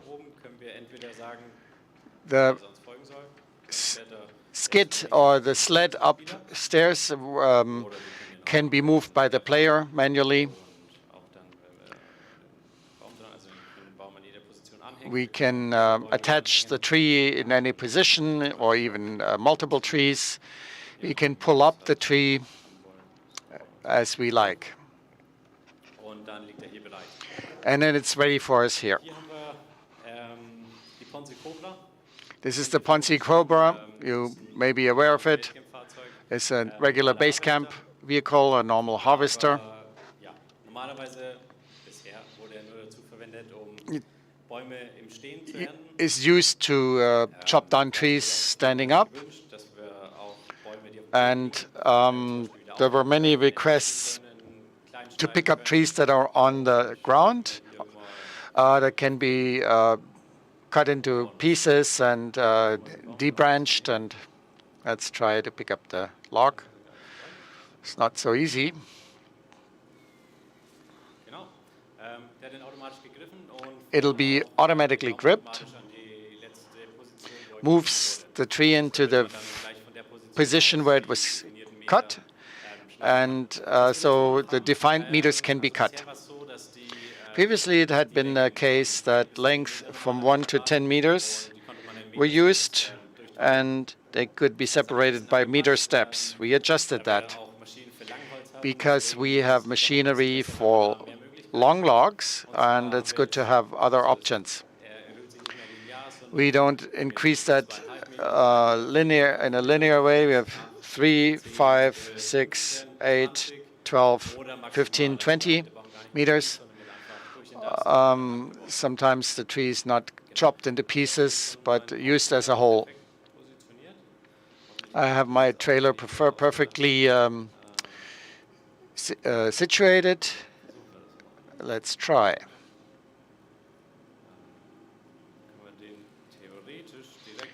Theoretically, we can load it directly on the trailer, or we can also stack them and then pick them up by a truck, as you like. The machinery stays in the position. We can pick up the next log, or we move the implement backwards. This function is not only available for DLC. The cutting length that are different are features that will be available in Basecamp. We don't need the DLC for it, actually.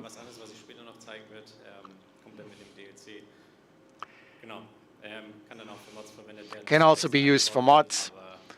Must be included especially, but that would work.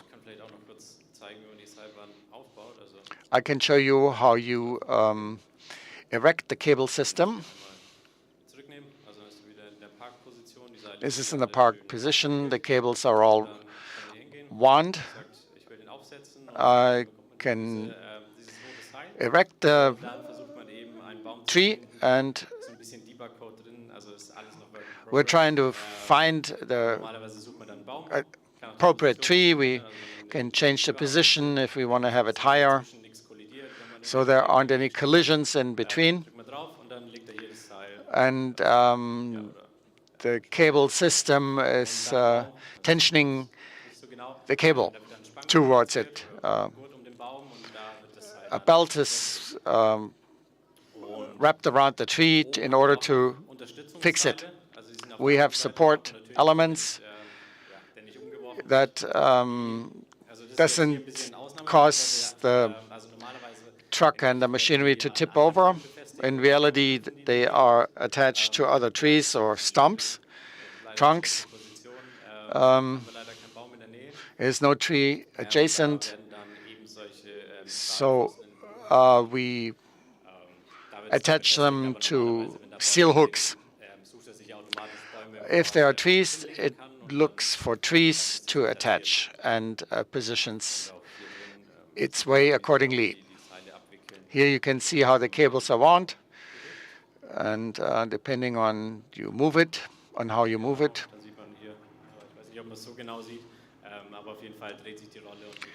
So the coil is moving and winds the cable, and then it can be operated. Let's go to the next and last vehicle. The Impex comes into play. Here we have chosen the biggest model. This used to be an excavator. It has been remodeled to a harvester, not a little one, as 50 tons, and it's designed to remove trees that are standing up. The upper arm, it is used to grip and hold the tree, and it doesn't collapse automatically, but remains vertically in the harvester head. It's beneficial if you have smaller trees nearby and you can't approach them, or you don't want to harm the soil.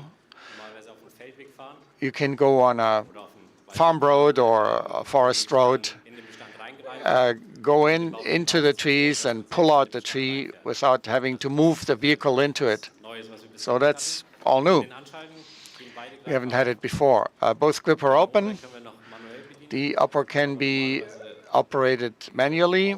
It usually Wenn wir einen Baum ernten. automatically opens and closes when we harvest the tree. Ich weiß nicht, was wir da haben. I don't know what's going on here.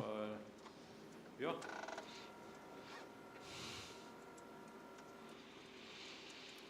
Hat erstaunlich gut funktioniert. Worked amazingly well. Es war nur ein Tastendruck und It was der only by the Traktor ist push of automatisch zum Baum button, hingefahren.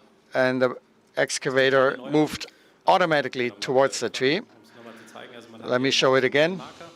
There's a little sign or marker in the tree, Baum, der am besten gerade zu ihm steht, der and zu it dem looks for the tree that is in best dann positioned, versucht er eben den and Kran automatisch auszurichten. Also wenn it ich tries to automatically align versucht hinzufahren, sobald es grün ist, ist er eben machinery, in dem Bereich, wo and der as soon Baum as it's entgegenkommt. green, it's in a Jetzt mal X drücken, wird er gesägt. in an area where Wie he ich schon can gesagt chop habe, down the wird dann tree and der it can saw it. Zusätzliche zugemacht. Then the upper gripper Dann haben wir den Baum, attaches the tree, haben wir den eben im Stehen. and we lift the tree standing up. Baum. Und dann können wir ja selbst entscheiden, wo wir den Baum hinhaben wollen. And we can decide where we wanted to have the tree. Und den oberen Greifer können wir eben The upper gripper individuell steuern, can be controlled individually. die ablegen. Let's say we place the tree here, push the button, Rausgeworfen und the tree is ejected, wie ein ganz normaler and Harvester können wir den auch ablegen. we can also cut it to length like with a normal harvester. The cutting lengths that are new, 6-meter trees we're talking about, and here you can see how it works. Genau, dann fährt er wieder automatisch zurück. Then it automatically moves back. Dass man den Kopf drehen kann und dann könnte man den, The zum Beispiel den Baum wieder aufnehmen. head can be rotated, the trees can be picked up again and dusted off. Then we move it up again or drive the vehicle to the next tree. We see the marker or the marking, and everything works automatically. Die Funktion ist auch Teil von dem Easy Arm Control, wie wir schon This is also part of the easy arm control function, nur auf 3 Achsen den Kran bedient, where the crane is used on 3D axis without having to control the function. If you wanted to have that help, let's take the tree now and place it where we want. Man kann hier zum Beispiel auch zeigen, wie es aussieht, wenn man den Baum gar nicht sägen möchte. If you don't want to saw the tree at all, but only take the debris off, Durchgezogen. it'll be Das ist ein sehr completely clean. That's a very long tree. immer noch, ja. Genau, und dann haben wir den gar nicht gesägt, sondern können wir We never saw it, but ja, was immer man damit machen möchte. whatever we want to do with it, sell it whole, for example. Eine Neuerung, was ich noch zeigen möchte, A novelty I wanted to show you. was man auch noch hört, das ist der gute Sound. Also wir haben You can see the great sound. We have an extra sound for the chains. sehr gut. Also Sounds very realistic. You hear a little squeak of the chains. ich bin ein großer Fan davon. Und I'm a big fan of the sound effects. There's also another novelty that we have included. We saw it at the Vermeer pack. kann im Stehen drehen. The round baler can turn around standing up. Excavators can do the same thing. Nur so, dass er so maximal einlenken kann. And we saw that it was just having a turning capacity of such and such. And here, if you push the buttons to steer it, Eine vorwärts, eine rückwärts und one chain is rotating forward, the other one is rotating backwards, and then it turns on its axis. das war's eigentlich schon. That's basically it. Das ist die letzte Maschine, die ich That's the last machine I wanted to show you. noch einige mehr Fahrzeuge. There are a couple more in DLC, and I'm excited to see what is up in the pipeline. There's a bunch of cool stuff. Thank you for following my presentation and your attention, and there's time for questions.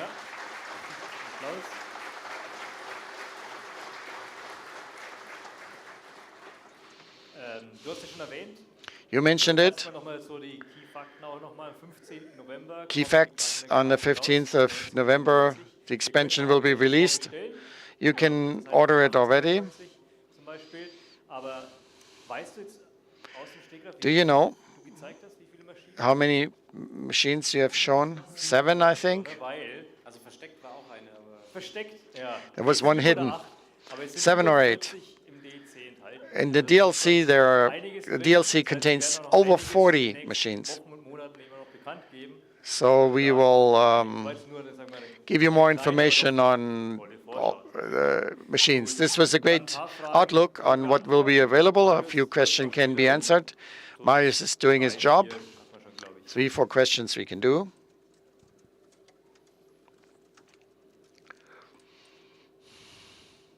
Die Frage ist, wo es diese Seilwinde gibt, um die Bäume hochzuziehen. Where are these cable systems available to pull up the trees? That will only be available with DLC.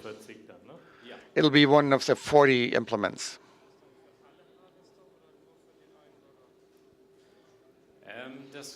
Nochmal die Frage war, das Autosnappen für die the auto-snapping for the harvester. Genau.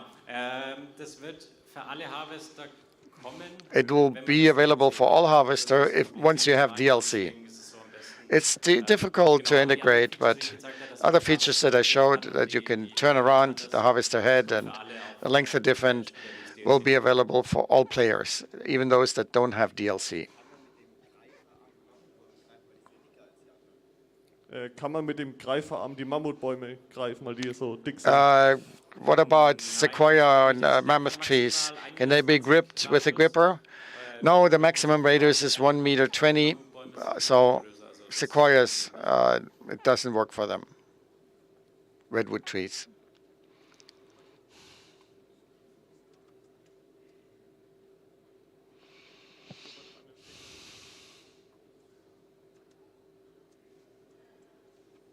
Die Frage ist, ob noch weitere LKW mit reinkommen. The question is if more trucks will be used. Well, the answer is who knows. Yeah, that makes me laugh too.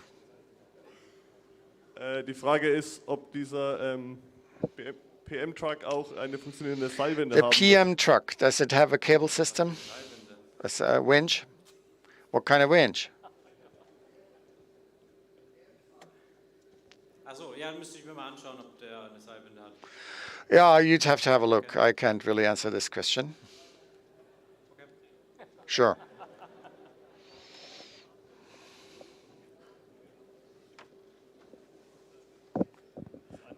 Kommen neben den Forst-Sachen auch noch Dinge für die Landwirtschaft im DLC? Are there also agricultural stuff? Will that be available for DLC or only the winch? More general vehicles used for agricultural purposes will come. Yeah, Volvo, wheel loader, and those kinds. Die Frage ist, da ja sehr viele Bäume in dem DLC vorhanden sein werden. The DLC will have a lot of trees. Does it have an impact on the multiplayer performance? Or does it work with multiplayer performance? Difficult question. Multiplayer is with split shapes requires a lot of bandwidth.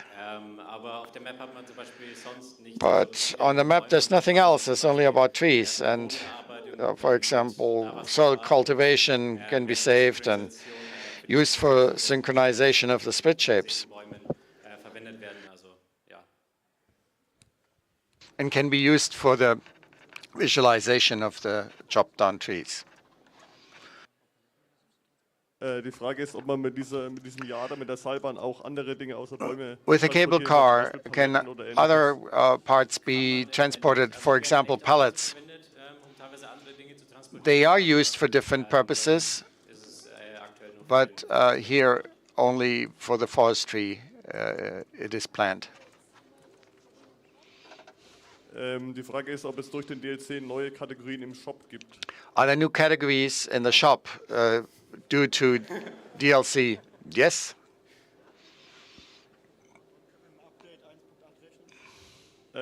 Wann kann mit dem Update 1.8 gerechnet werden? When can we expect update 1.8 with the DLC? On the day of the release or the day before?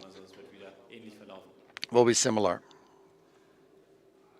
Wird es für den Harvester noch weitere Anbauteile geben? Will there be additional implements for the harvester, for the front? Den Impex. For the excavator? No, not for this excavator. No. I know that was kind of mean, but no, nothing is planned. It's only been planned with harvester.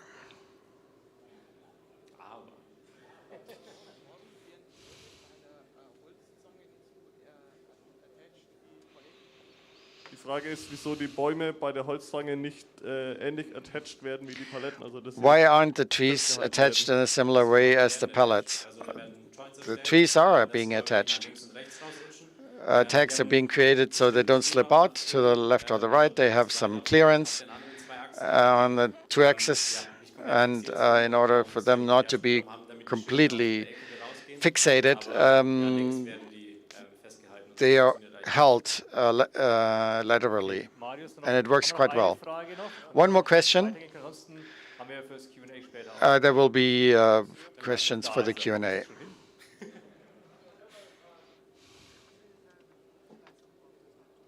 Wie viel Leistung braucht der Traktor, um die Seilwinde zu bedienen? What is the power output requirement for the tractor in order to operate the cable winch? 80 to 120 horsepower, I think, in that range. It's a loader that can bear 1.5 tons or 4 trees, and maybe there will be another option. One last question. With the guy with the NASA T-shirt.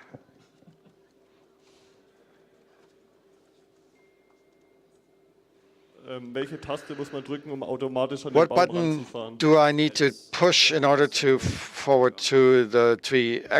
Currently, it's the O button. It has to be being pushed. You have to keep pushing it. That provides some safety, and until you release it, it moves towards the tree and stops. Okay. All right then. Wir sind schon über der Zeit ein bisschen. Ja. We're kind of Also past. Applaus für Stefan Maurus. Yeah, Stefan Maurus, give him a nice round of applause. Und da machen wir gleich mal einen fliegenden Wechsel. Du kannst And starten. we Dann can holen wir have jetzt the the auch next schon gleich presentation unseren straight letzten away. Vortrag auf die Bühne. Wir kennen ihn schon. And you all Er war der know Mann der wenigen Worte vorhin, jetzt hoffentlich ein bisschen mehr. he's the person that didn't über how brands and products get into the game. make too many words, but now he will provide a full-blown presentation about how brands and products get into the game.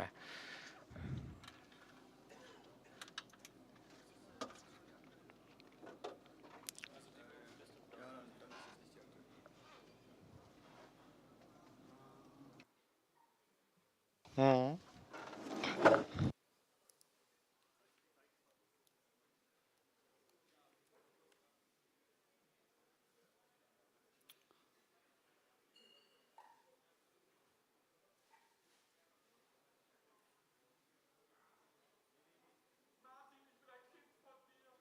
Oh ja, das ist schön. Das ist hoffentlich die Finale, ja. Ja, ja, ich glaube schon.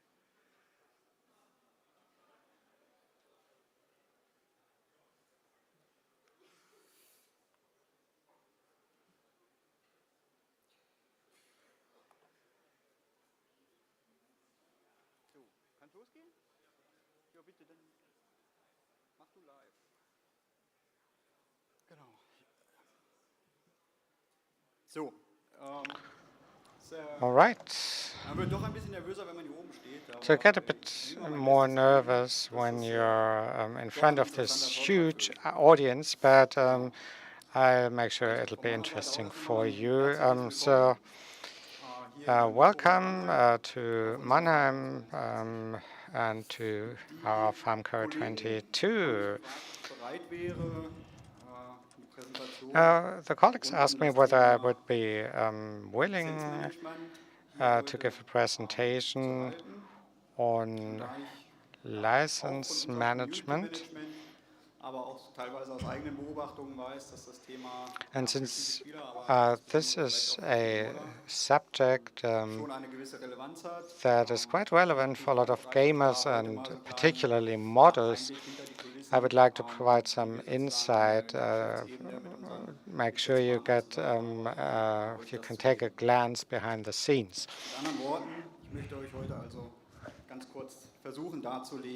So I would like to show you how products are introduced to our agricultural simulator, farming simulator.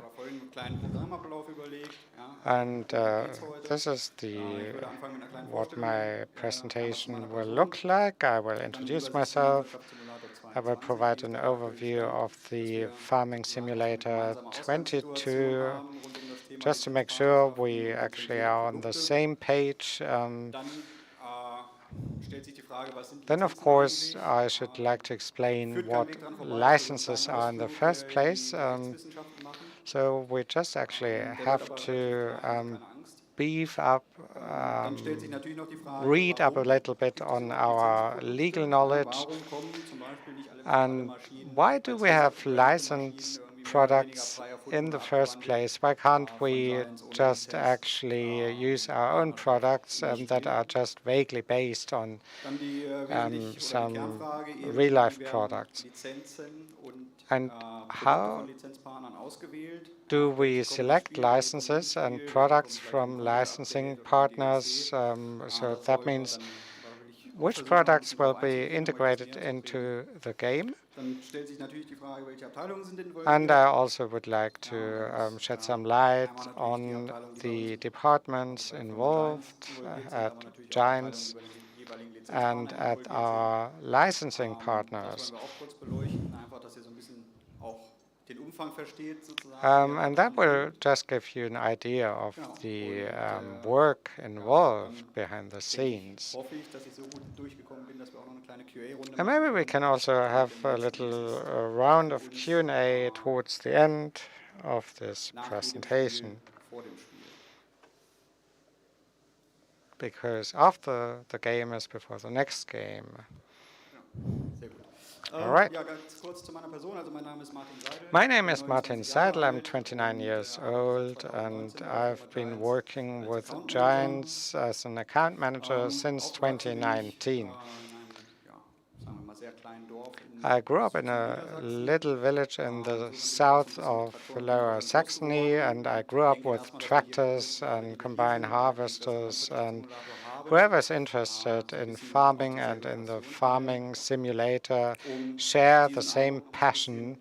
And just to actually underscore my rural background, I brought you a little picture. So I have always been interested in farming machinery, and that's how I actually ended up with Giants, because this is just what I burn for. And that brings us to the overview of the brands and licensed products included in the Farming Simulator 2022. We've got more than 170 licensed brands in the game, and they will actually provide you with more than 650 licensed products, which you can use on your farms. So 650 licensed products will provide an ample portfolio for you to select from and to find the right machinery. So let's just take a look at the legal background. I've looked up the legal definitions, but you don't have to learn it by heart. So 2 points should be highlighted because they are relevant for our business. First of all, you have to understand what a brand is in the first place. So a brand is based on certain features, and it can be protected as it will be actually entered into a brand and design register. So John Deere will have their products protected and will have their brand protected. If you take a Starfire A6000, this will also be a brand that is specifically protected. So this is the legal understanding which you need to understand how licenses are used. So a brand is entered into a register to protect it, and the brand owner will have an exclusive right of use to that brand. But they can obviously grant a license to other companies, thereby sharing the right of use with a company that will acquire that license. So you give them the right to use my own brand. So the licensor is the entity that will grant a license to the licensee, the company that will actually take out or receive that license.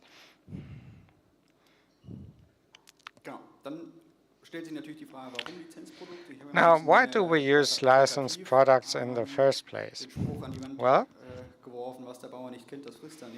if you can't teach an old dog new tricks, and if people know certain tractors or certain pieces of farming equipment, they want to use it in their games and on their farms. They don't want to use other types of equipment they don't know. And so we need to actually acquire licenses from the license owners to have direct access to the machinery. And it's more fun to actually drive around a licensed tractor that looks like a real John Deere tractor compared to a wooden tractor, which you might find somewhere in a playground. So we actually get a more authentic feel in the game by using licensed products, and we thereby increase immersion. People kept asking us, when will you introduce John Deere products? And each and every gamer will have their own favorites, and we also are trying to listen very closely to what you tell us. So I hope you will bear with us when certain products have not been licensed yet. But we want to really try to introduce as many branded products as possible. And of course, licensing partnerships also enable a transfer of knowledge. Of course, we are game developers at Giants, but we don't know all the ins and outs of farming machinery. If you have the Precision Farming DLC, for instance, which we heard about in one of the presentations this morning. Now, whatever we have implemented in terms of in our simulator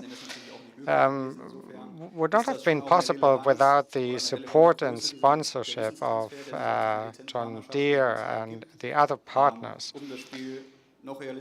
So this transfer of knowledge will make the game even more realistic at various levels.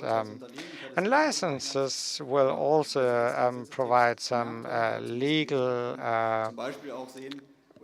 security. For instance, certain companies can protect certain color combinations, like green and yellow for John Deere products. And if we just build a simulation tractor that has a lot of green and yellow, John Deere might sue us for using their corporate colors.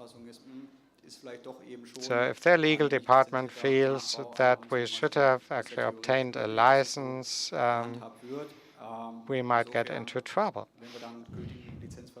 So it's better to have a valid licensing agreement to be on the safe side.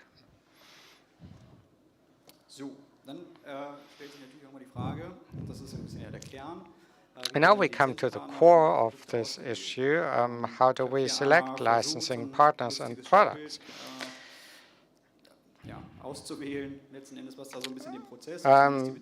Well, this process is a bit like a tug of war. On the one hand, you've got the B2B partners that also include our licensing partners, and on the other side, you've got the community, our gamers, who are our final customers.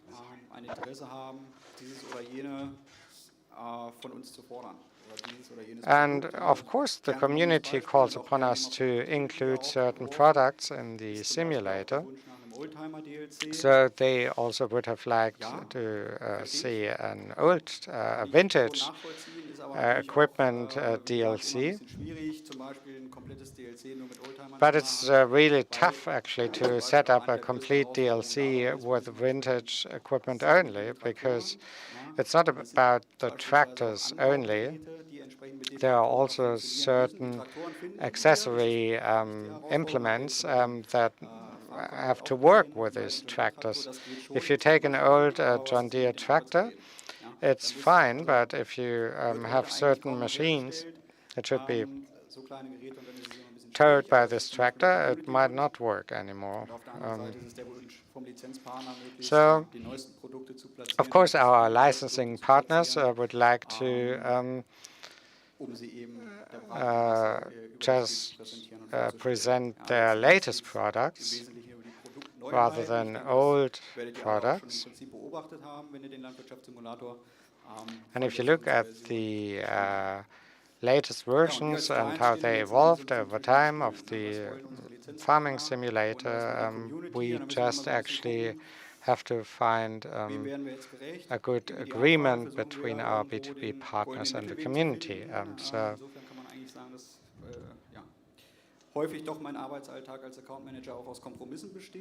So account managers always have to be capable of finding compromises. And we also conduct market analyses by looking at trade journals and at the homepages of our sellers, by analyzing the market share and the presence of certain products. So this is our challenge, to include certain products that are particularly popular, say in the North American market or in the European or in the African or in the New Zealandian market and so on, Australian market. So we always have to find the right licensing partners for these regional markets.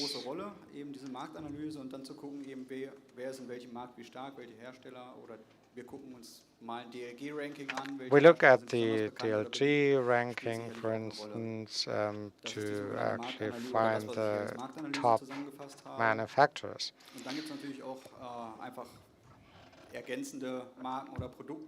And you also have some additional brands and products that will just complement our portfolio. And that will also enable us to implement additional features. So if you actually want to have some tilling operations, you might need some boulders out in the field. And then, obviously, the gamers need implements to remove these boulders.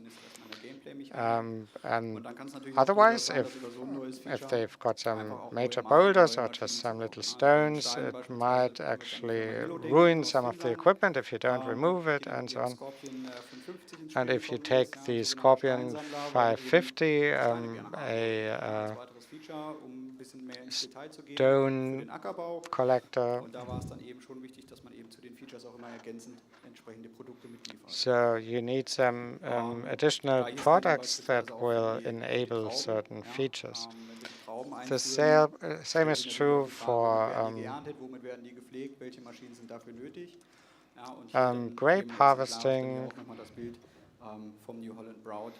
And here we've got the New Holland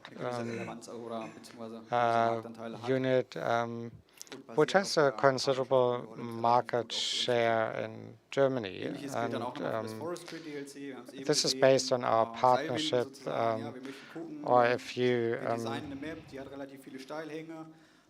work on some steep slopes, you might want to use some winches.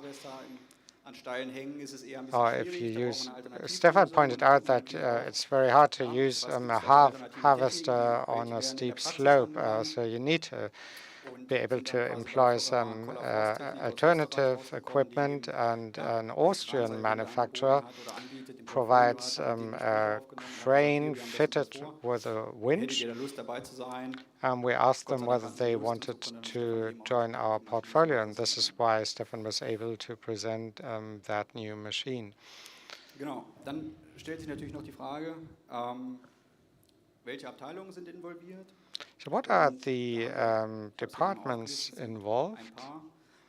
Well, there are quite a few.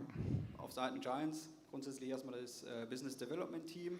We've got the business development teams, of which I am a part, and unser Geschäft sozusagen noch entwickeln und welche Marken oder welche Produkte können uns dabei helfen, aber natürlich auch welche we try to work out how to further develop our business by involving more brands. Vermeer, for instance, is a US manufacturer. They are also represented in Europe, but they don't sell any agricultural machinery in Europe. So they are more relevant for US customers than for European customers. But US customers felt it was not that thrilling. They said, well, if you've got a 3-meter mower, well, we use it to mow our lawn, but we don't use it for real work to get the job done. So we just have to select the right equipment for each regional market and have to find out what is relevant. Then we've got the community management department. They are like the mouthpiece of you gamers, and they do some market research in the gamer and gaming market. And of course, this will have some push-on effects, like us acquiring new licensing partners, because this is what we need to do to meet the requests of our community. And then we've got the legal partners. They are involved in drawing up licensing agreements and get them ready to be signed. We've got the 3D department. Some of the colleagues were on stage this morning. they will actually build the machinery based on the reference data that has been provided by the manufacturers. Vehicle integration is quite important. We have to work out how a certain machine works, how it can be used, and some of these questions have to be addressed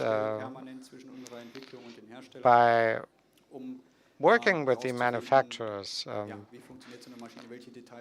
We also have to learn about the details, and we have to work out what could be left out. We have to find good compromises to make sure that in the game it can be used more easily than it might be used in real life. Then the QA, quality assurance, is involved. That checks our work, makes sure that the functionality is all well, and then compares the original machine with all parameters. Are there some buttons that do not work as they should, and colors are not right, or are the tires correct, are the prices correct, tank contents, and all that. And of course, the release process with the manufacturers together, definitely an important point.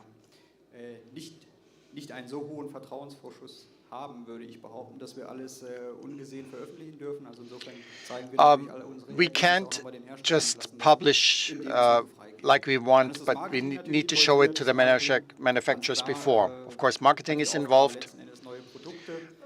Marketing needs to promote new products, new contents, new games. Our work was in vain if marketing wouldn't promote it. The same is true for licensing, because marketing has an interest in making the product well known. Legal department needs to check the legal conditions, and R&D and design departments have to work with reference data that has to be provided by, for example, CAD data or image references. And it all depends on the manufacturer and the resources.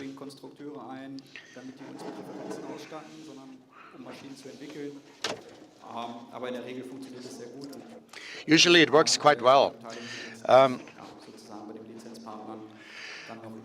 And the license partners are involved.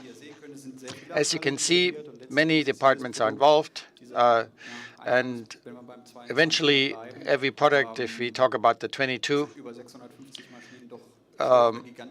650 machines are a gigantic team effort. And before the game is after the game. License management is a sustainable process. We want to continue to develop games. We need new contents, new features. For the immersion, everything needs to be licensed and in the original condition. So we need to be alert and up and ready. New manufacturers that come into play, new startups, maybe not as frequently as in other industries, but we permanently are in the development, and we're never ready. That was it from my part. I'm curious for your questions. If questions arise, please ask them now, and I try to answer them. Thank you.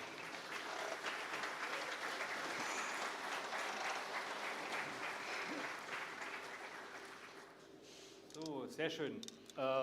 Ja, Fragerunde, Q&A, haben wir noch ein bisschen Zeit? Ja, haben wir noch ein bisschen.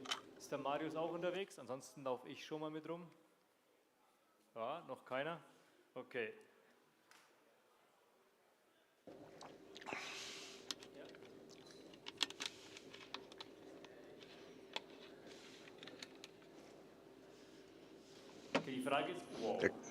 Wow, the question is, do we have to create new licenses for every game? It's a good question. Depends on how the legal departments agree what they agree upon. Licenses are not focused on one version of a game, but on a duration of, let's say, several years. And if there are 2 releases of a certain game, the contract remains in effect, and we need to address the companies. Look, we have a license contract that is ending, and did you like the cooperation? Can you imagine to extend the expiration of the license?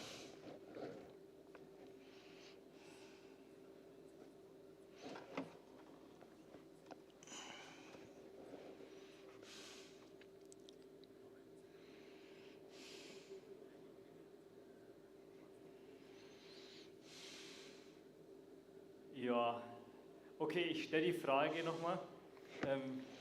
Wie kann es sein, dass ein Lizenzgeber zustimmt, how can it be that kommt, aber dann, ich sage mal verallgemeinert, a license giver agrees, but then the functions don't function as they should? We need ability to compromise on for both parties.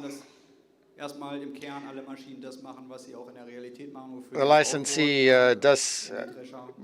needs to make sure that every machine can do what it's supposed to. For example, the combine is threshing the cereal as it should. But after all, we're talking about a video game. It's not a simulation of a job for educational purposes. And therefore, I think both parties are well aware that a 100% functional integration of machines is not possible because they're super complex. Meanwhile, it has changed. Let's say the combine generation 10 years ago, the driver had to have a lot of skills with a small amount of loss in terms of grains. Some farmers were over-challenged, and in order for our customers to have an easier access to the product with full functionality. I'm here in the back. How can modders with a brand that's not officially brand in the game, and they want to include it, what can they do? Can they talk to you? That's a very good question. We need to differentiate. On the one hand, is the mod supposed to appear on consoles? We need a license agreement with a respective manufacturer. Or should we bring the brand into play? I think what my advice is, contact the manufacturer or a person of the manufacturer, then contact our modding team, our community, distribute the contact, and try to obtain a license. And we're happy to assist you in that. What the other question is concerned, the content of the game are not dependent on what mods are in play.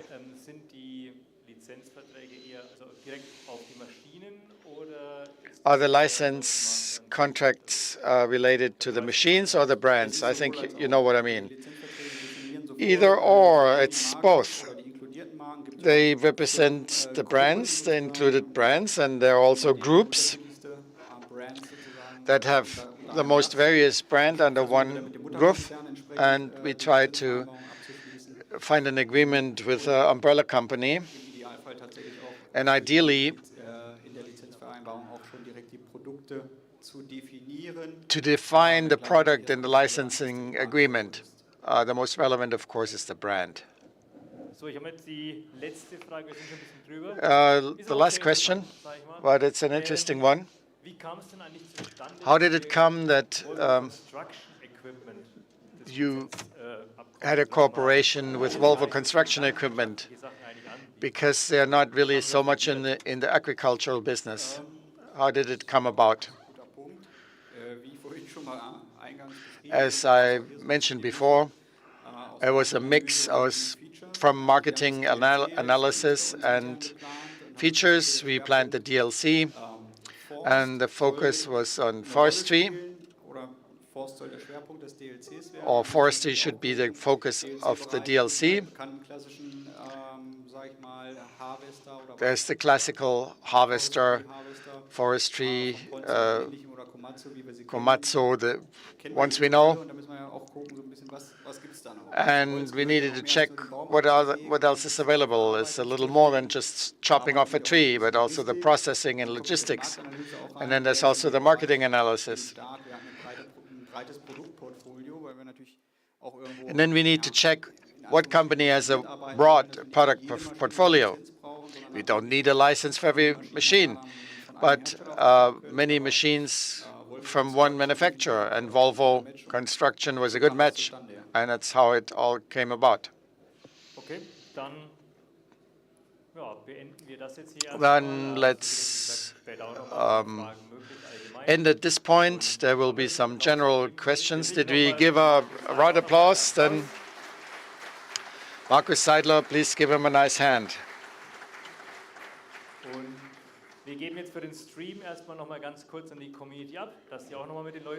For the stream, we will now move on to the committee, and then we will continue with pumps and hoses.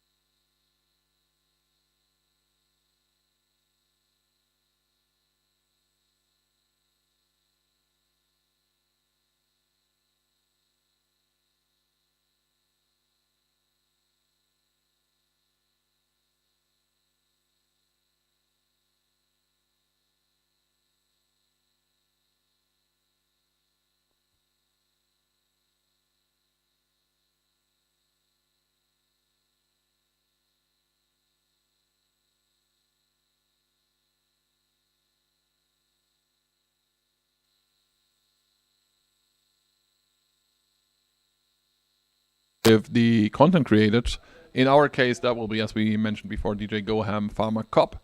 I still think it's amazing that this guy flew over all the way. And Farm Sim guy. Yes.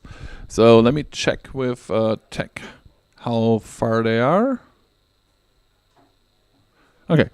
Still takes some time. That's fine. Let's stick a little bit here and talk about FarmCon. We have like 800 people out there. And that is kind of... Oh! I was about to start telling a story and then tech is like, oh, we are ready now. It's like... They're messing with me. Like they're like 30 seconds, and then next thing you hear is, oh no, it takes a while, and then 30 seconds, and I start telling a story, and then again 30 seconds. But we might be at that point now. So guys, enjoy Pumps and Hoses, enjoy Creative Mesh, and enjoy Frederick, and we will be back without cake afterwards. Da sind wir wieder. Wie ihr seht, ich habe mich auch mal kurz umgezogen. Frederick Leifeling auch hier. Sehr schickes Shirt. Sehr schick, ja. Falls ihr nicht kennt, das ist unser Axel Hose von Pumps and Hoses. This is our Axel Hose of Pumps and Hoses. Frederick, du bist Geschäftsführer, ne? Frederick, Oder stell dich am besten mal you vor. are the CEO. Oder erstmal einen Applaus natürlich, ne? Let's give him an applause first. Danke. Ja, ich bin Frederick Leifling und ich bin Geschäftsführer von... I'm Frederick Leifling of Creative Mesh. Das Landwirtschaftsprodukt 22 Pumps and Hoses Pack. We have the Pumps and Hoses pack that we want to explain to you. Wunderbar. Ja, Pumps and Hoses Pack, da habt ihr ja schon letzten Donnerstag ein bisschen was gesehen in dem Pre-FarmCon. You've seen some of it last Thursday. And before I'll focus on this, I want to give you some background. Creative Mesh, who is this? For some of you, we're new, and some of you have seen us with our previous products. Of course, here is the packaged straw harvest, which is a party add-on for the agriculture we've done with Aerosoft and Giant Software, and have provided as free of charge pack. Not only we have had several expansions with the Technical University of Dresden, with Lindner also, Lindner Super Cup Virtual. It's in the second season. If you're interested in it, go on their server and you can play with it and win some prizes. The flight simulator of Microsoft, we have expansions for. The FSL is quite well known. We sponsored the Team Krone, could win some prizes. Now let's continue with Creative Mesh.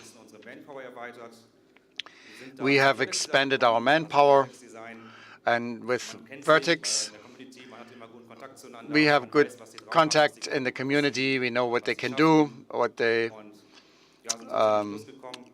have up their sleeves, and some of them have been included on our team. And that's only a part. Some of them had to stay home. I'm going to say hello in the stream. The rest of them is here on the left. Thank you for all of your efforts in the past months and years. Yeah, let's give them a big round of applause, all of those that have contributed to it.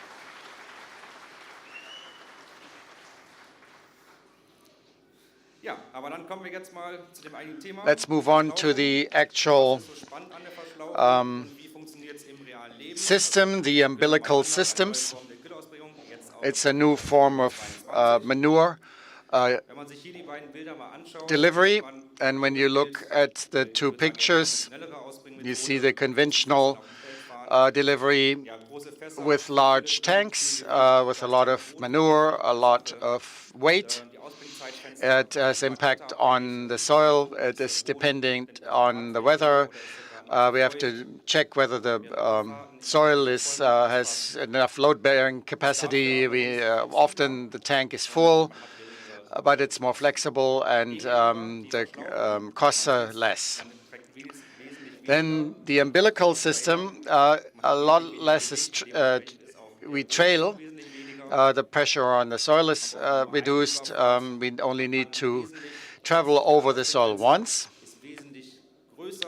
The yield and delivery of the manure is can be done when it's moist, and the same tractor that's used on the field is not used on the field and on the road. The density of planning is high. We need to make sure where we route the hoses and that make sure that the hose is not too short. Here you see the notion behind it. We don't have to transport the manure to the field with extra vehicles. We can take it from the farm directly and directly pump it to the field. And it's laid in an S curve. It's the delivery hose and deliver it onto the field. If you don't want to pump it from the silo, you can use vehicles to transport it. Here's a little video. How it's done in reality. This is our partner, Schouten. You see all the vehicles that we need for it. PV 120, directly placed at the manure pit.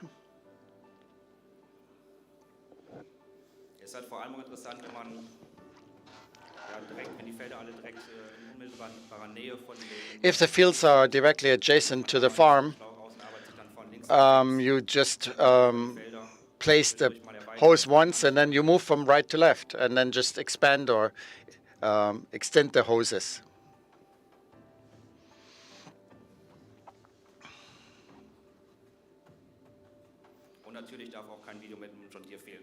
Of course, we can't have a video with a John Deere tractor.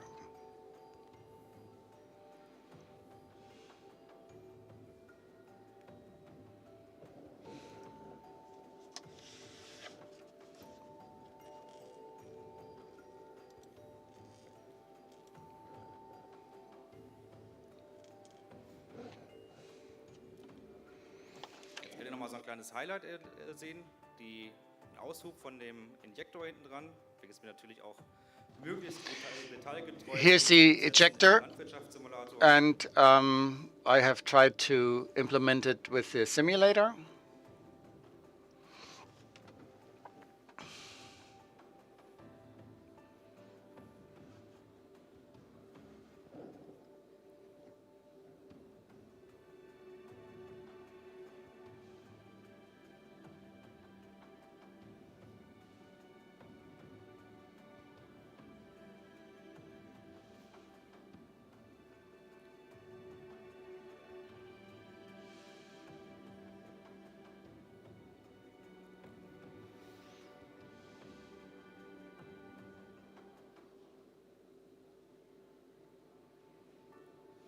Ja, so sieht das Ganze im realen Leben aus.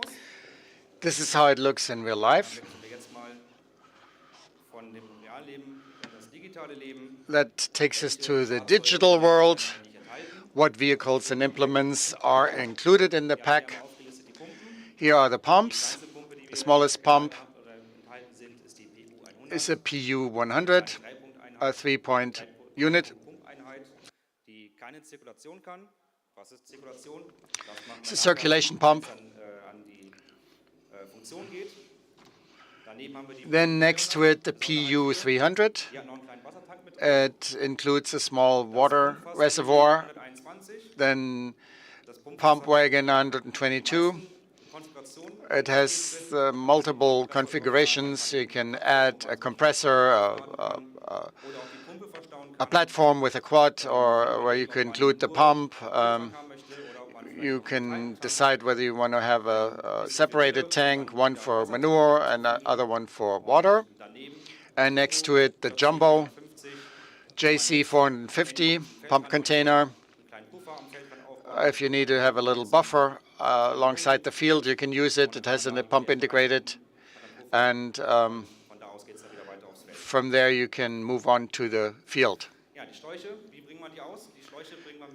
How do we unwind the hoses with a reel, a 3-point reel, then the DH240, which is a combined reel, which can be folded down on, and you can wind 2 hoses, and the front tank reel with buffer tank for the delivery of the manure.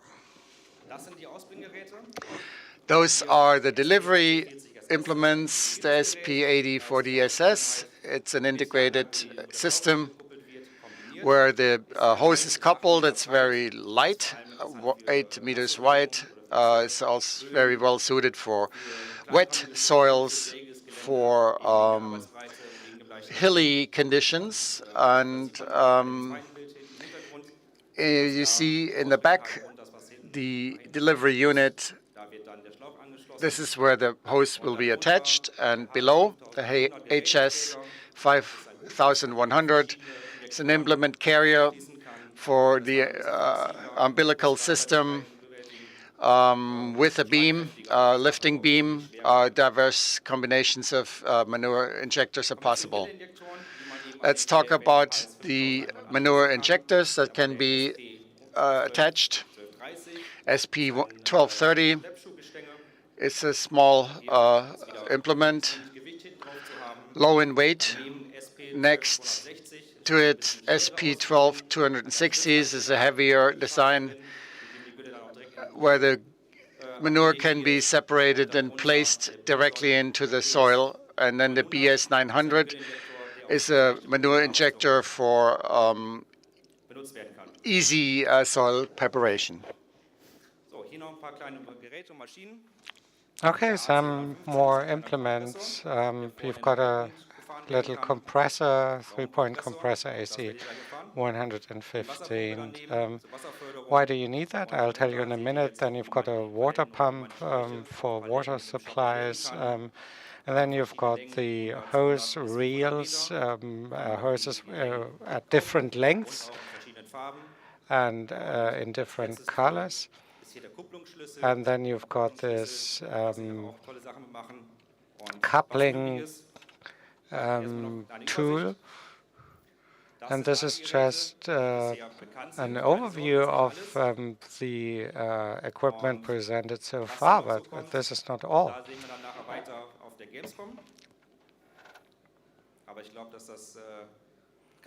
We'll see more of it, but the cover image of pumps and hoses tells its own story. And that brings us to the functions. How does it work? Well, there are 2 ways of doing it. You can actually supply liquid manure onto the field straight from the cow's shed, as it were. And second, you can use a tank vehicle to supply liquid manure to your fields and will actually feed it into your umbilical system at the edge of the field. You can buy hoses on pallets, and you can just actually lay out hoses from the farm out into the fields. You can lay them in an S-curve to have some leeway and in order to make sure that the hose will not be too tight and taut. And then you will use the coupling key, which is used to just join various hoses to one another. And that will enable you to to lay out hoses from one end of the map to the other end. Coupling keys are also used to to move the ends towards one another, so as to enable coupling. And at the other end of the hose or the umbilical system, you will fit a spreading unit, an injector unit. The tool carrier has to be fitted with an injector proper.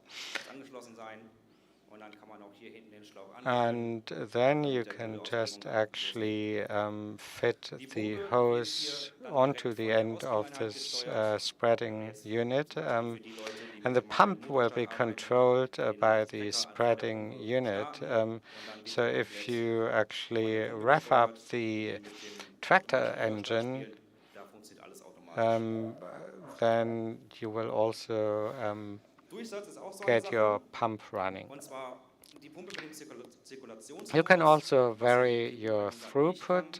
The pump without a circular mode needs more time. So what is a circular mode? Well, if you have a circular mode, the pump will keep on running so as to maintain the pressure. If you switch off the pump, the pressure will obviously go down inside the hose.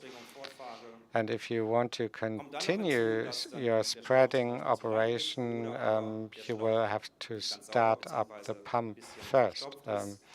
If the hose is too long or if it has got blocked, the spreading quantity might not be sufficient, and then you get this striped pattern.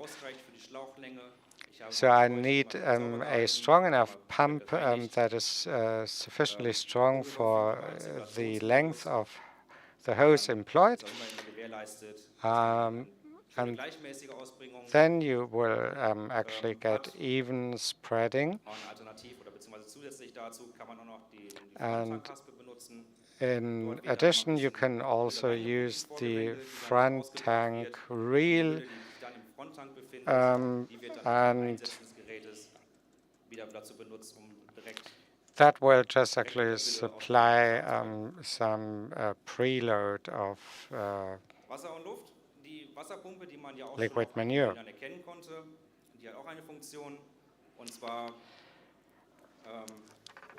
Now, the water pump also has an important function. If you actually have a water tank, you can just actually fill up the tank using the manure pump or the water pump. If you add some water, it will reduce wear and tear in the pump. And the compressor is used to clean the hoses.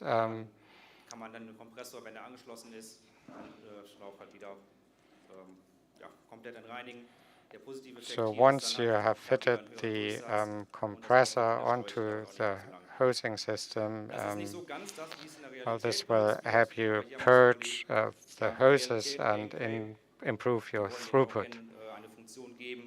We also want to provide that nice function to our gamers. And let's just try it out in the game. Da haben wir ein bisschen was vorbereitet. Also ich spiele jetzt hier mit dem manuellen Motorstart aktiv. I will use. Ah, man sieht nichts. Danke für den Hinweis.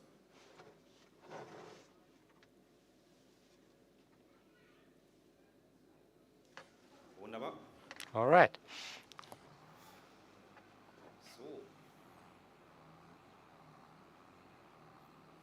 Hier sei noch kurz gesagt, also das ist jetzt noch nicht die finale Version. So this is not the final version yet. If there are some little glitches, just ignore them. füllen jetzt hier vorne den Jumbo auf. Okay, we'll fill up the jumbo.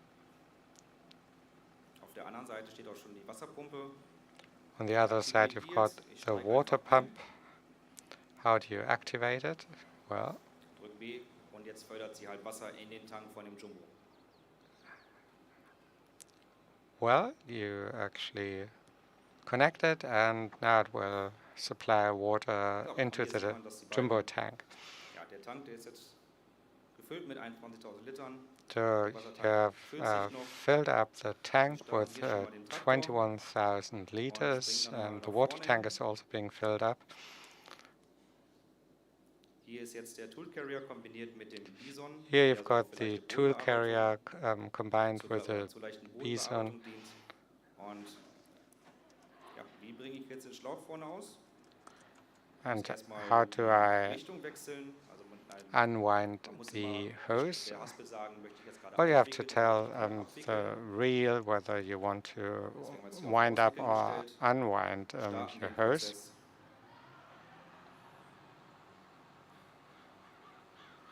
Und hier sieht man jetzt, wie sich der Schlauch abwickelt. And here you can see how the hose is being laid out.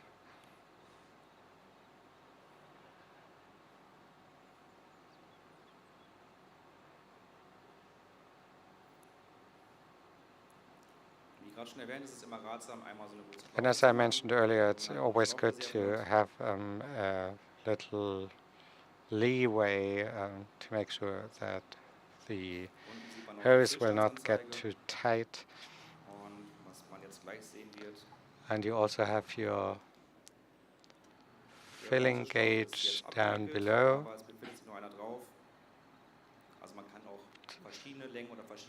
So you can also have different hoses on the same reel if there's still some capacity.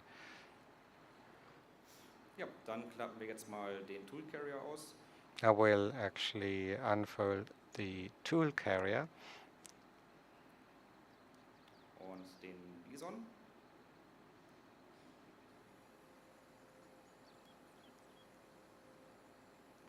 And the Bison. Wähle jetzt zum Ankoppeln von dem And now to connect wieder den Tool Carrier aus. the hose, we'll select the tool carrier. Und können jetzt hier mit Shift Q den Schlauch ankoppeln. And with Shift Q, we can connect the hose. Denn wir müssen ja jetzt hier I vorne cannot start it die yet Schläuche noch verbinden. because the two hoses will have to be connected down here. Wo war das Schlauchende?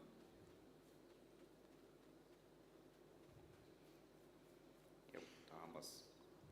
Also, den Kupplungsschlüssel ausgewählt, einmal hingegangen. So I've Und jetzt sind die verbunden. taken the connector key or coupling key. Und ganz wichtig, die Steuerung bei dem Tool Carrier funktioniert nicht über die ganz normale Heb- And und Senkautomatik. the control carrier is not lifted up or brought down by the normal Wir haben gerade schon eine Fehlermeldung bekommen. Lifting device. We've just received an error message telling us that the pump is not active yet. Aktivieren die Pumpe. Wir sehen schon, der Drehzahlmesser geht schon ganz schön hoch. Und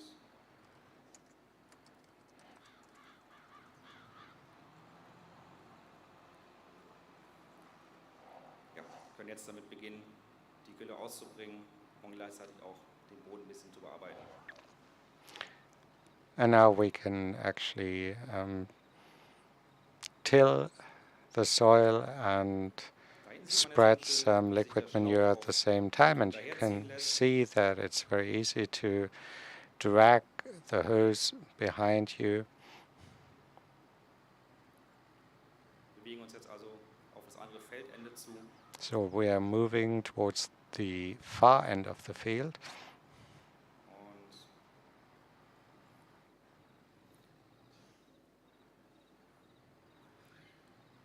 Hier drehe ich das mal eben kurz.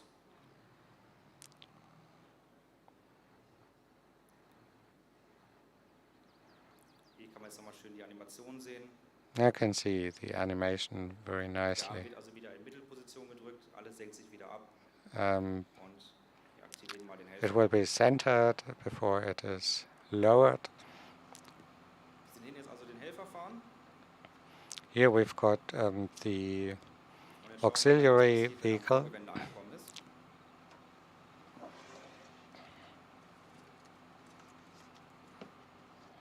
And let's see what happens when it arrives at the headland. Und das als kleines Detail, um natürlich auch And you've got a little gauge here, and you also have der Traktor vor der Pumpe the über den Tool Carrier bzw. über den über eine der beiden Ausbringereinheiten. engine speed gauge. Und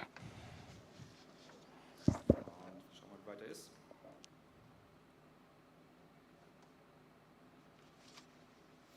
Wird man gleich auch wieder schön hören, wenn dann die Drehzahl wieder hochgeht. And when it revs up, you can also hear it.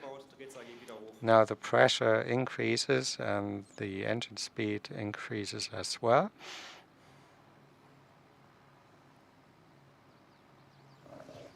Fahren wir noch bis zur anderen Seite.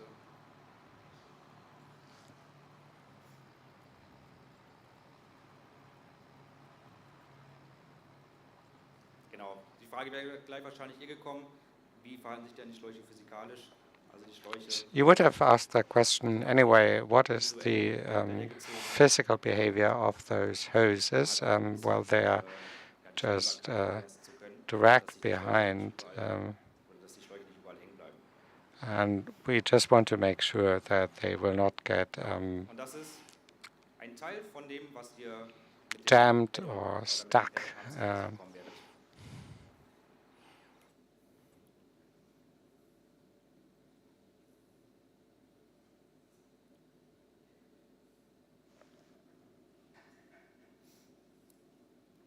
So.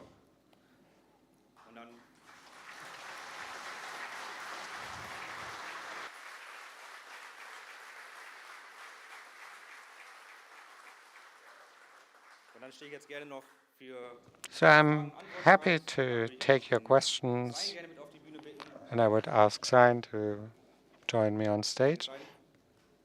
Thank you. dafür verantwortlich gewesen. He was responsible for Er ist vor allem dafür verantwortlich für das ganze Scripting und so. the scripting, and he was involved in designing the hoses, and he is deeply involved. If you've got some very special questions, he will be the right person to talk to, and he can also answer questions in English.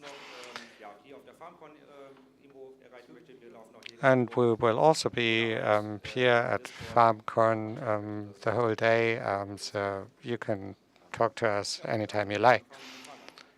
Okay, let's take some questions. Der Marius holt sich auch noch schnell ein Mikrofon. Ich mache mal hier schon mal vorne. Ist es eine Meldung oder machst du an der Kappe rum? Nur an der Kappe rumgezupft. Okay. Dann gehen wir hierher. Was wird denn das Pack kosten? How much does the pack cost? Ja, vorbestellbar ist ja schon 17,99. It's $17.99 if you want to pre-order the pack.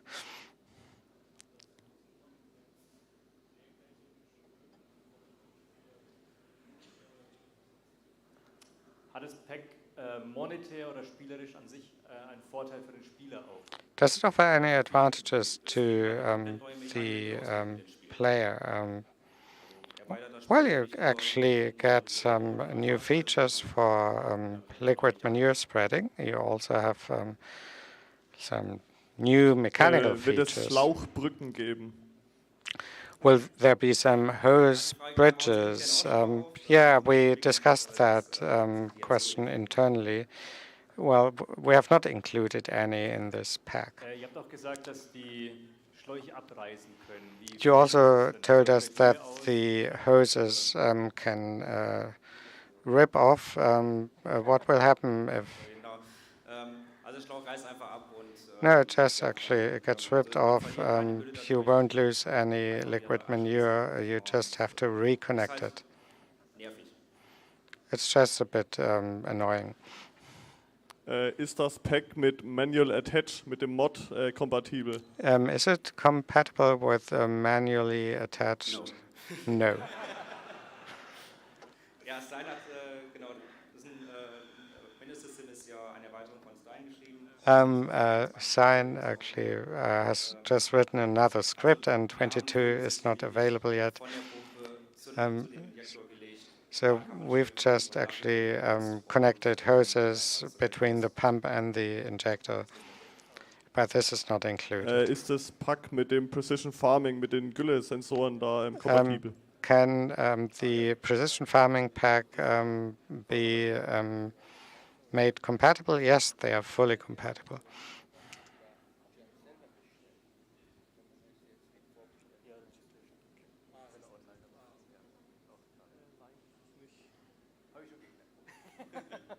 Oder hört man mich? Auch generell in den Ländern, in denen es halt nicht physisch erhältlich ist, das Spiel, also ihr könnt es natürlich digital trotzdem dann So if you're not able to actually grab the pack in your shop, you can still get a digital version. We had that question. So the compatibility with precision farming. So yes. Will be compatible. Fully compatible.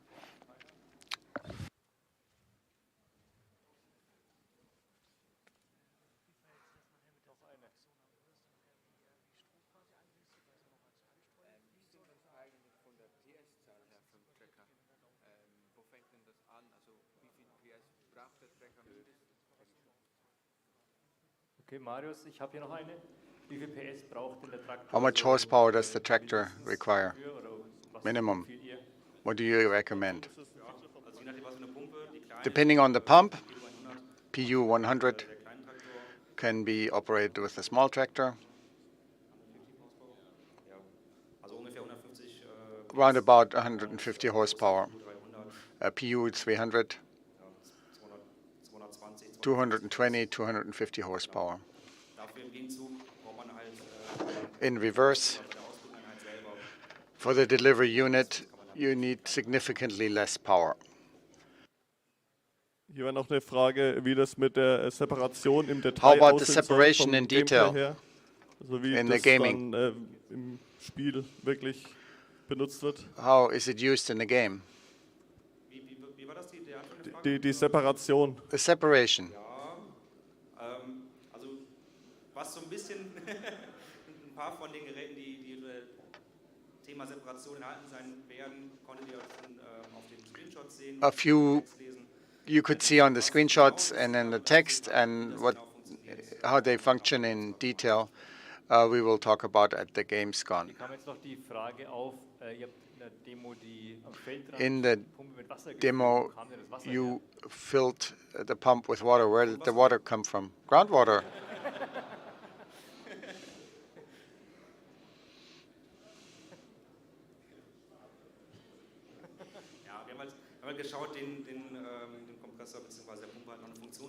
We wanted to give the compressor and the pump a function to kind of deepen the mechanics. That occurs quite frequently. Ob das Pack auch mit Courseplay funktioniert?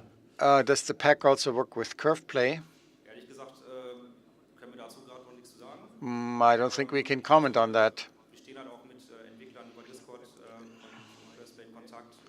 There's a collaboration with developers, but we cannot really make a statement. Kann man die Wasserpumpe auch nutzen, zum Beispiel Wasser in Kuhställe reinzupumpen? Can the water pump be used to pump water into cow stables? Sollte funktionieren, damit auch andere Should work. Tankwagen so aufzufüllen. Also to fill other tank wagons, but should work, yes.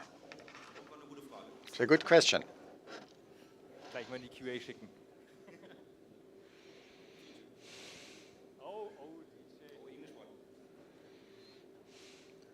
This guy, he's asking way too many questions, this guy. Marius, hast du eine? Nein? Okay.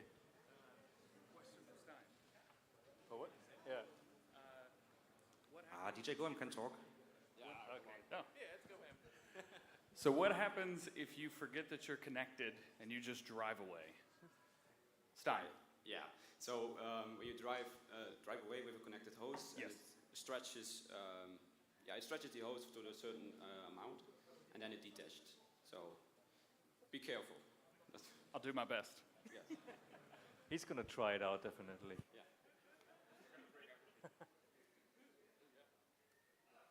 Okay. Oh ja, ein bisschen Zeit haben wir noch. Ah, Marius ist schon auf dem Weg.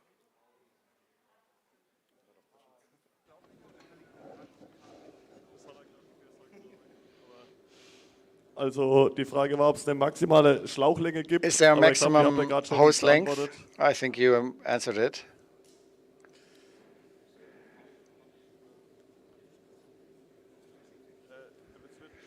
Bis jetzt ist da kein Limit. Oh, da gibt's nochmal. There's no limit at this point.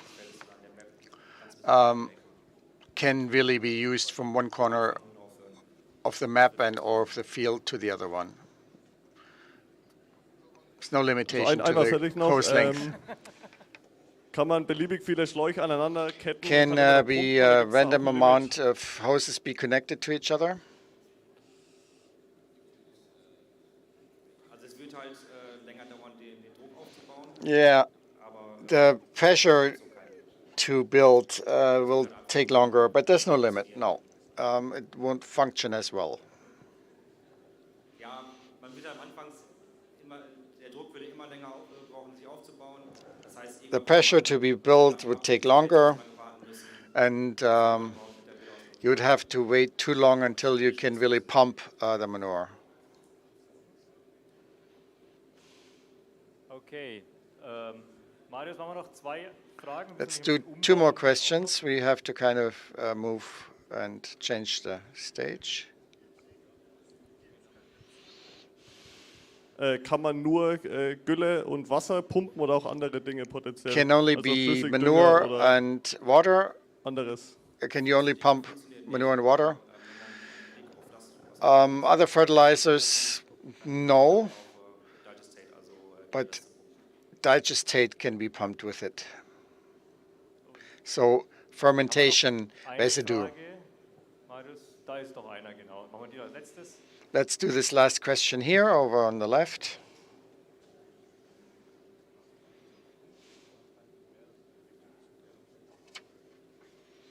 Kann der Pumpweg aufgeteilt werden, dass The man pump travel, can an it einer be Stelle zu mehreren subdivided Feldern sich aufteilt? from one point to several fields? No, not in one segment.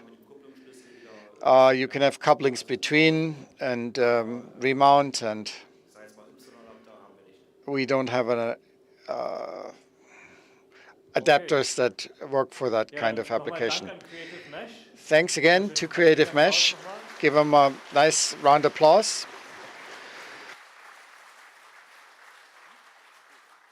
Ich freue mich auch auf unser erstes Jahr Self-Published.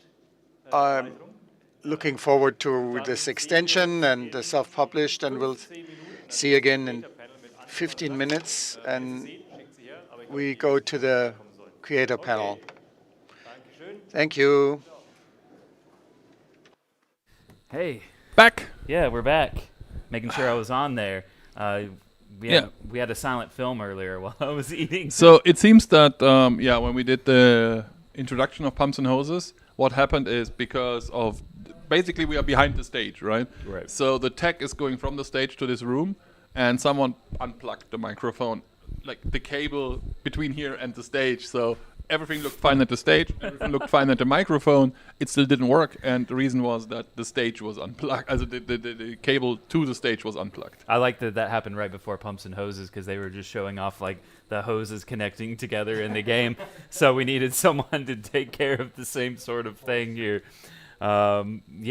We're going to have, the content creator panel is supposed to be in a few minutes, but we got a couple joining us again. Yeah, we can just start. Here's the thing, right? The content creator panel is the one thing we are not streaming from the stage, because on stage we're going to have Ansgar Endplay, the biggest German and actually the biggest farming simulator YouTuber in the world. Right. And then Randy Sachsen Let's Player, who is a very famous German content creator. he has Corn Hub. Right. So they're big, but if you're an English viewer out there, you might not even know these two guys, right? Because all they do is in German. You might, however, know these three guys because they're super famous in the English side of things. And I'll let them introduce themselves. I'm going to give that over to this weird guy with the cap on the wrong way around. And then we start from there. This guy that was asking a question because I think he wants to already break pumps and hoses. He was out there.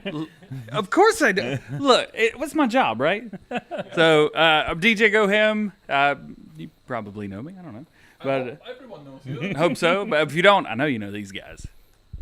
How you doing, guys? Farm Sim Guy here. This is honestly the best day I've had in a very long time. It's so much fun.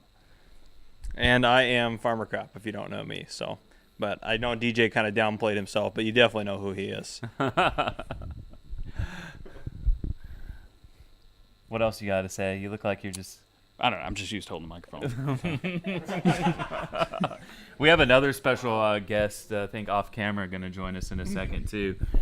Some promises that need fulfilled from a farming simulator league bet by Cast by Copter that if we got 10 more teams in between like the last two tournaments, that he would come to FarmCon and wear the Rosie outfit. So I think we need to just bring him on camera. Yeah, bring him on camera. And show this. He doesn't have the whole outfit on, so we're still going to have to hold him to this bet for the future. But we do. We have fulfilled part of the promise. And yeah. Now move away off camera. It was funny when he said that, and then basically Klaus was like, yeah, we can get 10 teams. Like, they'll register, and then we'll just put them in there. So you have to show up and wear the costume. But you know what? Jockey said it earlier. It'd probably be a human rights violation if we put him in the full outfit because of how hot it is. Yeah, it's very warm in Germany right now, so that would just not be a good idea. So let's talk about the panel very quick. What this is all about. We know that a lot of people out there are wondering what it means to be a content creator. How did you become famous? You know, all these things. At least in Germany, and I'm quite sure that is the case for the rest of the world or part of the world as well.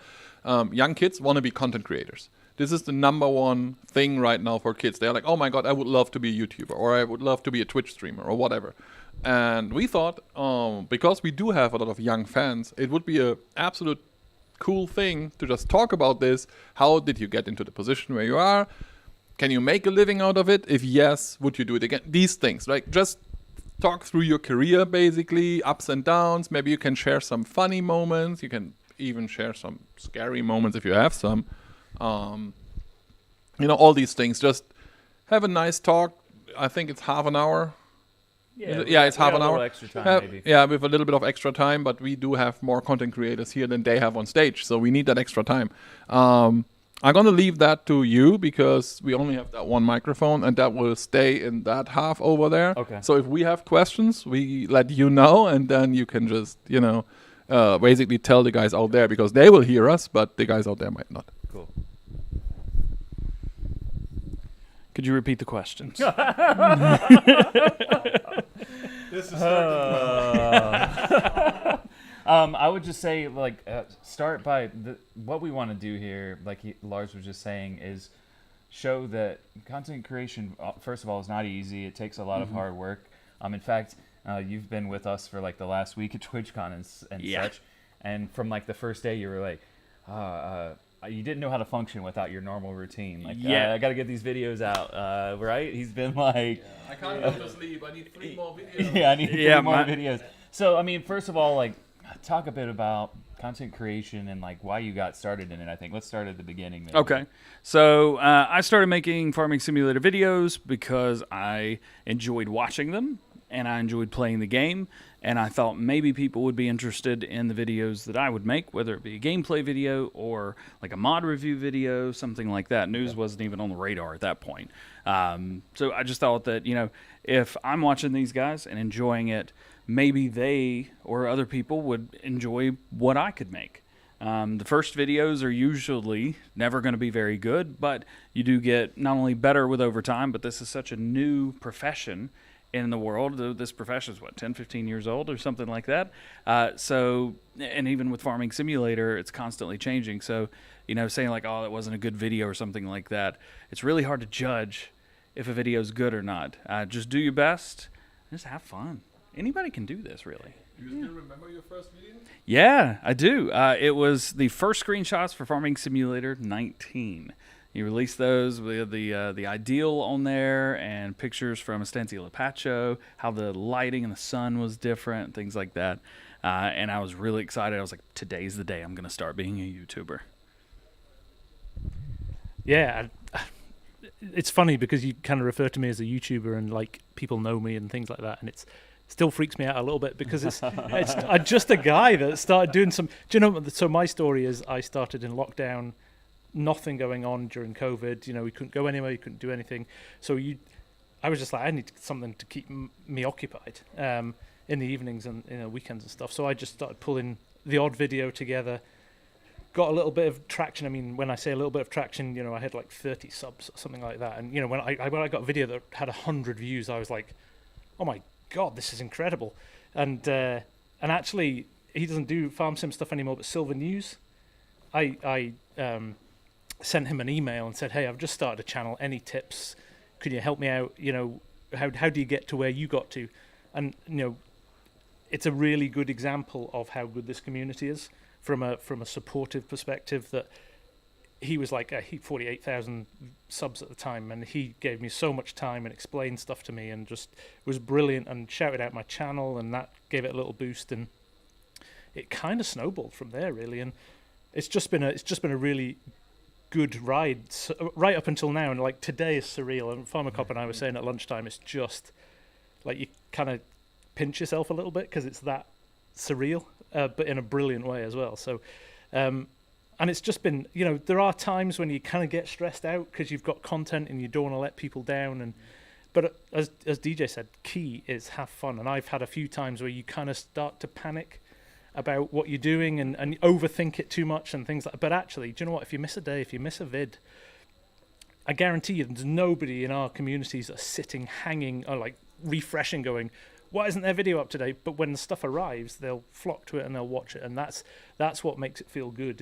And the conversation that you have on streams and things like that. And it's just such a great community. If that's the thing I take away from it, is just the people that watch are so genuinely passionate about the game and everything that comes with it. That it's a really rewarding situation to be in. Right. Just generating that content and putting it out there. But Purbeck Valley, that's what I started on.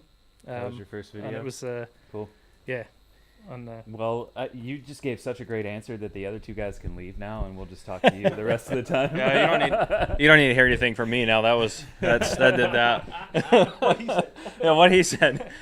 No, but I mean, I started similar situation. I'm a police officer, so I used to work a lot of overtime and stuff like that. And then when COVID happened and everything like that, that's why it's called Farmer Cop. Yeah.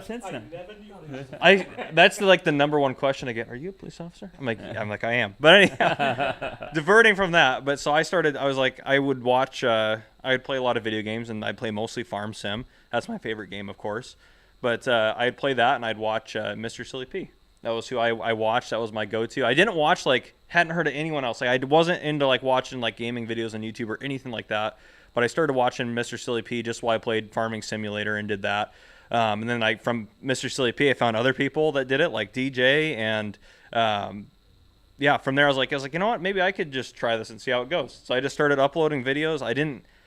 The fact that anyone watched them ever still blows my mind. And the fact that my channel has as many subscribers as it does now, and just doing this for 2.5 years is, I still really can't handle it. I think and. Just the fact that I'm here in Germany talking with the people that work for and the company that built the greatest game ever is amazing. Not to try to suck up too much, but it's you're already it is yeah. Have to butter us up too much, right? But it's just really cool because it's I never would have thought that. And then with the Farm Sim community in terms of how it is as a community, the one thing that I was worried about as my channel started to grow, I was I was like, the last thing I want to do is like worry about like trying to like feel like I have to compete with other channels or anything like that. And I've never felt like I've had to do that. It's like we all do something different. We're all genuine. We all bring something different to the table. And most of the people that watch me or Farm Sim Guy or DJ, they watch all these other channels as well. Yeah. It's like everyone kind of works together to do that. And if you have a question, it's like I'll message DJ about a microphone I want to buy, and he'll tell me not to buy that one because it's a dumb idea, and tell me the right one to buy and he'll stuff like that. Yeah. That was 3 weeks ago. Yeah. But yeah, just a great community where you actually feel like you're part of something a little bit bigger, where everyone builds each other up as opposed to you're trying to compete. And I know Farming Simulator is not a competitive game, but the community is so cool. And the people I've met through this is something I didn't expect to have happen, where I've met people like, well, you guys from either from the other side of the United States or the other side of the world. It's like you meet people that are so cool doing this, and I met so many people from all over the world that I would have never met if I'd never done this. And I think that's probably one of my favorite parts about it. Yeah, it's been really cool to see you guys interacting with each other as well, because even though you're meeting in person for the first time, it seems like you're all really good friends. And Lars kind of mentioned as well, like DJs was at TwitchCon with us last week, of course, so like we've been hanging out for a week. He came to the office, and he's been like, I can't believe I'm with you guys right now. I'm so excited. Yeah. And Lars was like, I don't think you realize how excited we are to have you here too, because we feel the same way in reverse. I actually saw a question in chat that was really good, and this isn't like a planned question, but you already touched on it a bit. And let's start back with Farmer Cop again. But they were asking like, who were you watching on YouTube before like you started creating videos of your own? And you mentioned Mr. CDP, who was in chat earlier. I think he's been like he's been an inspiration to so many people in the English-speaking community. Yeah, for me, it was definitely, I think it was mostly Mr. Silly P, and then I can't get enough. I mean, I watch Farm Sim News when it comes out, because you got to have that. I'll be sitting at work watching that. My coworkers make fun of me. They're like, what are you watching? I'm like, Farm Sim News. Like, what else would I be watching? Yeah, I think that and I mean, there's so many other channels that like just through that network you kind of branch out. But Mr. Silly P is like I was like, that's the standard that I want to hit right there when I do gameplay. Is like I want to hit that standard, because that was just Mr. Silly P's just so laid back, so chill, such a down to earth guy, and just watching his videos, you feel like you really like get to know him. And I mean, I've never met him in person, and I was hoping he'd come to FarmCon. I was like, I really want to meet Mr. Silly P, because I'll have a little fangirl moment when I meet Mr. Silly P, I'm sure. But I mean, I have that moment as he's hopped into my live stream before, and I've had one of those. But for me, the man, the legend, Dagwin, his survival stuff really caught me early on. But Cadet Farms as well. He was in terms of a style of play, I loved his style of play, that kind of semi-realistic, not kind of, he's a farmer. He knows farming, and I grew up on a farm. My dad was a farmer for 50 years. So I had this background knowledge of farming from growing up on the farm, and I just loved the way he played. So he was a big influence to start with as well. CLP as well. I mean, and then there's the established guys as they were then. But I was laughing with DJ before. I said I remember him hitting 100K, and that was like a big deal. But this guy does so much in terms of just keeping the community updated with what's going on in terms of Farm Sim News. In terms of daily mod review videos, and then the more humorous side of it with Farm Sim Show is just, I still to this day watch this guy like literally every day, because he's such a brilliant source of information. Yeah. And then there's also those moments like the Farm Sim Show yesterday that's maybe not so brilliant. that was one of the best Farm Sim shows there ever was. It was the worst one. Shout out to Clutch for putting up with that. Yeah. Shout out to Clutch. But it was interesting actually. So again, last night over dinner we were talking, and I was in Berlin a couple of weeks ago for Coldplay, at the Olympic Stadium in Berlin, and Argsy Gaming, who's my kind of partner in crime in Farm Sim, great guy over in New Zealand. He said I sent a picture. I put a picture on my Discord of the 50,000 people in the stadium just before the concert started, and he said, now imagine every single one of those as a subscriber of yours, and it was like one of those holy moments when you kind of context it. And then DJ said he stood in the middle of his college football ground when he hit 33,000 subs. Did not sneak in. And stand in the middle in the dark. And he did that as well. Look round and went, every single seat in here is a subscriber of mine. And that's a blow your mind moment. It really is, isn't it?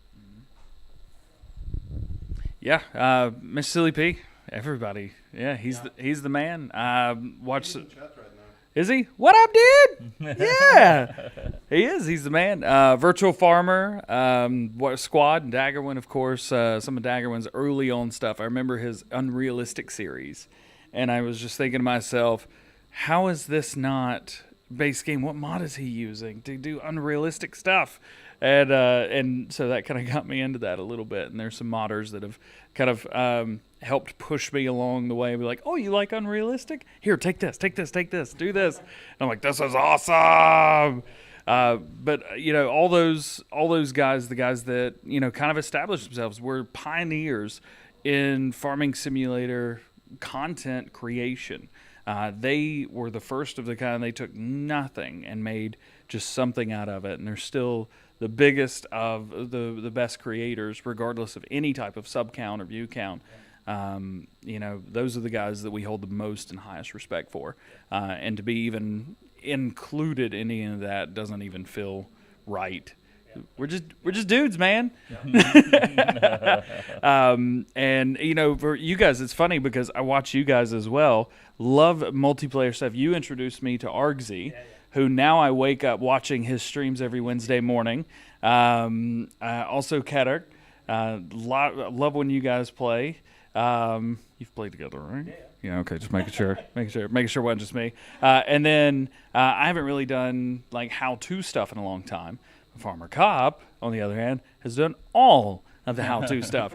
And believe it or not, there's some things that I still don't know how to do or forget how to do in the game. We believe that. But I guess it's not a shocker. But still, I feel like I got called out right then. But if there's something that I don't know how to do, I go to Farmer Cop's channel and just search for it. And it's going to be there.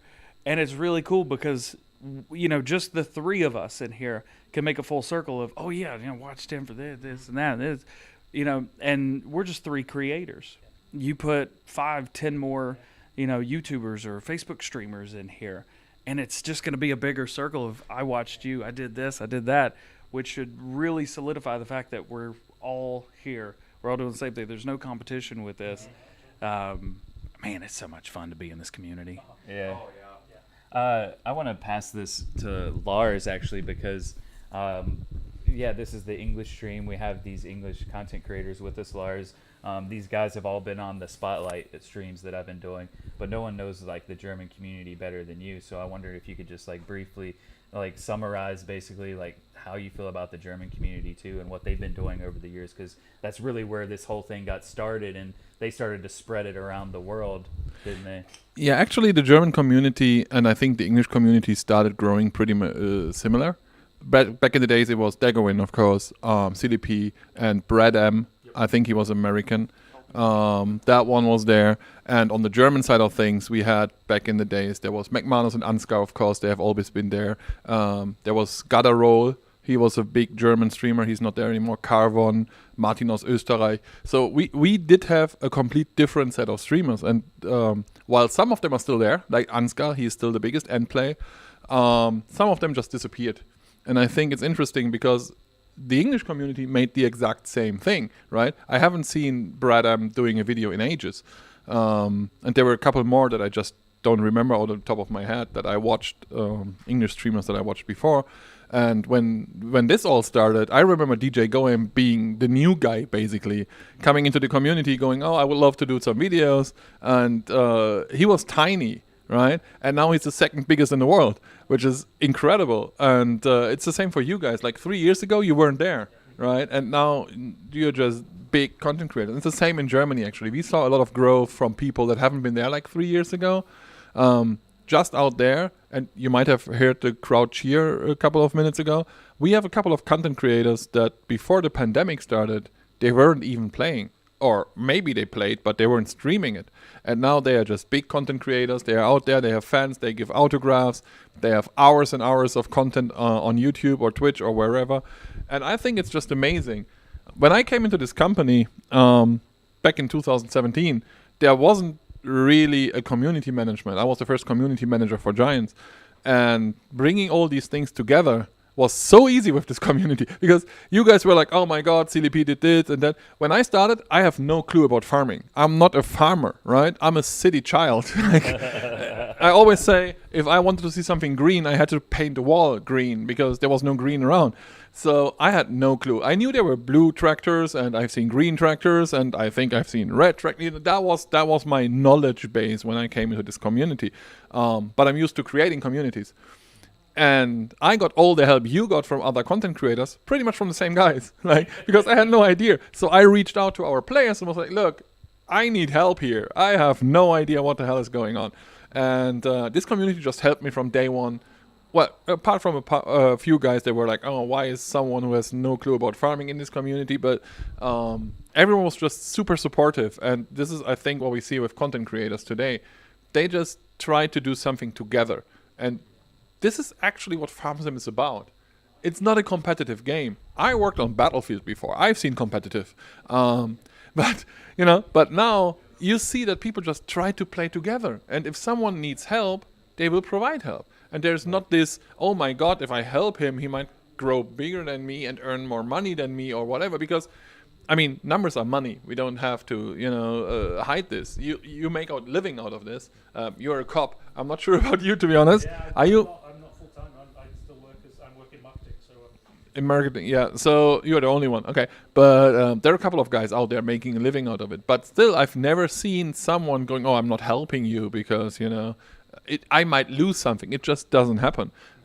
Just on Tuesday, I think it was, because I do have a YouTube channel, but there's not a single video on it because I never created videos. And I went to go and was like, look, you are here, I know, but you need to teach me how to do this because I have no clue. So he took the time while sitting in the Giants office and just gave me a lesson in how to create a video. Yeah. And I think this is just amazing. This community is awesome, and its content creators, I think, project this into the world, and this is really, really cool, and that's why I'm so happy. I couldn't believe you guys come over. I mean, we invited him, so I knew he was there, but when he was like, oh, Farmer Cup is coming, I was like, isn't he American or something? Yeah, he's just flying over.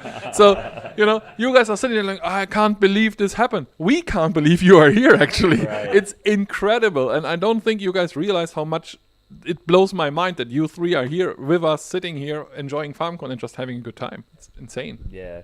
It's really awesome, and I think a testament to our community, Lars, that they are so very helpful. Like, both in the way you were talking about with the content creators, but also the people that go and watch them as well and learn how to play the game. Like, they're helping the community with their videos. They're helping each other learn how to do different things with their own videos as well. And like Farming Simulator is a game that you really do need some help along the way once you get to a certain point.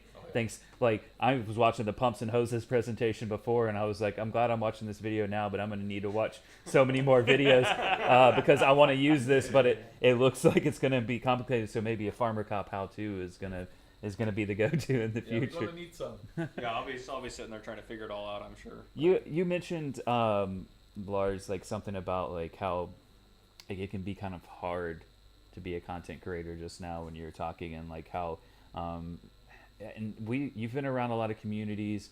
I used to be like a partner on Mixer streaming, and like if you're not careful, like you can get involved in a community that is like very competitive and kind of negative towards each other, and sometimes people like say, oh, this is such a great community and like everyone's so nice and it's not competitive, but it's not really true. But like it is. Like I like being around these guys is like proof of it this week. Like the majority of these guys are just so happy to see each other. But there are some negative things that come with content creation. So we don't want to just like talk about all good things, right?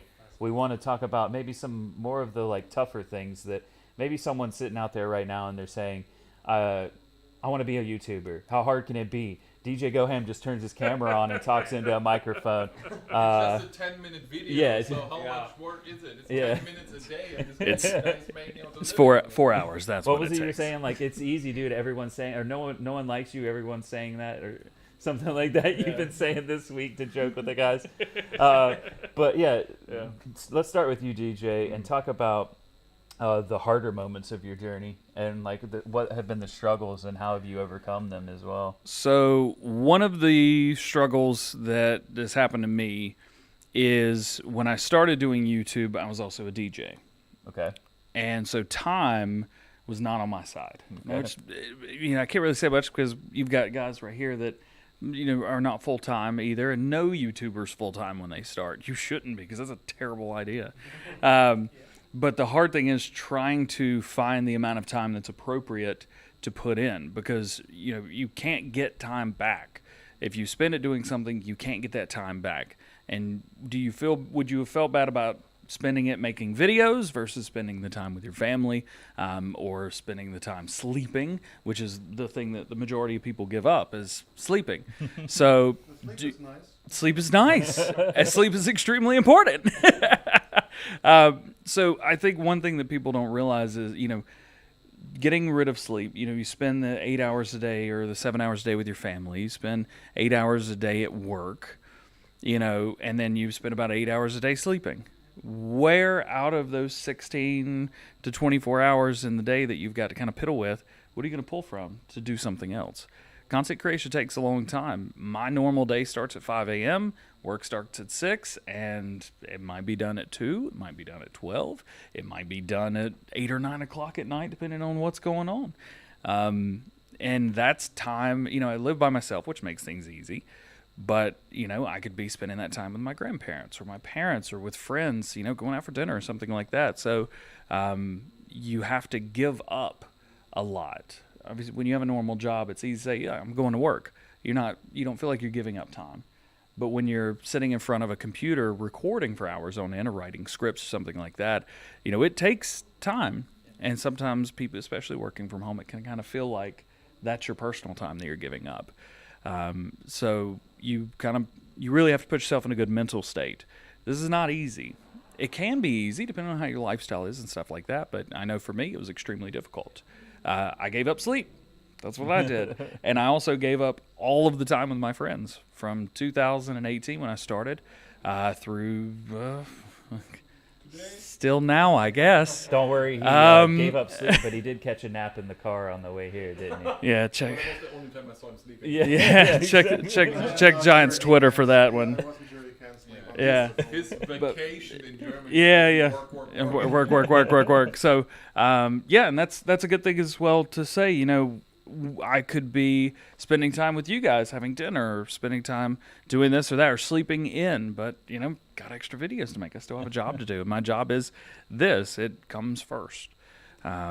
So it's not always easy, and you have to really put yourself in a good mindset. You have to be mentally stable to do this kind of job, because it is insane, absolutely insane, some of the time that it takes. I could go on and on. Let's really quickly, Mr. CDP is in chat, and he says doing it full time is fantastic and terrifying at the same time. That's a pretty good comment from him. Sums it up brilliantly. And it's the right order as well. This is fantastic. Oh no! But what about you, FarmSim guy? You've not been around for just for a couple of years. 2 years last week since I put my first vid out. Yeah. Okay. So, and it's not lost on me that the growth I've had in 2 years, and FarmerCop's probably the same, isn't normal, right? It doesn't usually happen that quick. I think we've been incredibly lucky. But as DJ said, it is. I'm the same. I gave up sleep. I've got a lovely wife and 2 kids who are very understanding and actually think it's pretty cool. So they give me the time to do it, but in return, I've got to find time for them. So I'm the same as DJ. Sleep went out the window.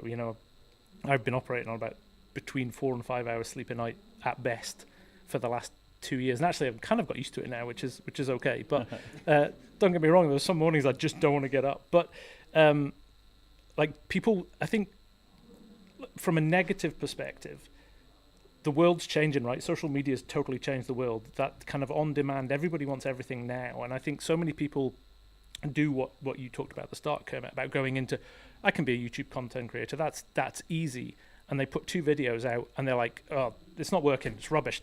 Why am I doing this? Nobody's following me." And actually, you've got to get it into your head that it may never happen. And Cadet Farms is a really good example of that, because he said he did it for 5 years, and he was about to quit because he just was making no traction. And he did the Millennial Farm series, and his channel went.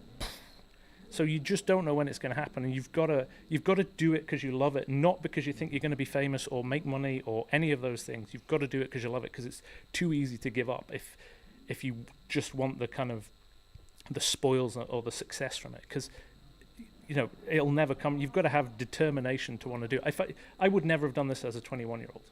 I just didn't have the mindset or the patience to do it. I was an impatient guy, and as I've got older, I've understood that you really got it. If you want something bad enough, you work hard to get it, and that's what I've done. I've just knocked my pan in, and it just so happens that people out there like what I do, and that's where it's kind of come from. And I'm in that lovely situation now where the more I do, the more people come and enjoy it, and I'm like, it gives you so much positivity that you feed off that, and it makes you want to do more and create more really good content. So, right. I actually have a question for you.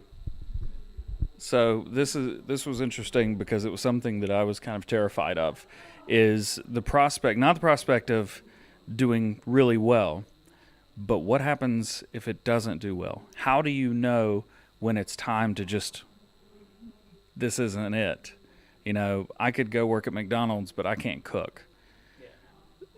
I can't do that job. And not everybody could do this job. How do you know? Because it could happen. And it happens to 99% of people. And that's a good question. That's got me thinking. And I think that's probably, I've always been a person that goes with a gut. You kind of know. You can pretend you don't, or you can kind of paper over it and go, everything's fine, but actually go with your gut on this stuff, because if you know, you know. And like I said, I've not been in that situation, but I also know, there's months when you look at your numbers and you go, no, I'm not doing as well as I was the last couple of months. Mm-hmm. Is this it? Is this the decline of the channel? Am I done for here? And then you put a video out that you're like, and I've done this, I'm sure you guys have done this as well. You put videos out and you go, I'm not happy with the quality of that. That isn't as good as I wanted to make it, but time or energy or desire, you're in mood up and down can change things.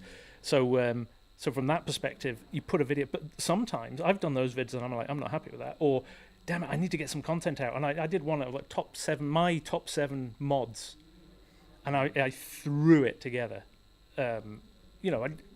It was quite easy because I have mods that because you like the mods, it's easy to talk about them. So I recorded it and edited it really quickly.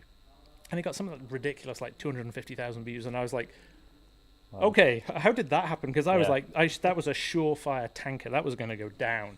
Yeah. And it didn't. So, it's peaks and troughs the whole time. You just don't know, do you? What's coming sometimes. So, yeah, I think go with your gut. Always go with your gut. All right, Farmer Cop, what have been some negatives along the way for you so far in your journey over the last couple of years? I think probably, time. It's taken so much time. And I know we kind of talked about that, but it was I would spend, to put together one video, it would, and a lot of people don't think about even playing a game like Farming Simulator. It's not just straight up action all the time. So it's everything I play, every time I play that game, not all of that goes onto YouTube. Right. Maybe a small fraction of what I actually happens on the game or happens on the screen actually makes it to YouTube. So it's to put together a 20-minute episode of some gameplay series is, that can be, if I'm lucky, that'll only take me 2 hours of gameplay. But typically it's for me to put it, have enough progress where I feel people are going to want to watch that and want to see it. It's it's going to be 4 hours is probably my average. And I've had some that are upwards of 8 hours. And it takes, and I don't think people realize that. They're I've had people oh, it's just easy. You just hit record again and you put up a video. It's no, there's so much time and work. And then there's editing, which people completely disregard that. It's they don't think anything about that. And it's I'm no crazy good editor or anything like that. So it takes me time to edit. And and then the other thing too, it's especially as the community starts to grow, it's it's so important to engage with people, and that's part of the fun of it, but that does take a lot of time. It's for me to go, I still am at a point where I try to read every comment, and it is it's, if I want, it's 30 minutes a day. And I usually fall way behind, and I have to sit down and spend 2 or 3 hours doing it a week, where I just sit down and do it. And for me, it's important because it's if someone took the time to leave a comment on my video, it's as long as I can, there's at a certain point it gets unattainable, but as long as I can, I try to at least at a minimum read every comment. Right. I can't respond to everyone. I used to do that when I first started, but then that quickly became unattainable. And then starting out, it's I know we talked about, I think as far as like the answer to the question about when do you know if you shouldn't do it or not, I think for me, like thinking about that, like my answer would be as soon as you don't enjoy it anymore. I was like, you just got to stop. If you're just doing it, if you're just throwing content out there to try to get, I mean, some people like there's a rare success story there, but it's like you're not gonna. I don't think you're gonna find that. I think that for me, it's like even like at the beginning, it wasn't like fast growth. It wasn't like day 2 I was at 1,000 subscribers. It was like the first 6 months. Like I don't even think I hit 1,000. Maybe if the first 6 months took me to hit the first 1,000. It's like after that it starts to grow. It's because it's exponential, right? But that first bit, it's like I was pumped. I was like, oh, I woke up today like I got 2 subscribers today. It's like gained 2 of them. Like that was like so exciting, and like I'm like there's 100. Like I remember 100 subscribers. I was like whoa, So just that still blows my mind that there's people that want to watch it. But yeah, it's like and going off what you said about videos too. It's like I'll put a video together. Like I was like this is gonna do real good here, and then I'll post that video, and that video just tanks like because you don't know it, or I'll post a video like no one's gonna watch this, and that one's the one that does well. You never really know. So, but yeah, I think for me it's just the time was a big deal. I think right now I've gotten more efficient as I've learned more and gotten better at editing over the years of doing it. But even then, it's like I probably spend an average of 25 hours a week doing YouTube stuff. And it's like I also work a full-time job where I'm working 40 plus hours a week doing that. So it's like, and then I'm trying to spend time with my friends and family outside of that. So it's like so much time. But for me, it's also nice because my job's fairly high stress, and like Farming Simulator is a great way for me to kind of escape that and be able to kind of relax and play. It's like I don't play first-person shooter games. That doesn't even sound remotely fun to me. Nothing against anyone that plays those, but it's just not my thing. That's a good. Now that you. Yeah. Let's pass it to him, and I'm going to hold my question. Yeah, because I think we prepared like 15 questions. We are at question number 2 now. And we're running out of time. And we are running out of time. But there is one question I really want to just add to, because I think it could be hilarious to hear the answers. So, I mean, you guys are doing this for a couple of years now. Actually, there are 2 questions that I would like to ask you. The first one is almost answered, so it will be a quick one, but it should be super interesting for everyone out there thinking about creating videos. And it's basically how much time a day do you actually spend on average, especially from Goham, because he's doing it full time, right? For you guys, the answer is probably like 2, 3, 4 hours, whatever you can cut from your sleep schedule. But for him, as he's doing it full time, it would be interesting, because people out there, as you said, are like, oh, this is a 10-minute video. It will take them probably like 15 minutes of work, right? Because they record it for like 11 minutes and then just put the intro and the outro, upload it. That's 15 minutes and they earn money. Fuck it. But that's not the truth. So how much time, how much money did it take to buy all these subscribers? DJ Go. No.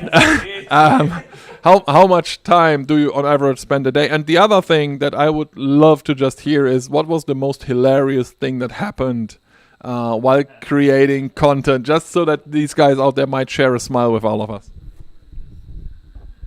Okay, so being full-time can be what you do. Most people that are full-time that do Farming Simulator make 1 video a day. Most of them. I do between 2 and could be 4 in a day.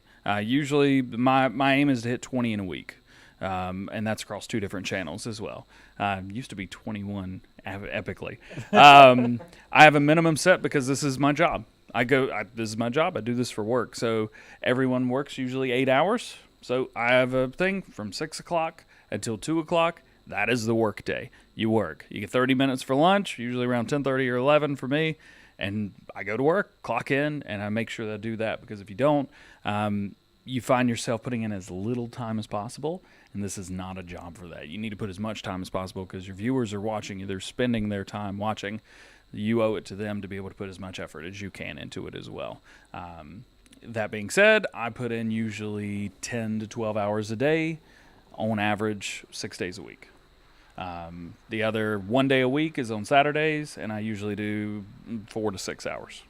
And the funny thing that happened to me is when I was recording one of my news videos one time after I moved, I hit go live instead of record, and I started reading the script with a blank page for my voiceover to a couple hundred people, which was hilarious. Yeah, time for me, similar, real job.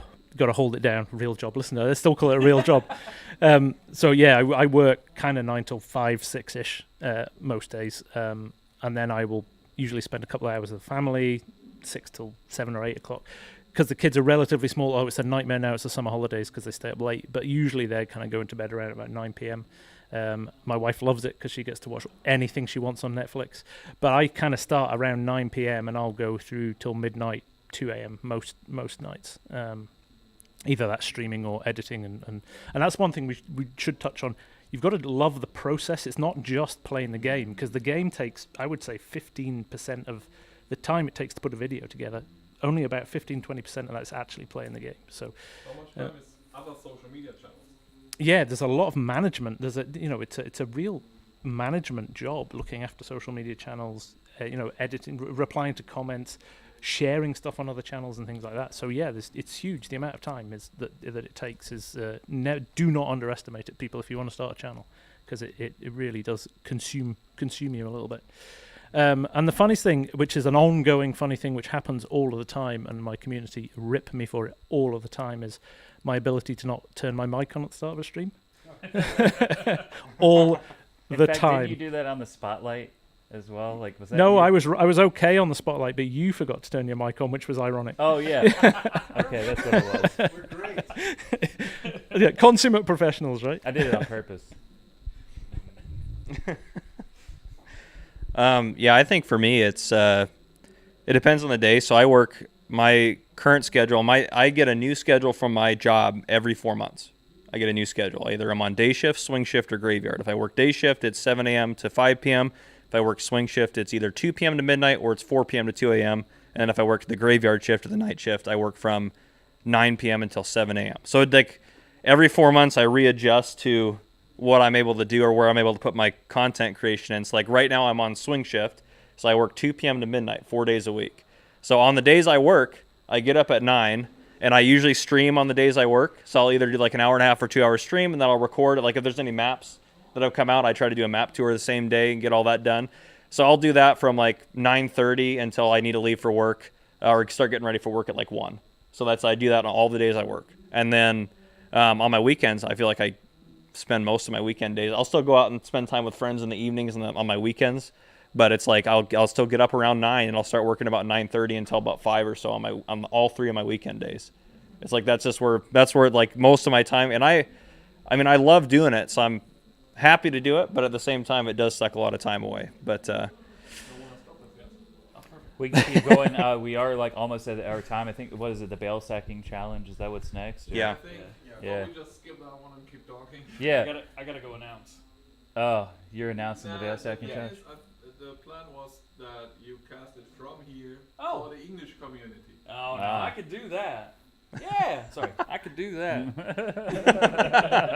don't need the microphone. You just. So here's the thing. What we're gonna do. I figure out if we can continue this talk, because I honestly think this is super interesting. It is. This is great. I love having you 3 guys here, and I really don't want to cut this. However, this stream is lasting for another 30 minutes until we are done with FarmCon. When it comes to streaming, of course, right. FarmCon is continuing. So maybe I can just get these 30 minutes for us to continue this talk, because Cool. I think that is super interesting for people out there. What does the community think? There's They want to keep watching? The community has chat. a lot of interesting questions. So I figured it out for you guys. Actually, nice. Let's get to hear some of them. community questions for sure. But Yeah. I'm curious, like, you guys have only done Farm Sim. Could you ever like picture yourself of like doing a different game, like if you had never chosen Farm Sim? Autobahnpolizeisimulator. I have a second channel for people that don't know, that's a much smaller. This isn't a promo segment. Go subscribe to Gamer Cop. No, just kidding. I'm getting ready to do it too. Yeah, but no. So like, I have thought about that a lot. Like I thought about it before I started my channel. I want to just do one game. I was like, what game is it going to be? And like, I play a lot of different computer games, but I chose Farm Sim because I was like, that's the game I have the most hours in. That's the game that I always like feel like I want to play more, and I still feel like that. Like I still feel like I never get to play. And that's the other thing too with like doing the one downside that I actually really don't like about doing the YouTube stuff is like with my limited schedule, choosing my time, I don't ever play the game just for me. It's like I always am playing it for a series or something like that, and I miss playing it just for me, but at the same time, I also love doing it the way I do it. But yeah, I don't think there's another game I have enough passionate about or would be able to like Yeah. not get burnt. Like I don't feel like I will ever get burnt out in Farm Sim, and I haven't. It's an interesting thing with Farming Simulator because like there's even people that stream and create content for our game that have never really been a gamer before, and then they get to like retirement age or whatever, and then they're like, I need something to do. They find Farm Sim, they fall in love with it. Like, so for you, like, that's one of my favorite things about the community is there's almost the educational part of Farm Sim. And I'm going off topic here a little bit. No, you're good. But I love it when like people who are like, I never knew anything about farming, and now I know all about it, and I drive down the road and I see a combine in the field or I see a tractor and I'm like, that's a John Deere 7R, and you know, it's just that. And even I think today where like farming gets more of a bad rep these days, and or people are less aware of where their food comes from than maybe they used to be in the old days, because it was all, you know, you got your milk from the farmer down the road and you got your eggs from the farmer down the road, and now it's all, you just go to a supermarket and buy stuff, and you kind of not always think about where it comes from. But I think this it's from an educational, and even the guys from John Deere were saying today they use Farm Sim when they're training their new recruits up to educate them about farming. It's awesome. Yeah. So I think there's that side of it. And back to the question, my other love is racing games. I've been a Formula One fan for all my life. My dad made me. I sat with my dad and watched Formula One when I was young. And I've grown up with it, you know, Nigel Mansell, Ayrton Senna, all the way through to today. So I play a lot of iRacing. One of the blessings that I've had from YouTube is that I funded a really nice sim racing rig with a Fanatec wheel and stuff, and you know, a big wheel. So that is my thing that I secretly do when I get some downtime. I love to play racing games. Could I see myself doing another channel?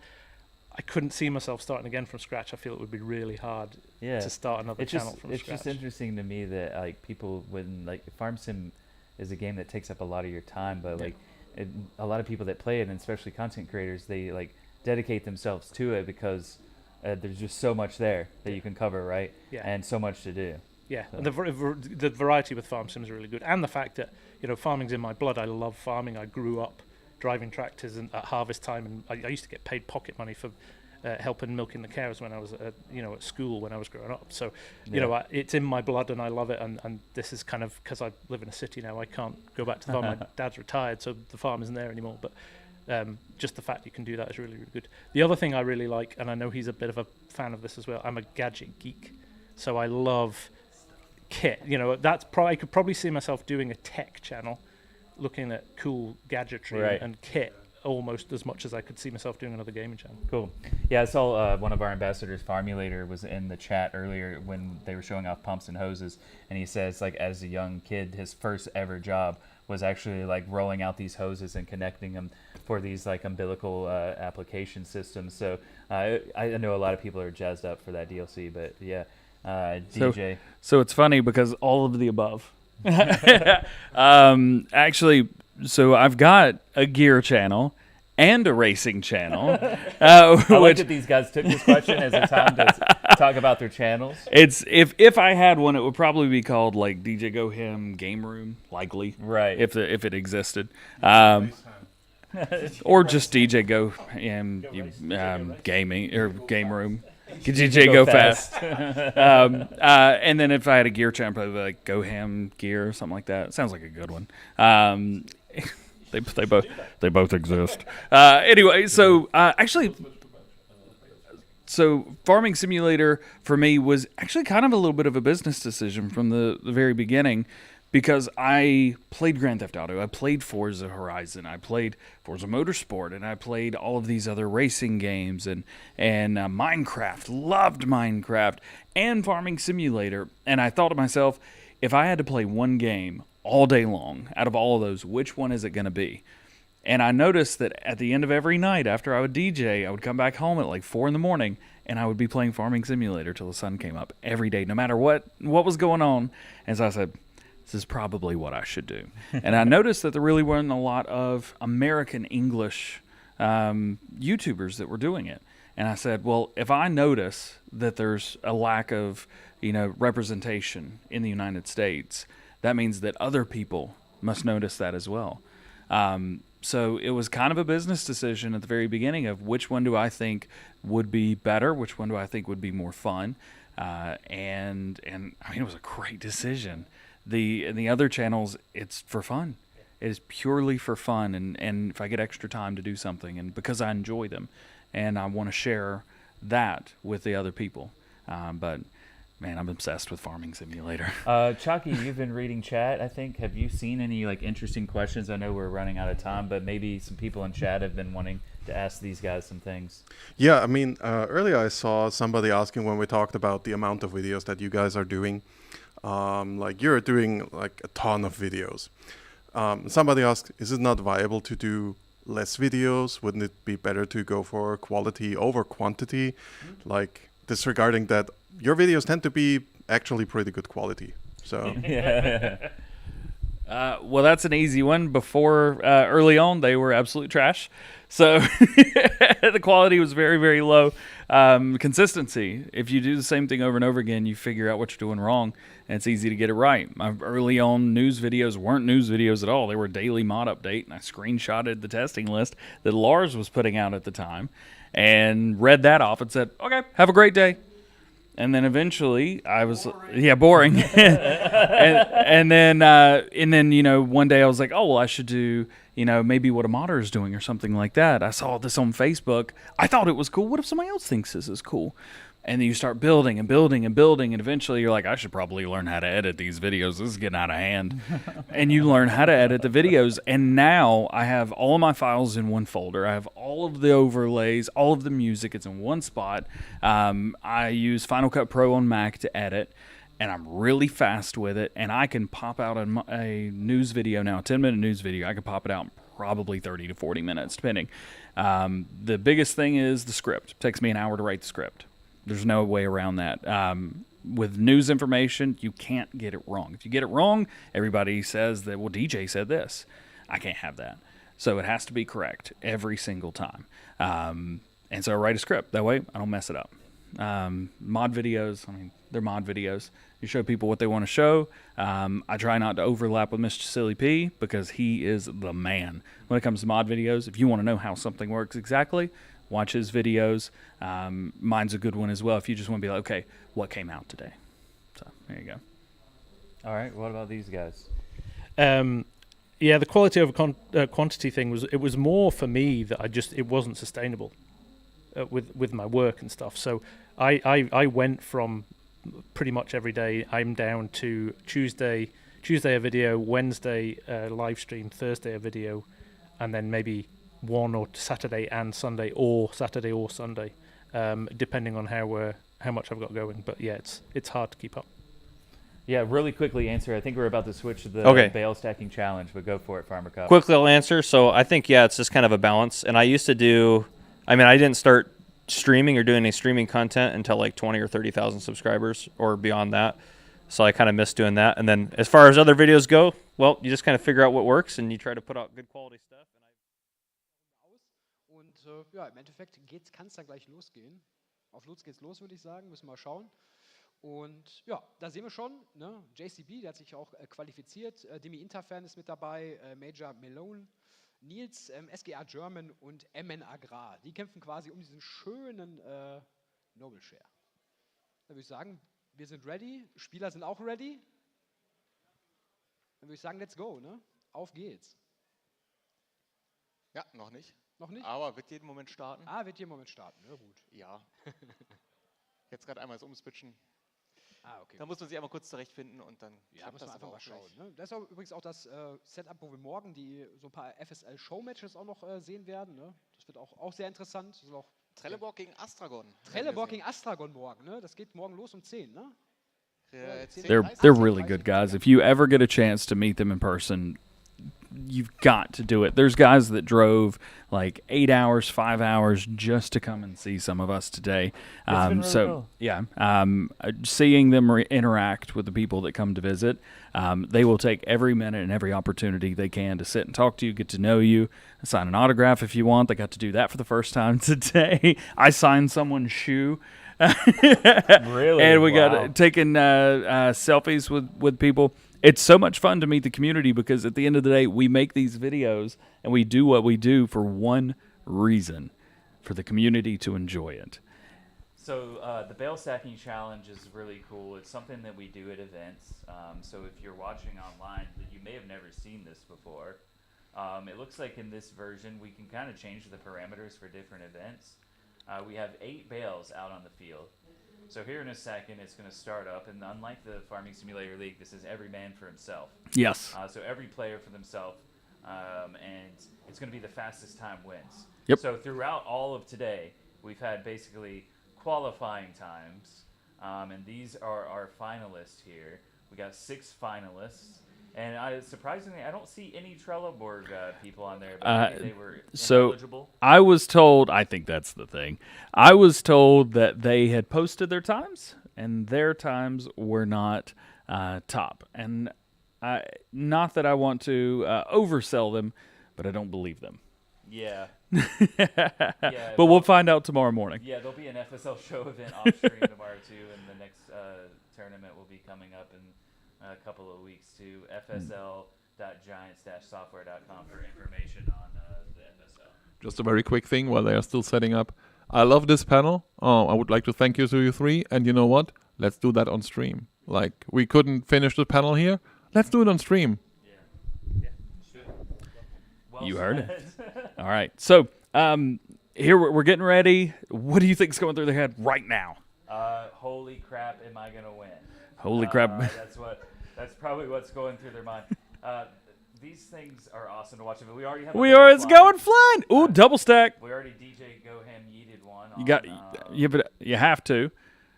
The thing is, they've got 8 bales here. Now, I saw some of the times, and they're getting close to the 1 minute mark. This might not take very long. We're already 24 seconds in. But it's 6 matches.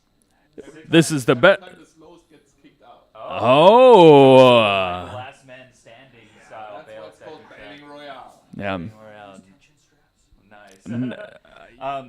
This is the thing, is like, it's really hard to get them on there when you're trying to go fast. Yeah, I've played this a lot. You know, I'm not known for my bale stacking, but I can do it. But man, when you're under pressure like this, when you've got all of these people that have been here at FarmCon doing this all day long today, oh, here we go with the double stack. Is it gonna pay off? I guess we'll never know. There's so much going through your head. Do you make it a nice stack? Do you just throw them on there and get it over with and get out of there as quick as you can? Yeah, we're not under in a minute here for this one. We are not. We'll see. We've got a couple, 4 players are at 4 now. 5. Bill is at 5 of 8. I think part of the names are being cut off on our display here, so I'm guessing that's actually Niels. Yeah. Yeah, 6 out of 8 now, and then you have to cross the finish line once you get the last one too. So it's not over when you stack the last one. You got to be careful that it don't fall off as well, because you can get it to count. There we when it go. falls off. There's 7. 1 more bale. Nice and neat, but it's not going to work out like that, I don't think. Style points, but they don't count. Oh! That was the last one. That was the last one. That opens the door for someone else. Yes, it does. There's now 2 with 7. Yeah, that was a costly mistake. Ooh, you missed there, Major Malone. All right. We've got 8 bales on nil. Across the line. Won in the end, 2 minutes 15. That's a pretty good time. Just for reference, I'd gotten to 5 minutes on mine, and I'm in here casting and not on stage right now. I do have a bale stacking champion hat from the Houston Rodeo. I don't want to say that I didn't win it legitimately, but what happened was he did not. There may have been someone that called you. Time to play. I'm ineligible anyways. It's fun to play at events, though. We did play it quite frequently when spots needed filled in at the rodeo. It's a cool little game mode, and the kids especially love it at our events. And it's like, here we go. Now really it's about JCB and Major. For last now place. JCB, at least last time I saw, had the best time up there. So the number 1 rank from earlier today has just been kicked. Wow. The first seed. He couldn't handle being on stage, I guess. I understand. We had the bale stacking room, and now, of course, they're like on stage as you see them now after the fact. Ist mein Mikrofon Well. an? Oh ja. There goes JCB. Thanks for playing. Ja, die Luke ist leider nicht aufgegangen, sonst wäre jetzt nicht auch noch unten gleich I don't even have any versenkt John Deere worden, merch. aber nein, You got a hat. Quatsch. Du I sollst did natürlich get a nicht hat. leer ausgehen. Wir haben hier auch was für dich vorbereitet. Eine Trinkflasche auch noch von unserem Merchandise-Store. Ja. Yeah, all right. Aber 6. Platz ist doch immerhin klasse, oder? Also Applaus nochmal für JCB.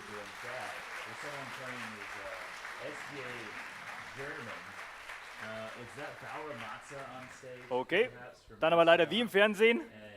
Ich habe keine Rose, aber da kannst du auch gehen. Okay, because I was confused by that. SGA is the American team playing in the Farming Simulator League this season, and also a stream team on Twitch, and people are using their emotes and stuff in chat.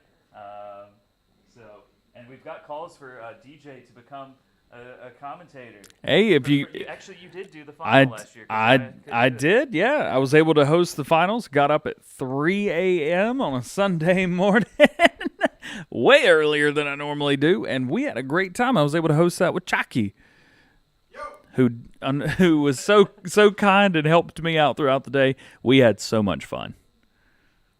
Yeah, I love the FSL. It's so much fun, and actually, like the bale stacking challenge is kind of what was the beginning stages of the Farming Simulator League becoming a thing.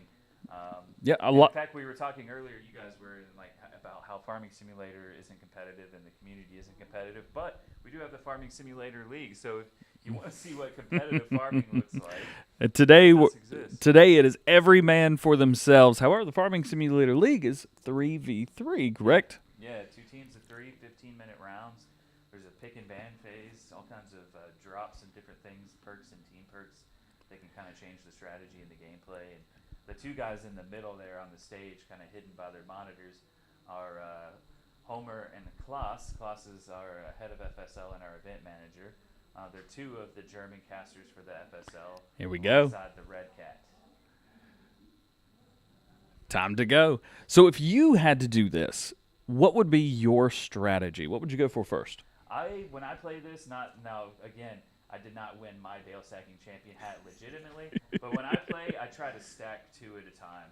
But Okay. I try to line them up, basically horizontally, and do it that way because I feel like you might waste a little bit of time like setting it up right on the fort, but it'll save you time later on potentially where you might like knock another one off. So you don't want to be like super neat and precise or you're wasting too much time, but you can take some time and try to stack up the ones closest to each other.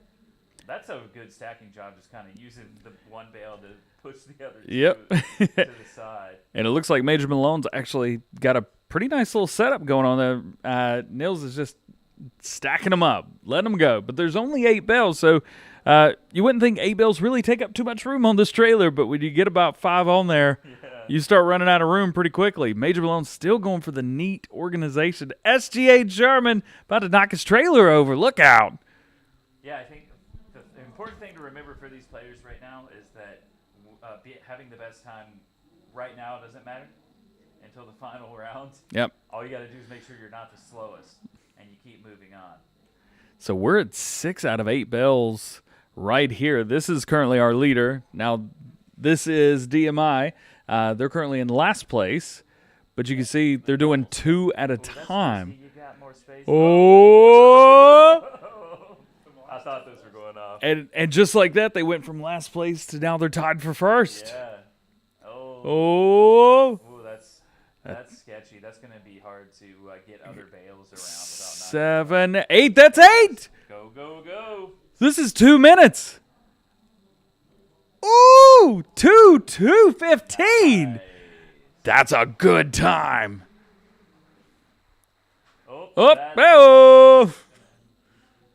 Oh, Nils! Oh, no! Oh, no. And that one's fine. Oh, he just lost 3 bells. That was all 8. Oh, no. Major Malone right here with number 8. Yeah, there you go. So, Nils was looking good, and now like SGA German just needs one more to move on. Nils would have had it. To the final 4. Oh, no. Don't. I thought he was crashing it. You can cut the tension with a knife right now in here. I'm trying. This This is insane. Farmer Cop and FSG over going, this is nuts. 7-7. Oh no! Oh, Nils! Oh, and SGA's lost some bells as well. Oh no, yeah. Yeah, it's going poorly for both of them. Nils just needs to get this last Just one on. one. Just take it easy. Yeah, put it over there. Smart. There you go. Oh, SGA. For SGA, it looks like SGA German is going to be eliminated here. And that's it. Wow. Okay, well, we have our final four now. You got a favorite yet, DJ? Who you think? Man, I need to let my heart race go down just a little bit more before I figure out how to talk again. Gut, das war's dann leider Well, the auch bei thing is, SGA German. in the first Der round, Tisch rechts the kehrt sich number von links one von eurer spot Seite aus. was gone. Das ist unsere legendäre Now, Farming Simulator. you had somebody who just barely made it through after losing bells twice off of their trailer. I'm not sure I even know who to pull for. What is everybody at home thinking right now? Yeah, let us know in chat. We've had our first two competitors eliminated. I like this Royale format for the This is Male nice. Challenge. I'm also seeing a pattern here as well. We're starting from the inside and working our way out on the left side of the stage. Is this gonna, if it happens once, it's a coincidence, but if it happens twice, it's a pattern. Yeah, you're not wrong. It very well could be. So yeah, this is basically how we're wrapping up the day. There's going to be like some off-stream stuff at FarmCon as well. Yep. It's been a great event, and there's still more to come for us, those of us here Yep. in Mannheim, Germany this weekend. But man, for the viewers at home, don't get too upset because we'll have more stuff shown as well in what video format or otherwise coming up. Gamescom's right around the corner, and I think pretty much just about everyone that works for Giants except for me will be at that one because I've got to go back home from this and then move to the Chicago area very soon. But yeah, we've only shown off just even like the beginning stages of a lot of these DLCs. Ooh, yeah. Plenty more to come. All right, But here we go, DJ.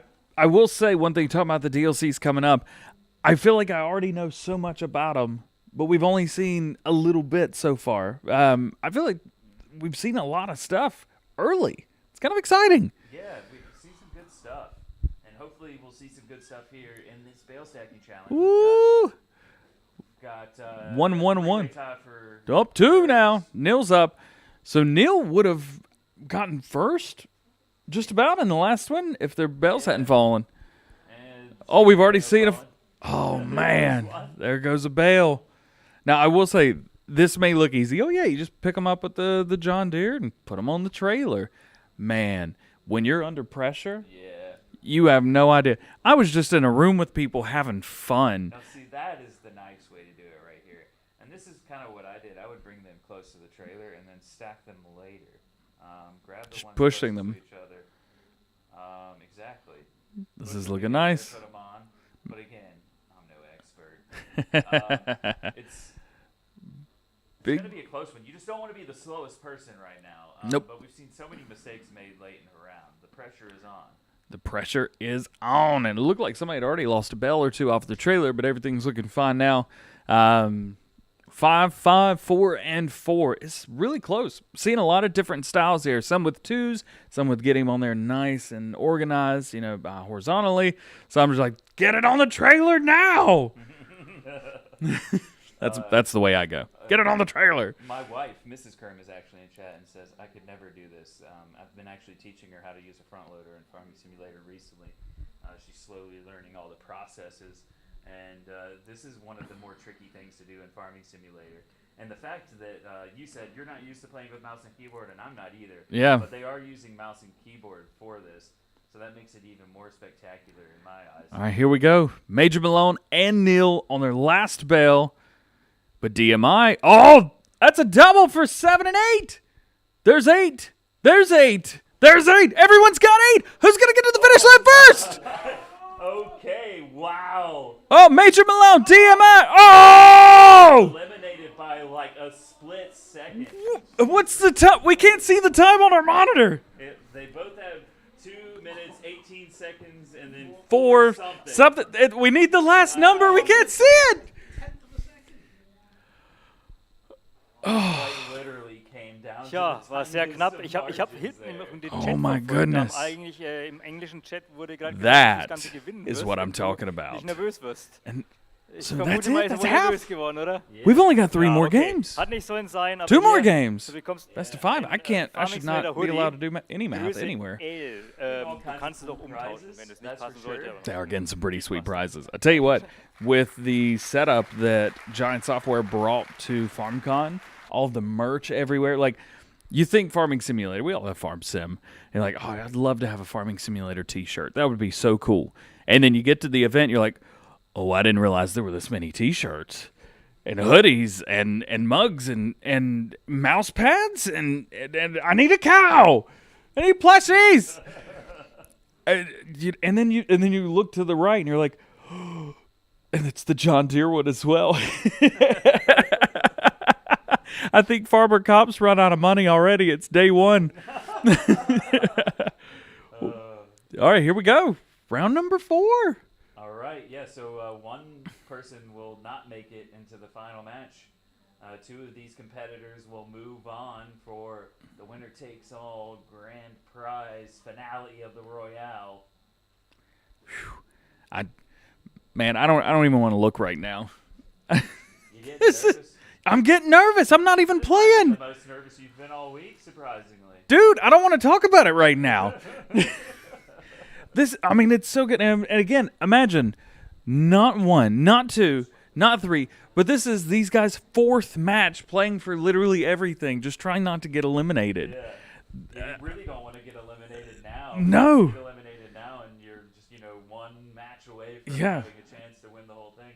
You just have to beat the other guy. Ooh, that's a bit sketchy. Sometimes you got to use the trailer to help scoot them off for you. And the trailer, unfortunately, is not stationary. It does move. You can flip it all the way over. I've seen it, and then you're really in trouble. Yep, because you still got to get those bells on that trailer. Ooh, that one's falling over. I did see one person in the matches early on today. They accidentally got a bell stuck under the trailer and ended up having to just push the trailer out of the way. And you think, well, how does that happen? Oh, it's so easy to do. There's actually someone in chat that says, I can't believe I'm at FarmCon watching the finale on my phone so that I can have English commentary. Shout out to Jack Flanagan. You're going to have to find us after this and say hello. But awesome that you... I'm watching chat on my phone while doing commentary in the back streaming room. So I can't take my eyes off of the screen right now. It's coming down to the wire. We've got 7, and 6, but DMI's got 2, and that's going to make 8. And he lost 1! Oh, no. Major Melon through with a 203. Oh, go. Emmett Agrar with a 7. Oh. My Interfan is going to be eliminated. Oh. Hold your head high, or hold your front loader high. Yep. And go out in a blaze of glory there. So now, I don't know if you saw this. The final 2 competitors are sitting beside each Ja, auch für other. dich hat nicht sollen sein. Do you aber- screen look in this position? What do you do? Später nebeneinander. Why? Für dich haben wir das Gleiche. Du bekommst erstmal diese Mütze Do you mit. go Screen as look and then drop all your bales like, oh, Größe kannst du auch aus- I'm seeing what he's doing, but I crashed into my own trailer. Dude, but you know, Oh, you're English. does it But you give you a leg understand? up to see The how size how doesn't close your competitor is? Just go, Okay, whoop, just real great. quick, right over. Bye-bye. Yeah, I don't know what's happened to my mic. People are saying that I've gone quiet. All right, well, Yeah, well, DJ and I are getting really close here. we're doing now. very well. Yes. kurz vor dem So Finale, MN ich weiß nicht. Agrar and Major Erstmal nochmal einen großen Malone. Applaus für die beiden Yeah. hier. Oop. Ja? All right. Any guesses? Any ideas? Or just go, go, go? I have a pretty good feeling that the player that finishes the fastest is going to win. I don't know what it is about it, but I just have this. I think your sneaking feeling. microphone's working now because I'm seeing the the things You over just there. needed to get close. We're good. Yeah. So here we go. Man, at home, give it up for the last 2 competitors right here. This is awesome. And so this place, it may not look big. I mean, there's just, what, 750 people in there? Maybe more? More than 800 people in the room right now. I mean, this is a huge place. It doesn't look it from the camera. See Trelleborg in the front rows there. All right, Major Malone. I think Major Malone is a FSL player. Here we go. I believe I'm seeing some hype in chat for him. Give it up for who you think's gonna win. All right, we're off. This is it. This is the last one. Yeah. Can we do this some more? This has been fun. Yeah, it's been a blast. And like Farmer Cop and Farm Sim guy are sitting like next to you still on the couch where they were for the like creator panel. They've not left and they're like freaking out. They're at the edge of their literally the edge of their seat, like not just metaphorically. They've both gone forward. This is just a what Farmer Cop and FSG are doing right now. Okay, so we're both 2 bells each. They both had kind of like a hiccup right at the beginning. Seemed to be on track, doing good. Emin Agrar seems to be doing a little bit the side stack, just get them on the trailer as quick as possible. Almost avoiding some... it almost went out! I had like visions of that bale going over the fence and then it was going to be game over for poor Major Malone. Imagine getting 7 bales and you're like, I can't reach the other one. And Emin Aggar's had the same camera angle right here as well. Seems to be doing really well.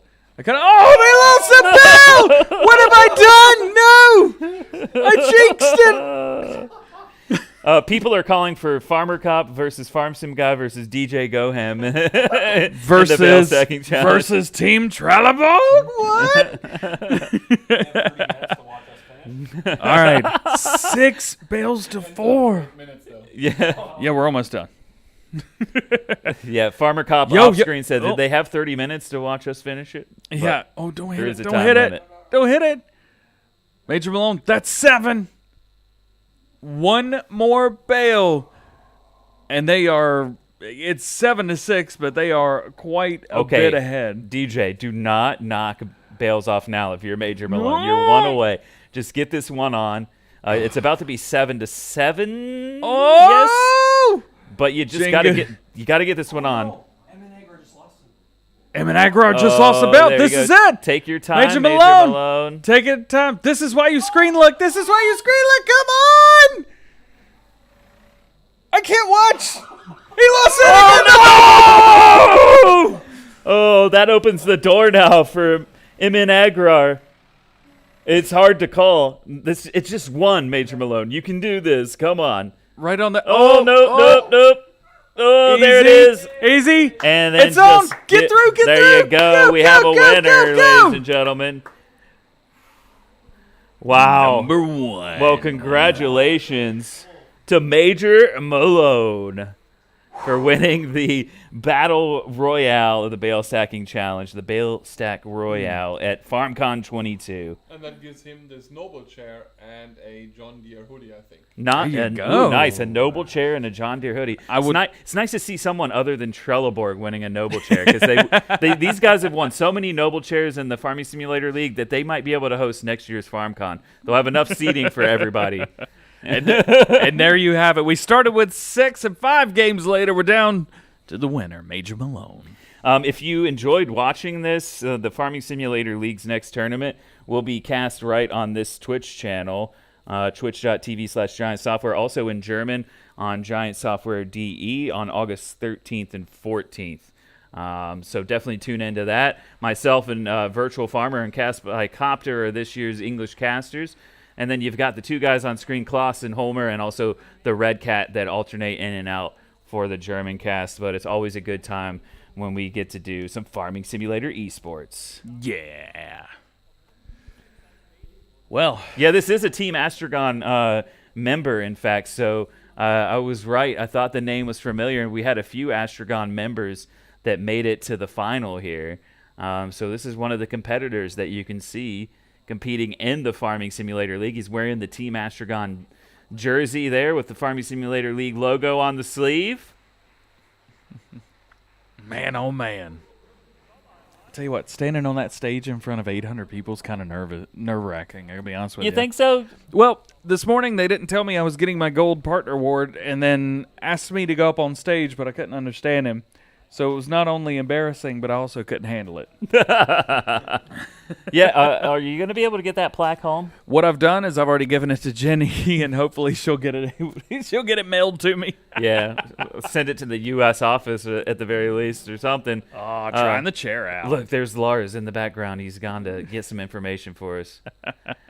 So actually, myself and Yana were the chair team the other day, helping set up, and we put these noble chairs together. So Martin is rolling Major Malone around, and hopefully we put the chairs together properly for Major Malone, and he doesn't fall to the floor. Well, I can tell you after months and years of testing, noble chairs can handle just about whatever you whatever you do with them. Nice.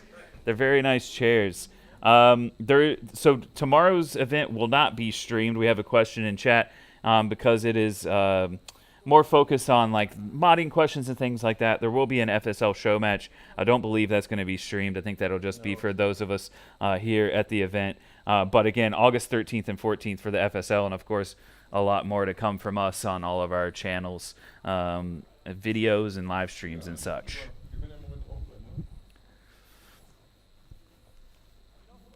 All right, so I think that's it for the rest of the day. We're going to be wrapping up soon. We might coming back. Lars is here. Chalky's here. Yeah. Hello. So they say goodbye, and then they will come back to us. And as soon as we see us, we have our goodbye moment. Cool. I'm not even sure they can hear us right now because we might be muted for the goodbye of the bosses on stage. But I don't know. If you can hear me in the chat, say yeah. Oh, okay. Look, there we are. Yeah. Look busy. Community Couch is back for the basically final minutes of FarmCon 22, at least when it comes to streaming. We had fantastic guests. Many thanks for being here. Miss Rosie, would you join us as well for the goodbye screen? That would be awesome. Not Rosie anymore. Not but, Rosie anymore. Yeah. Here comes. Oh, yeah. Guess Nice. There we go. Okay, guys, just say goodbye because we are out. Thank you for joining us. Thank you for watching FarmCon. We hope you enjoyed it. We are out. Goodbye, everyone. Have a good weekend. Bye. Bye, everyone. That was.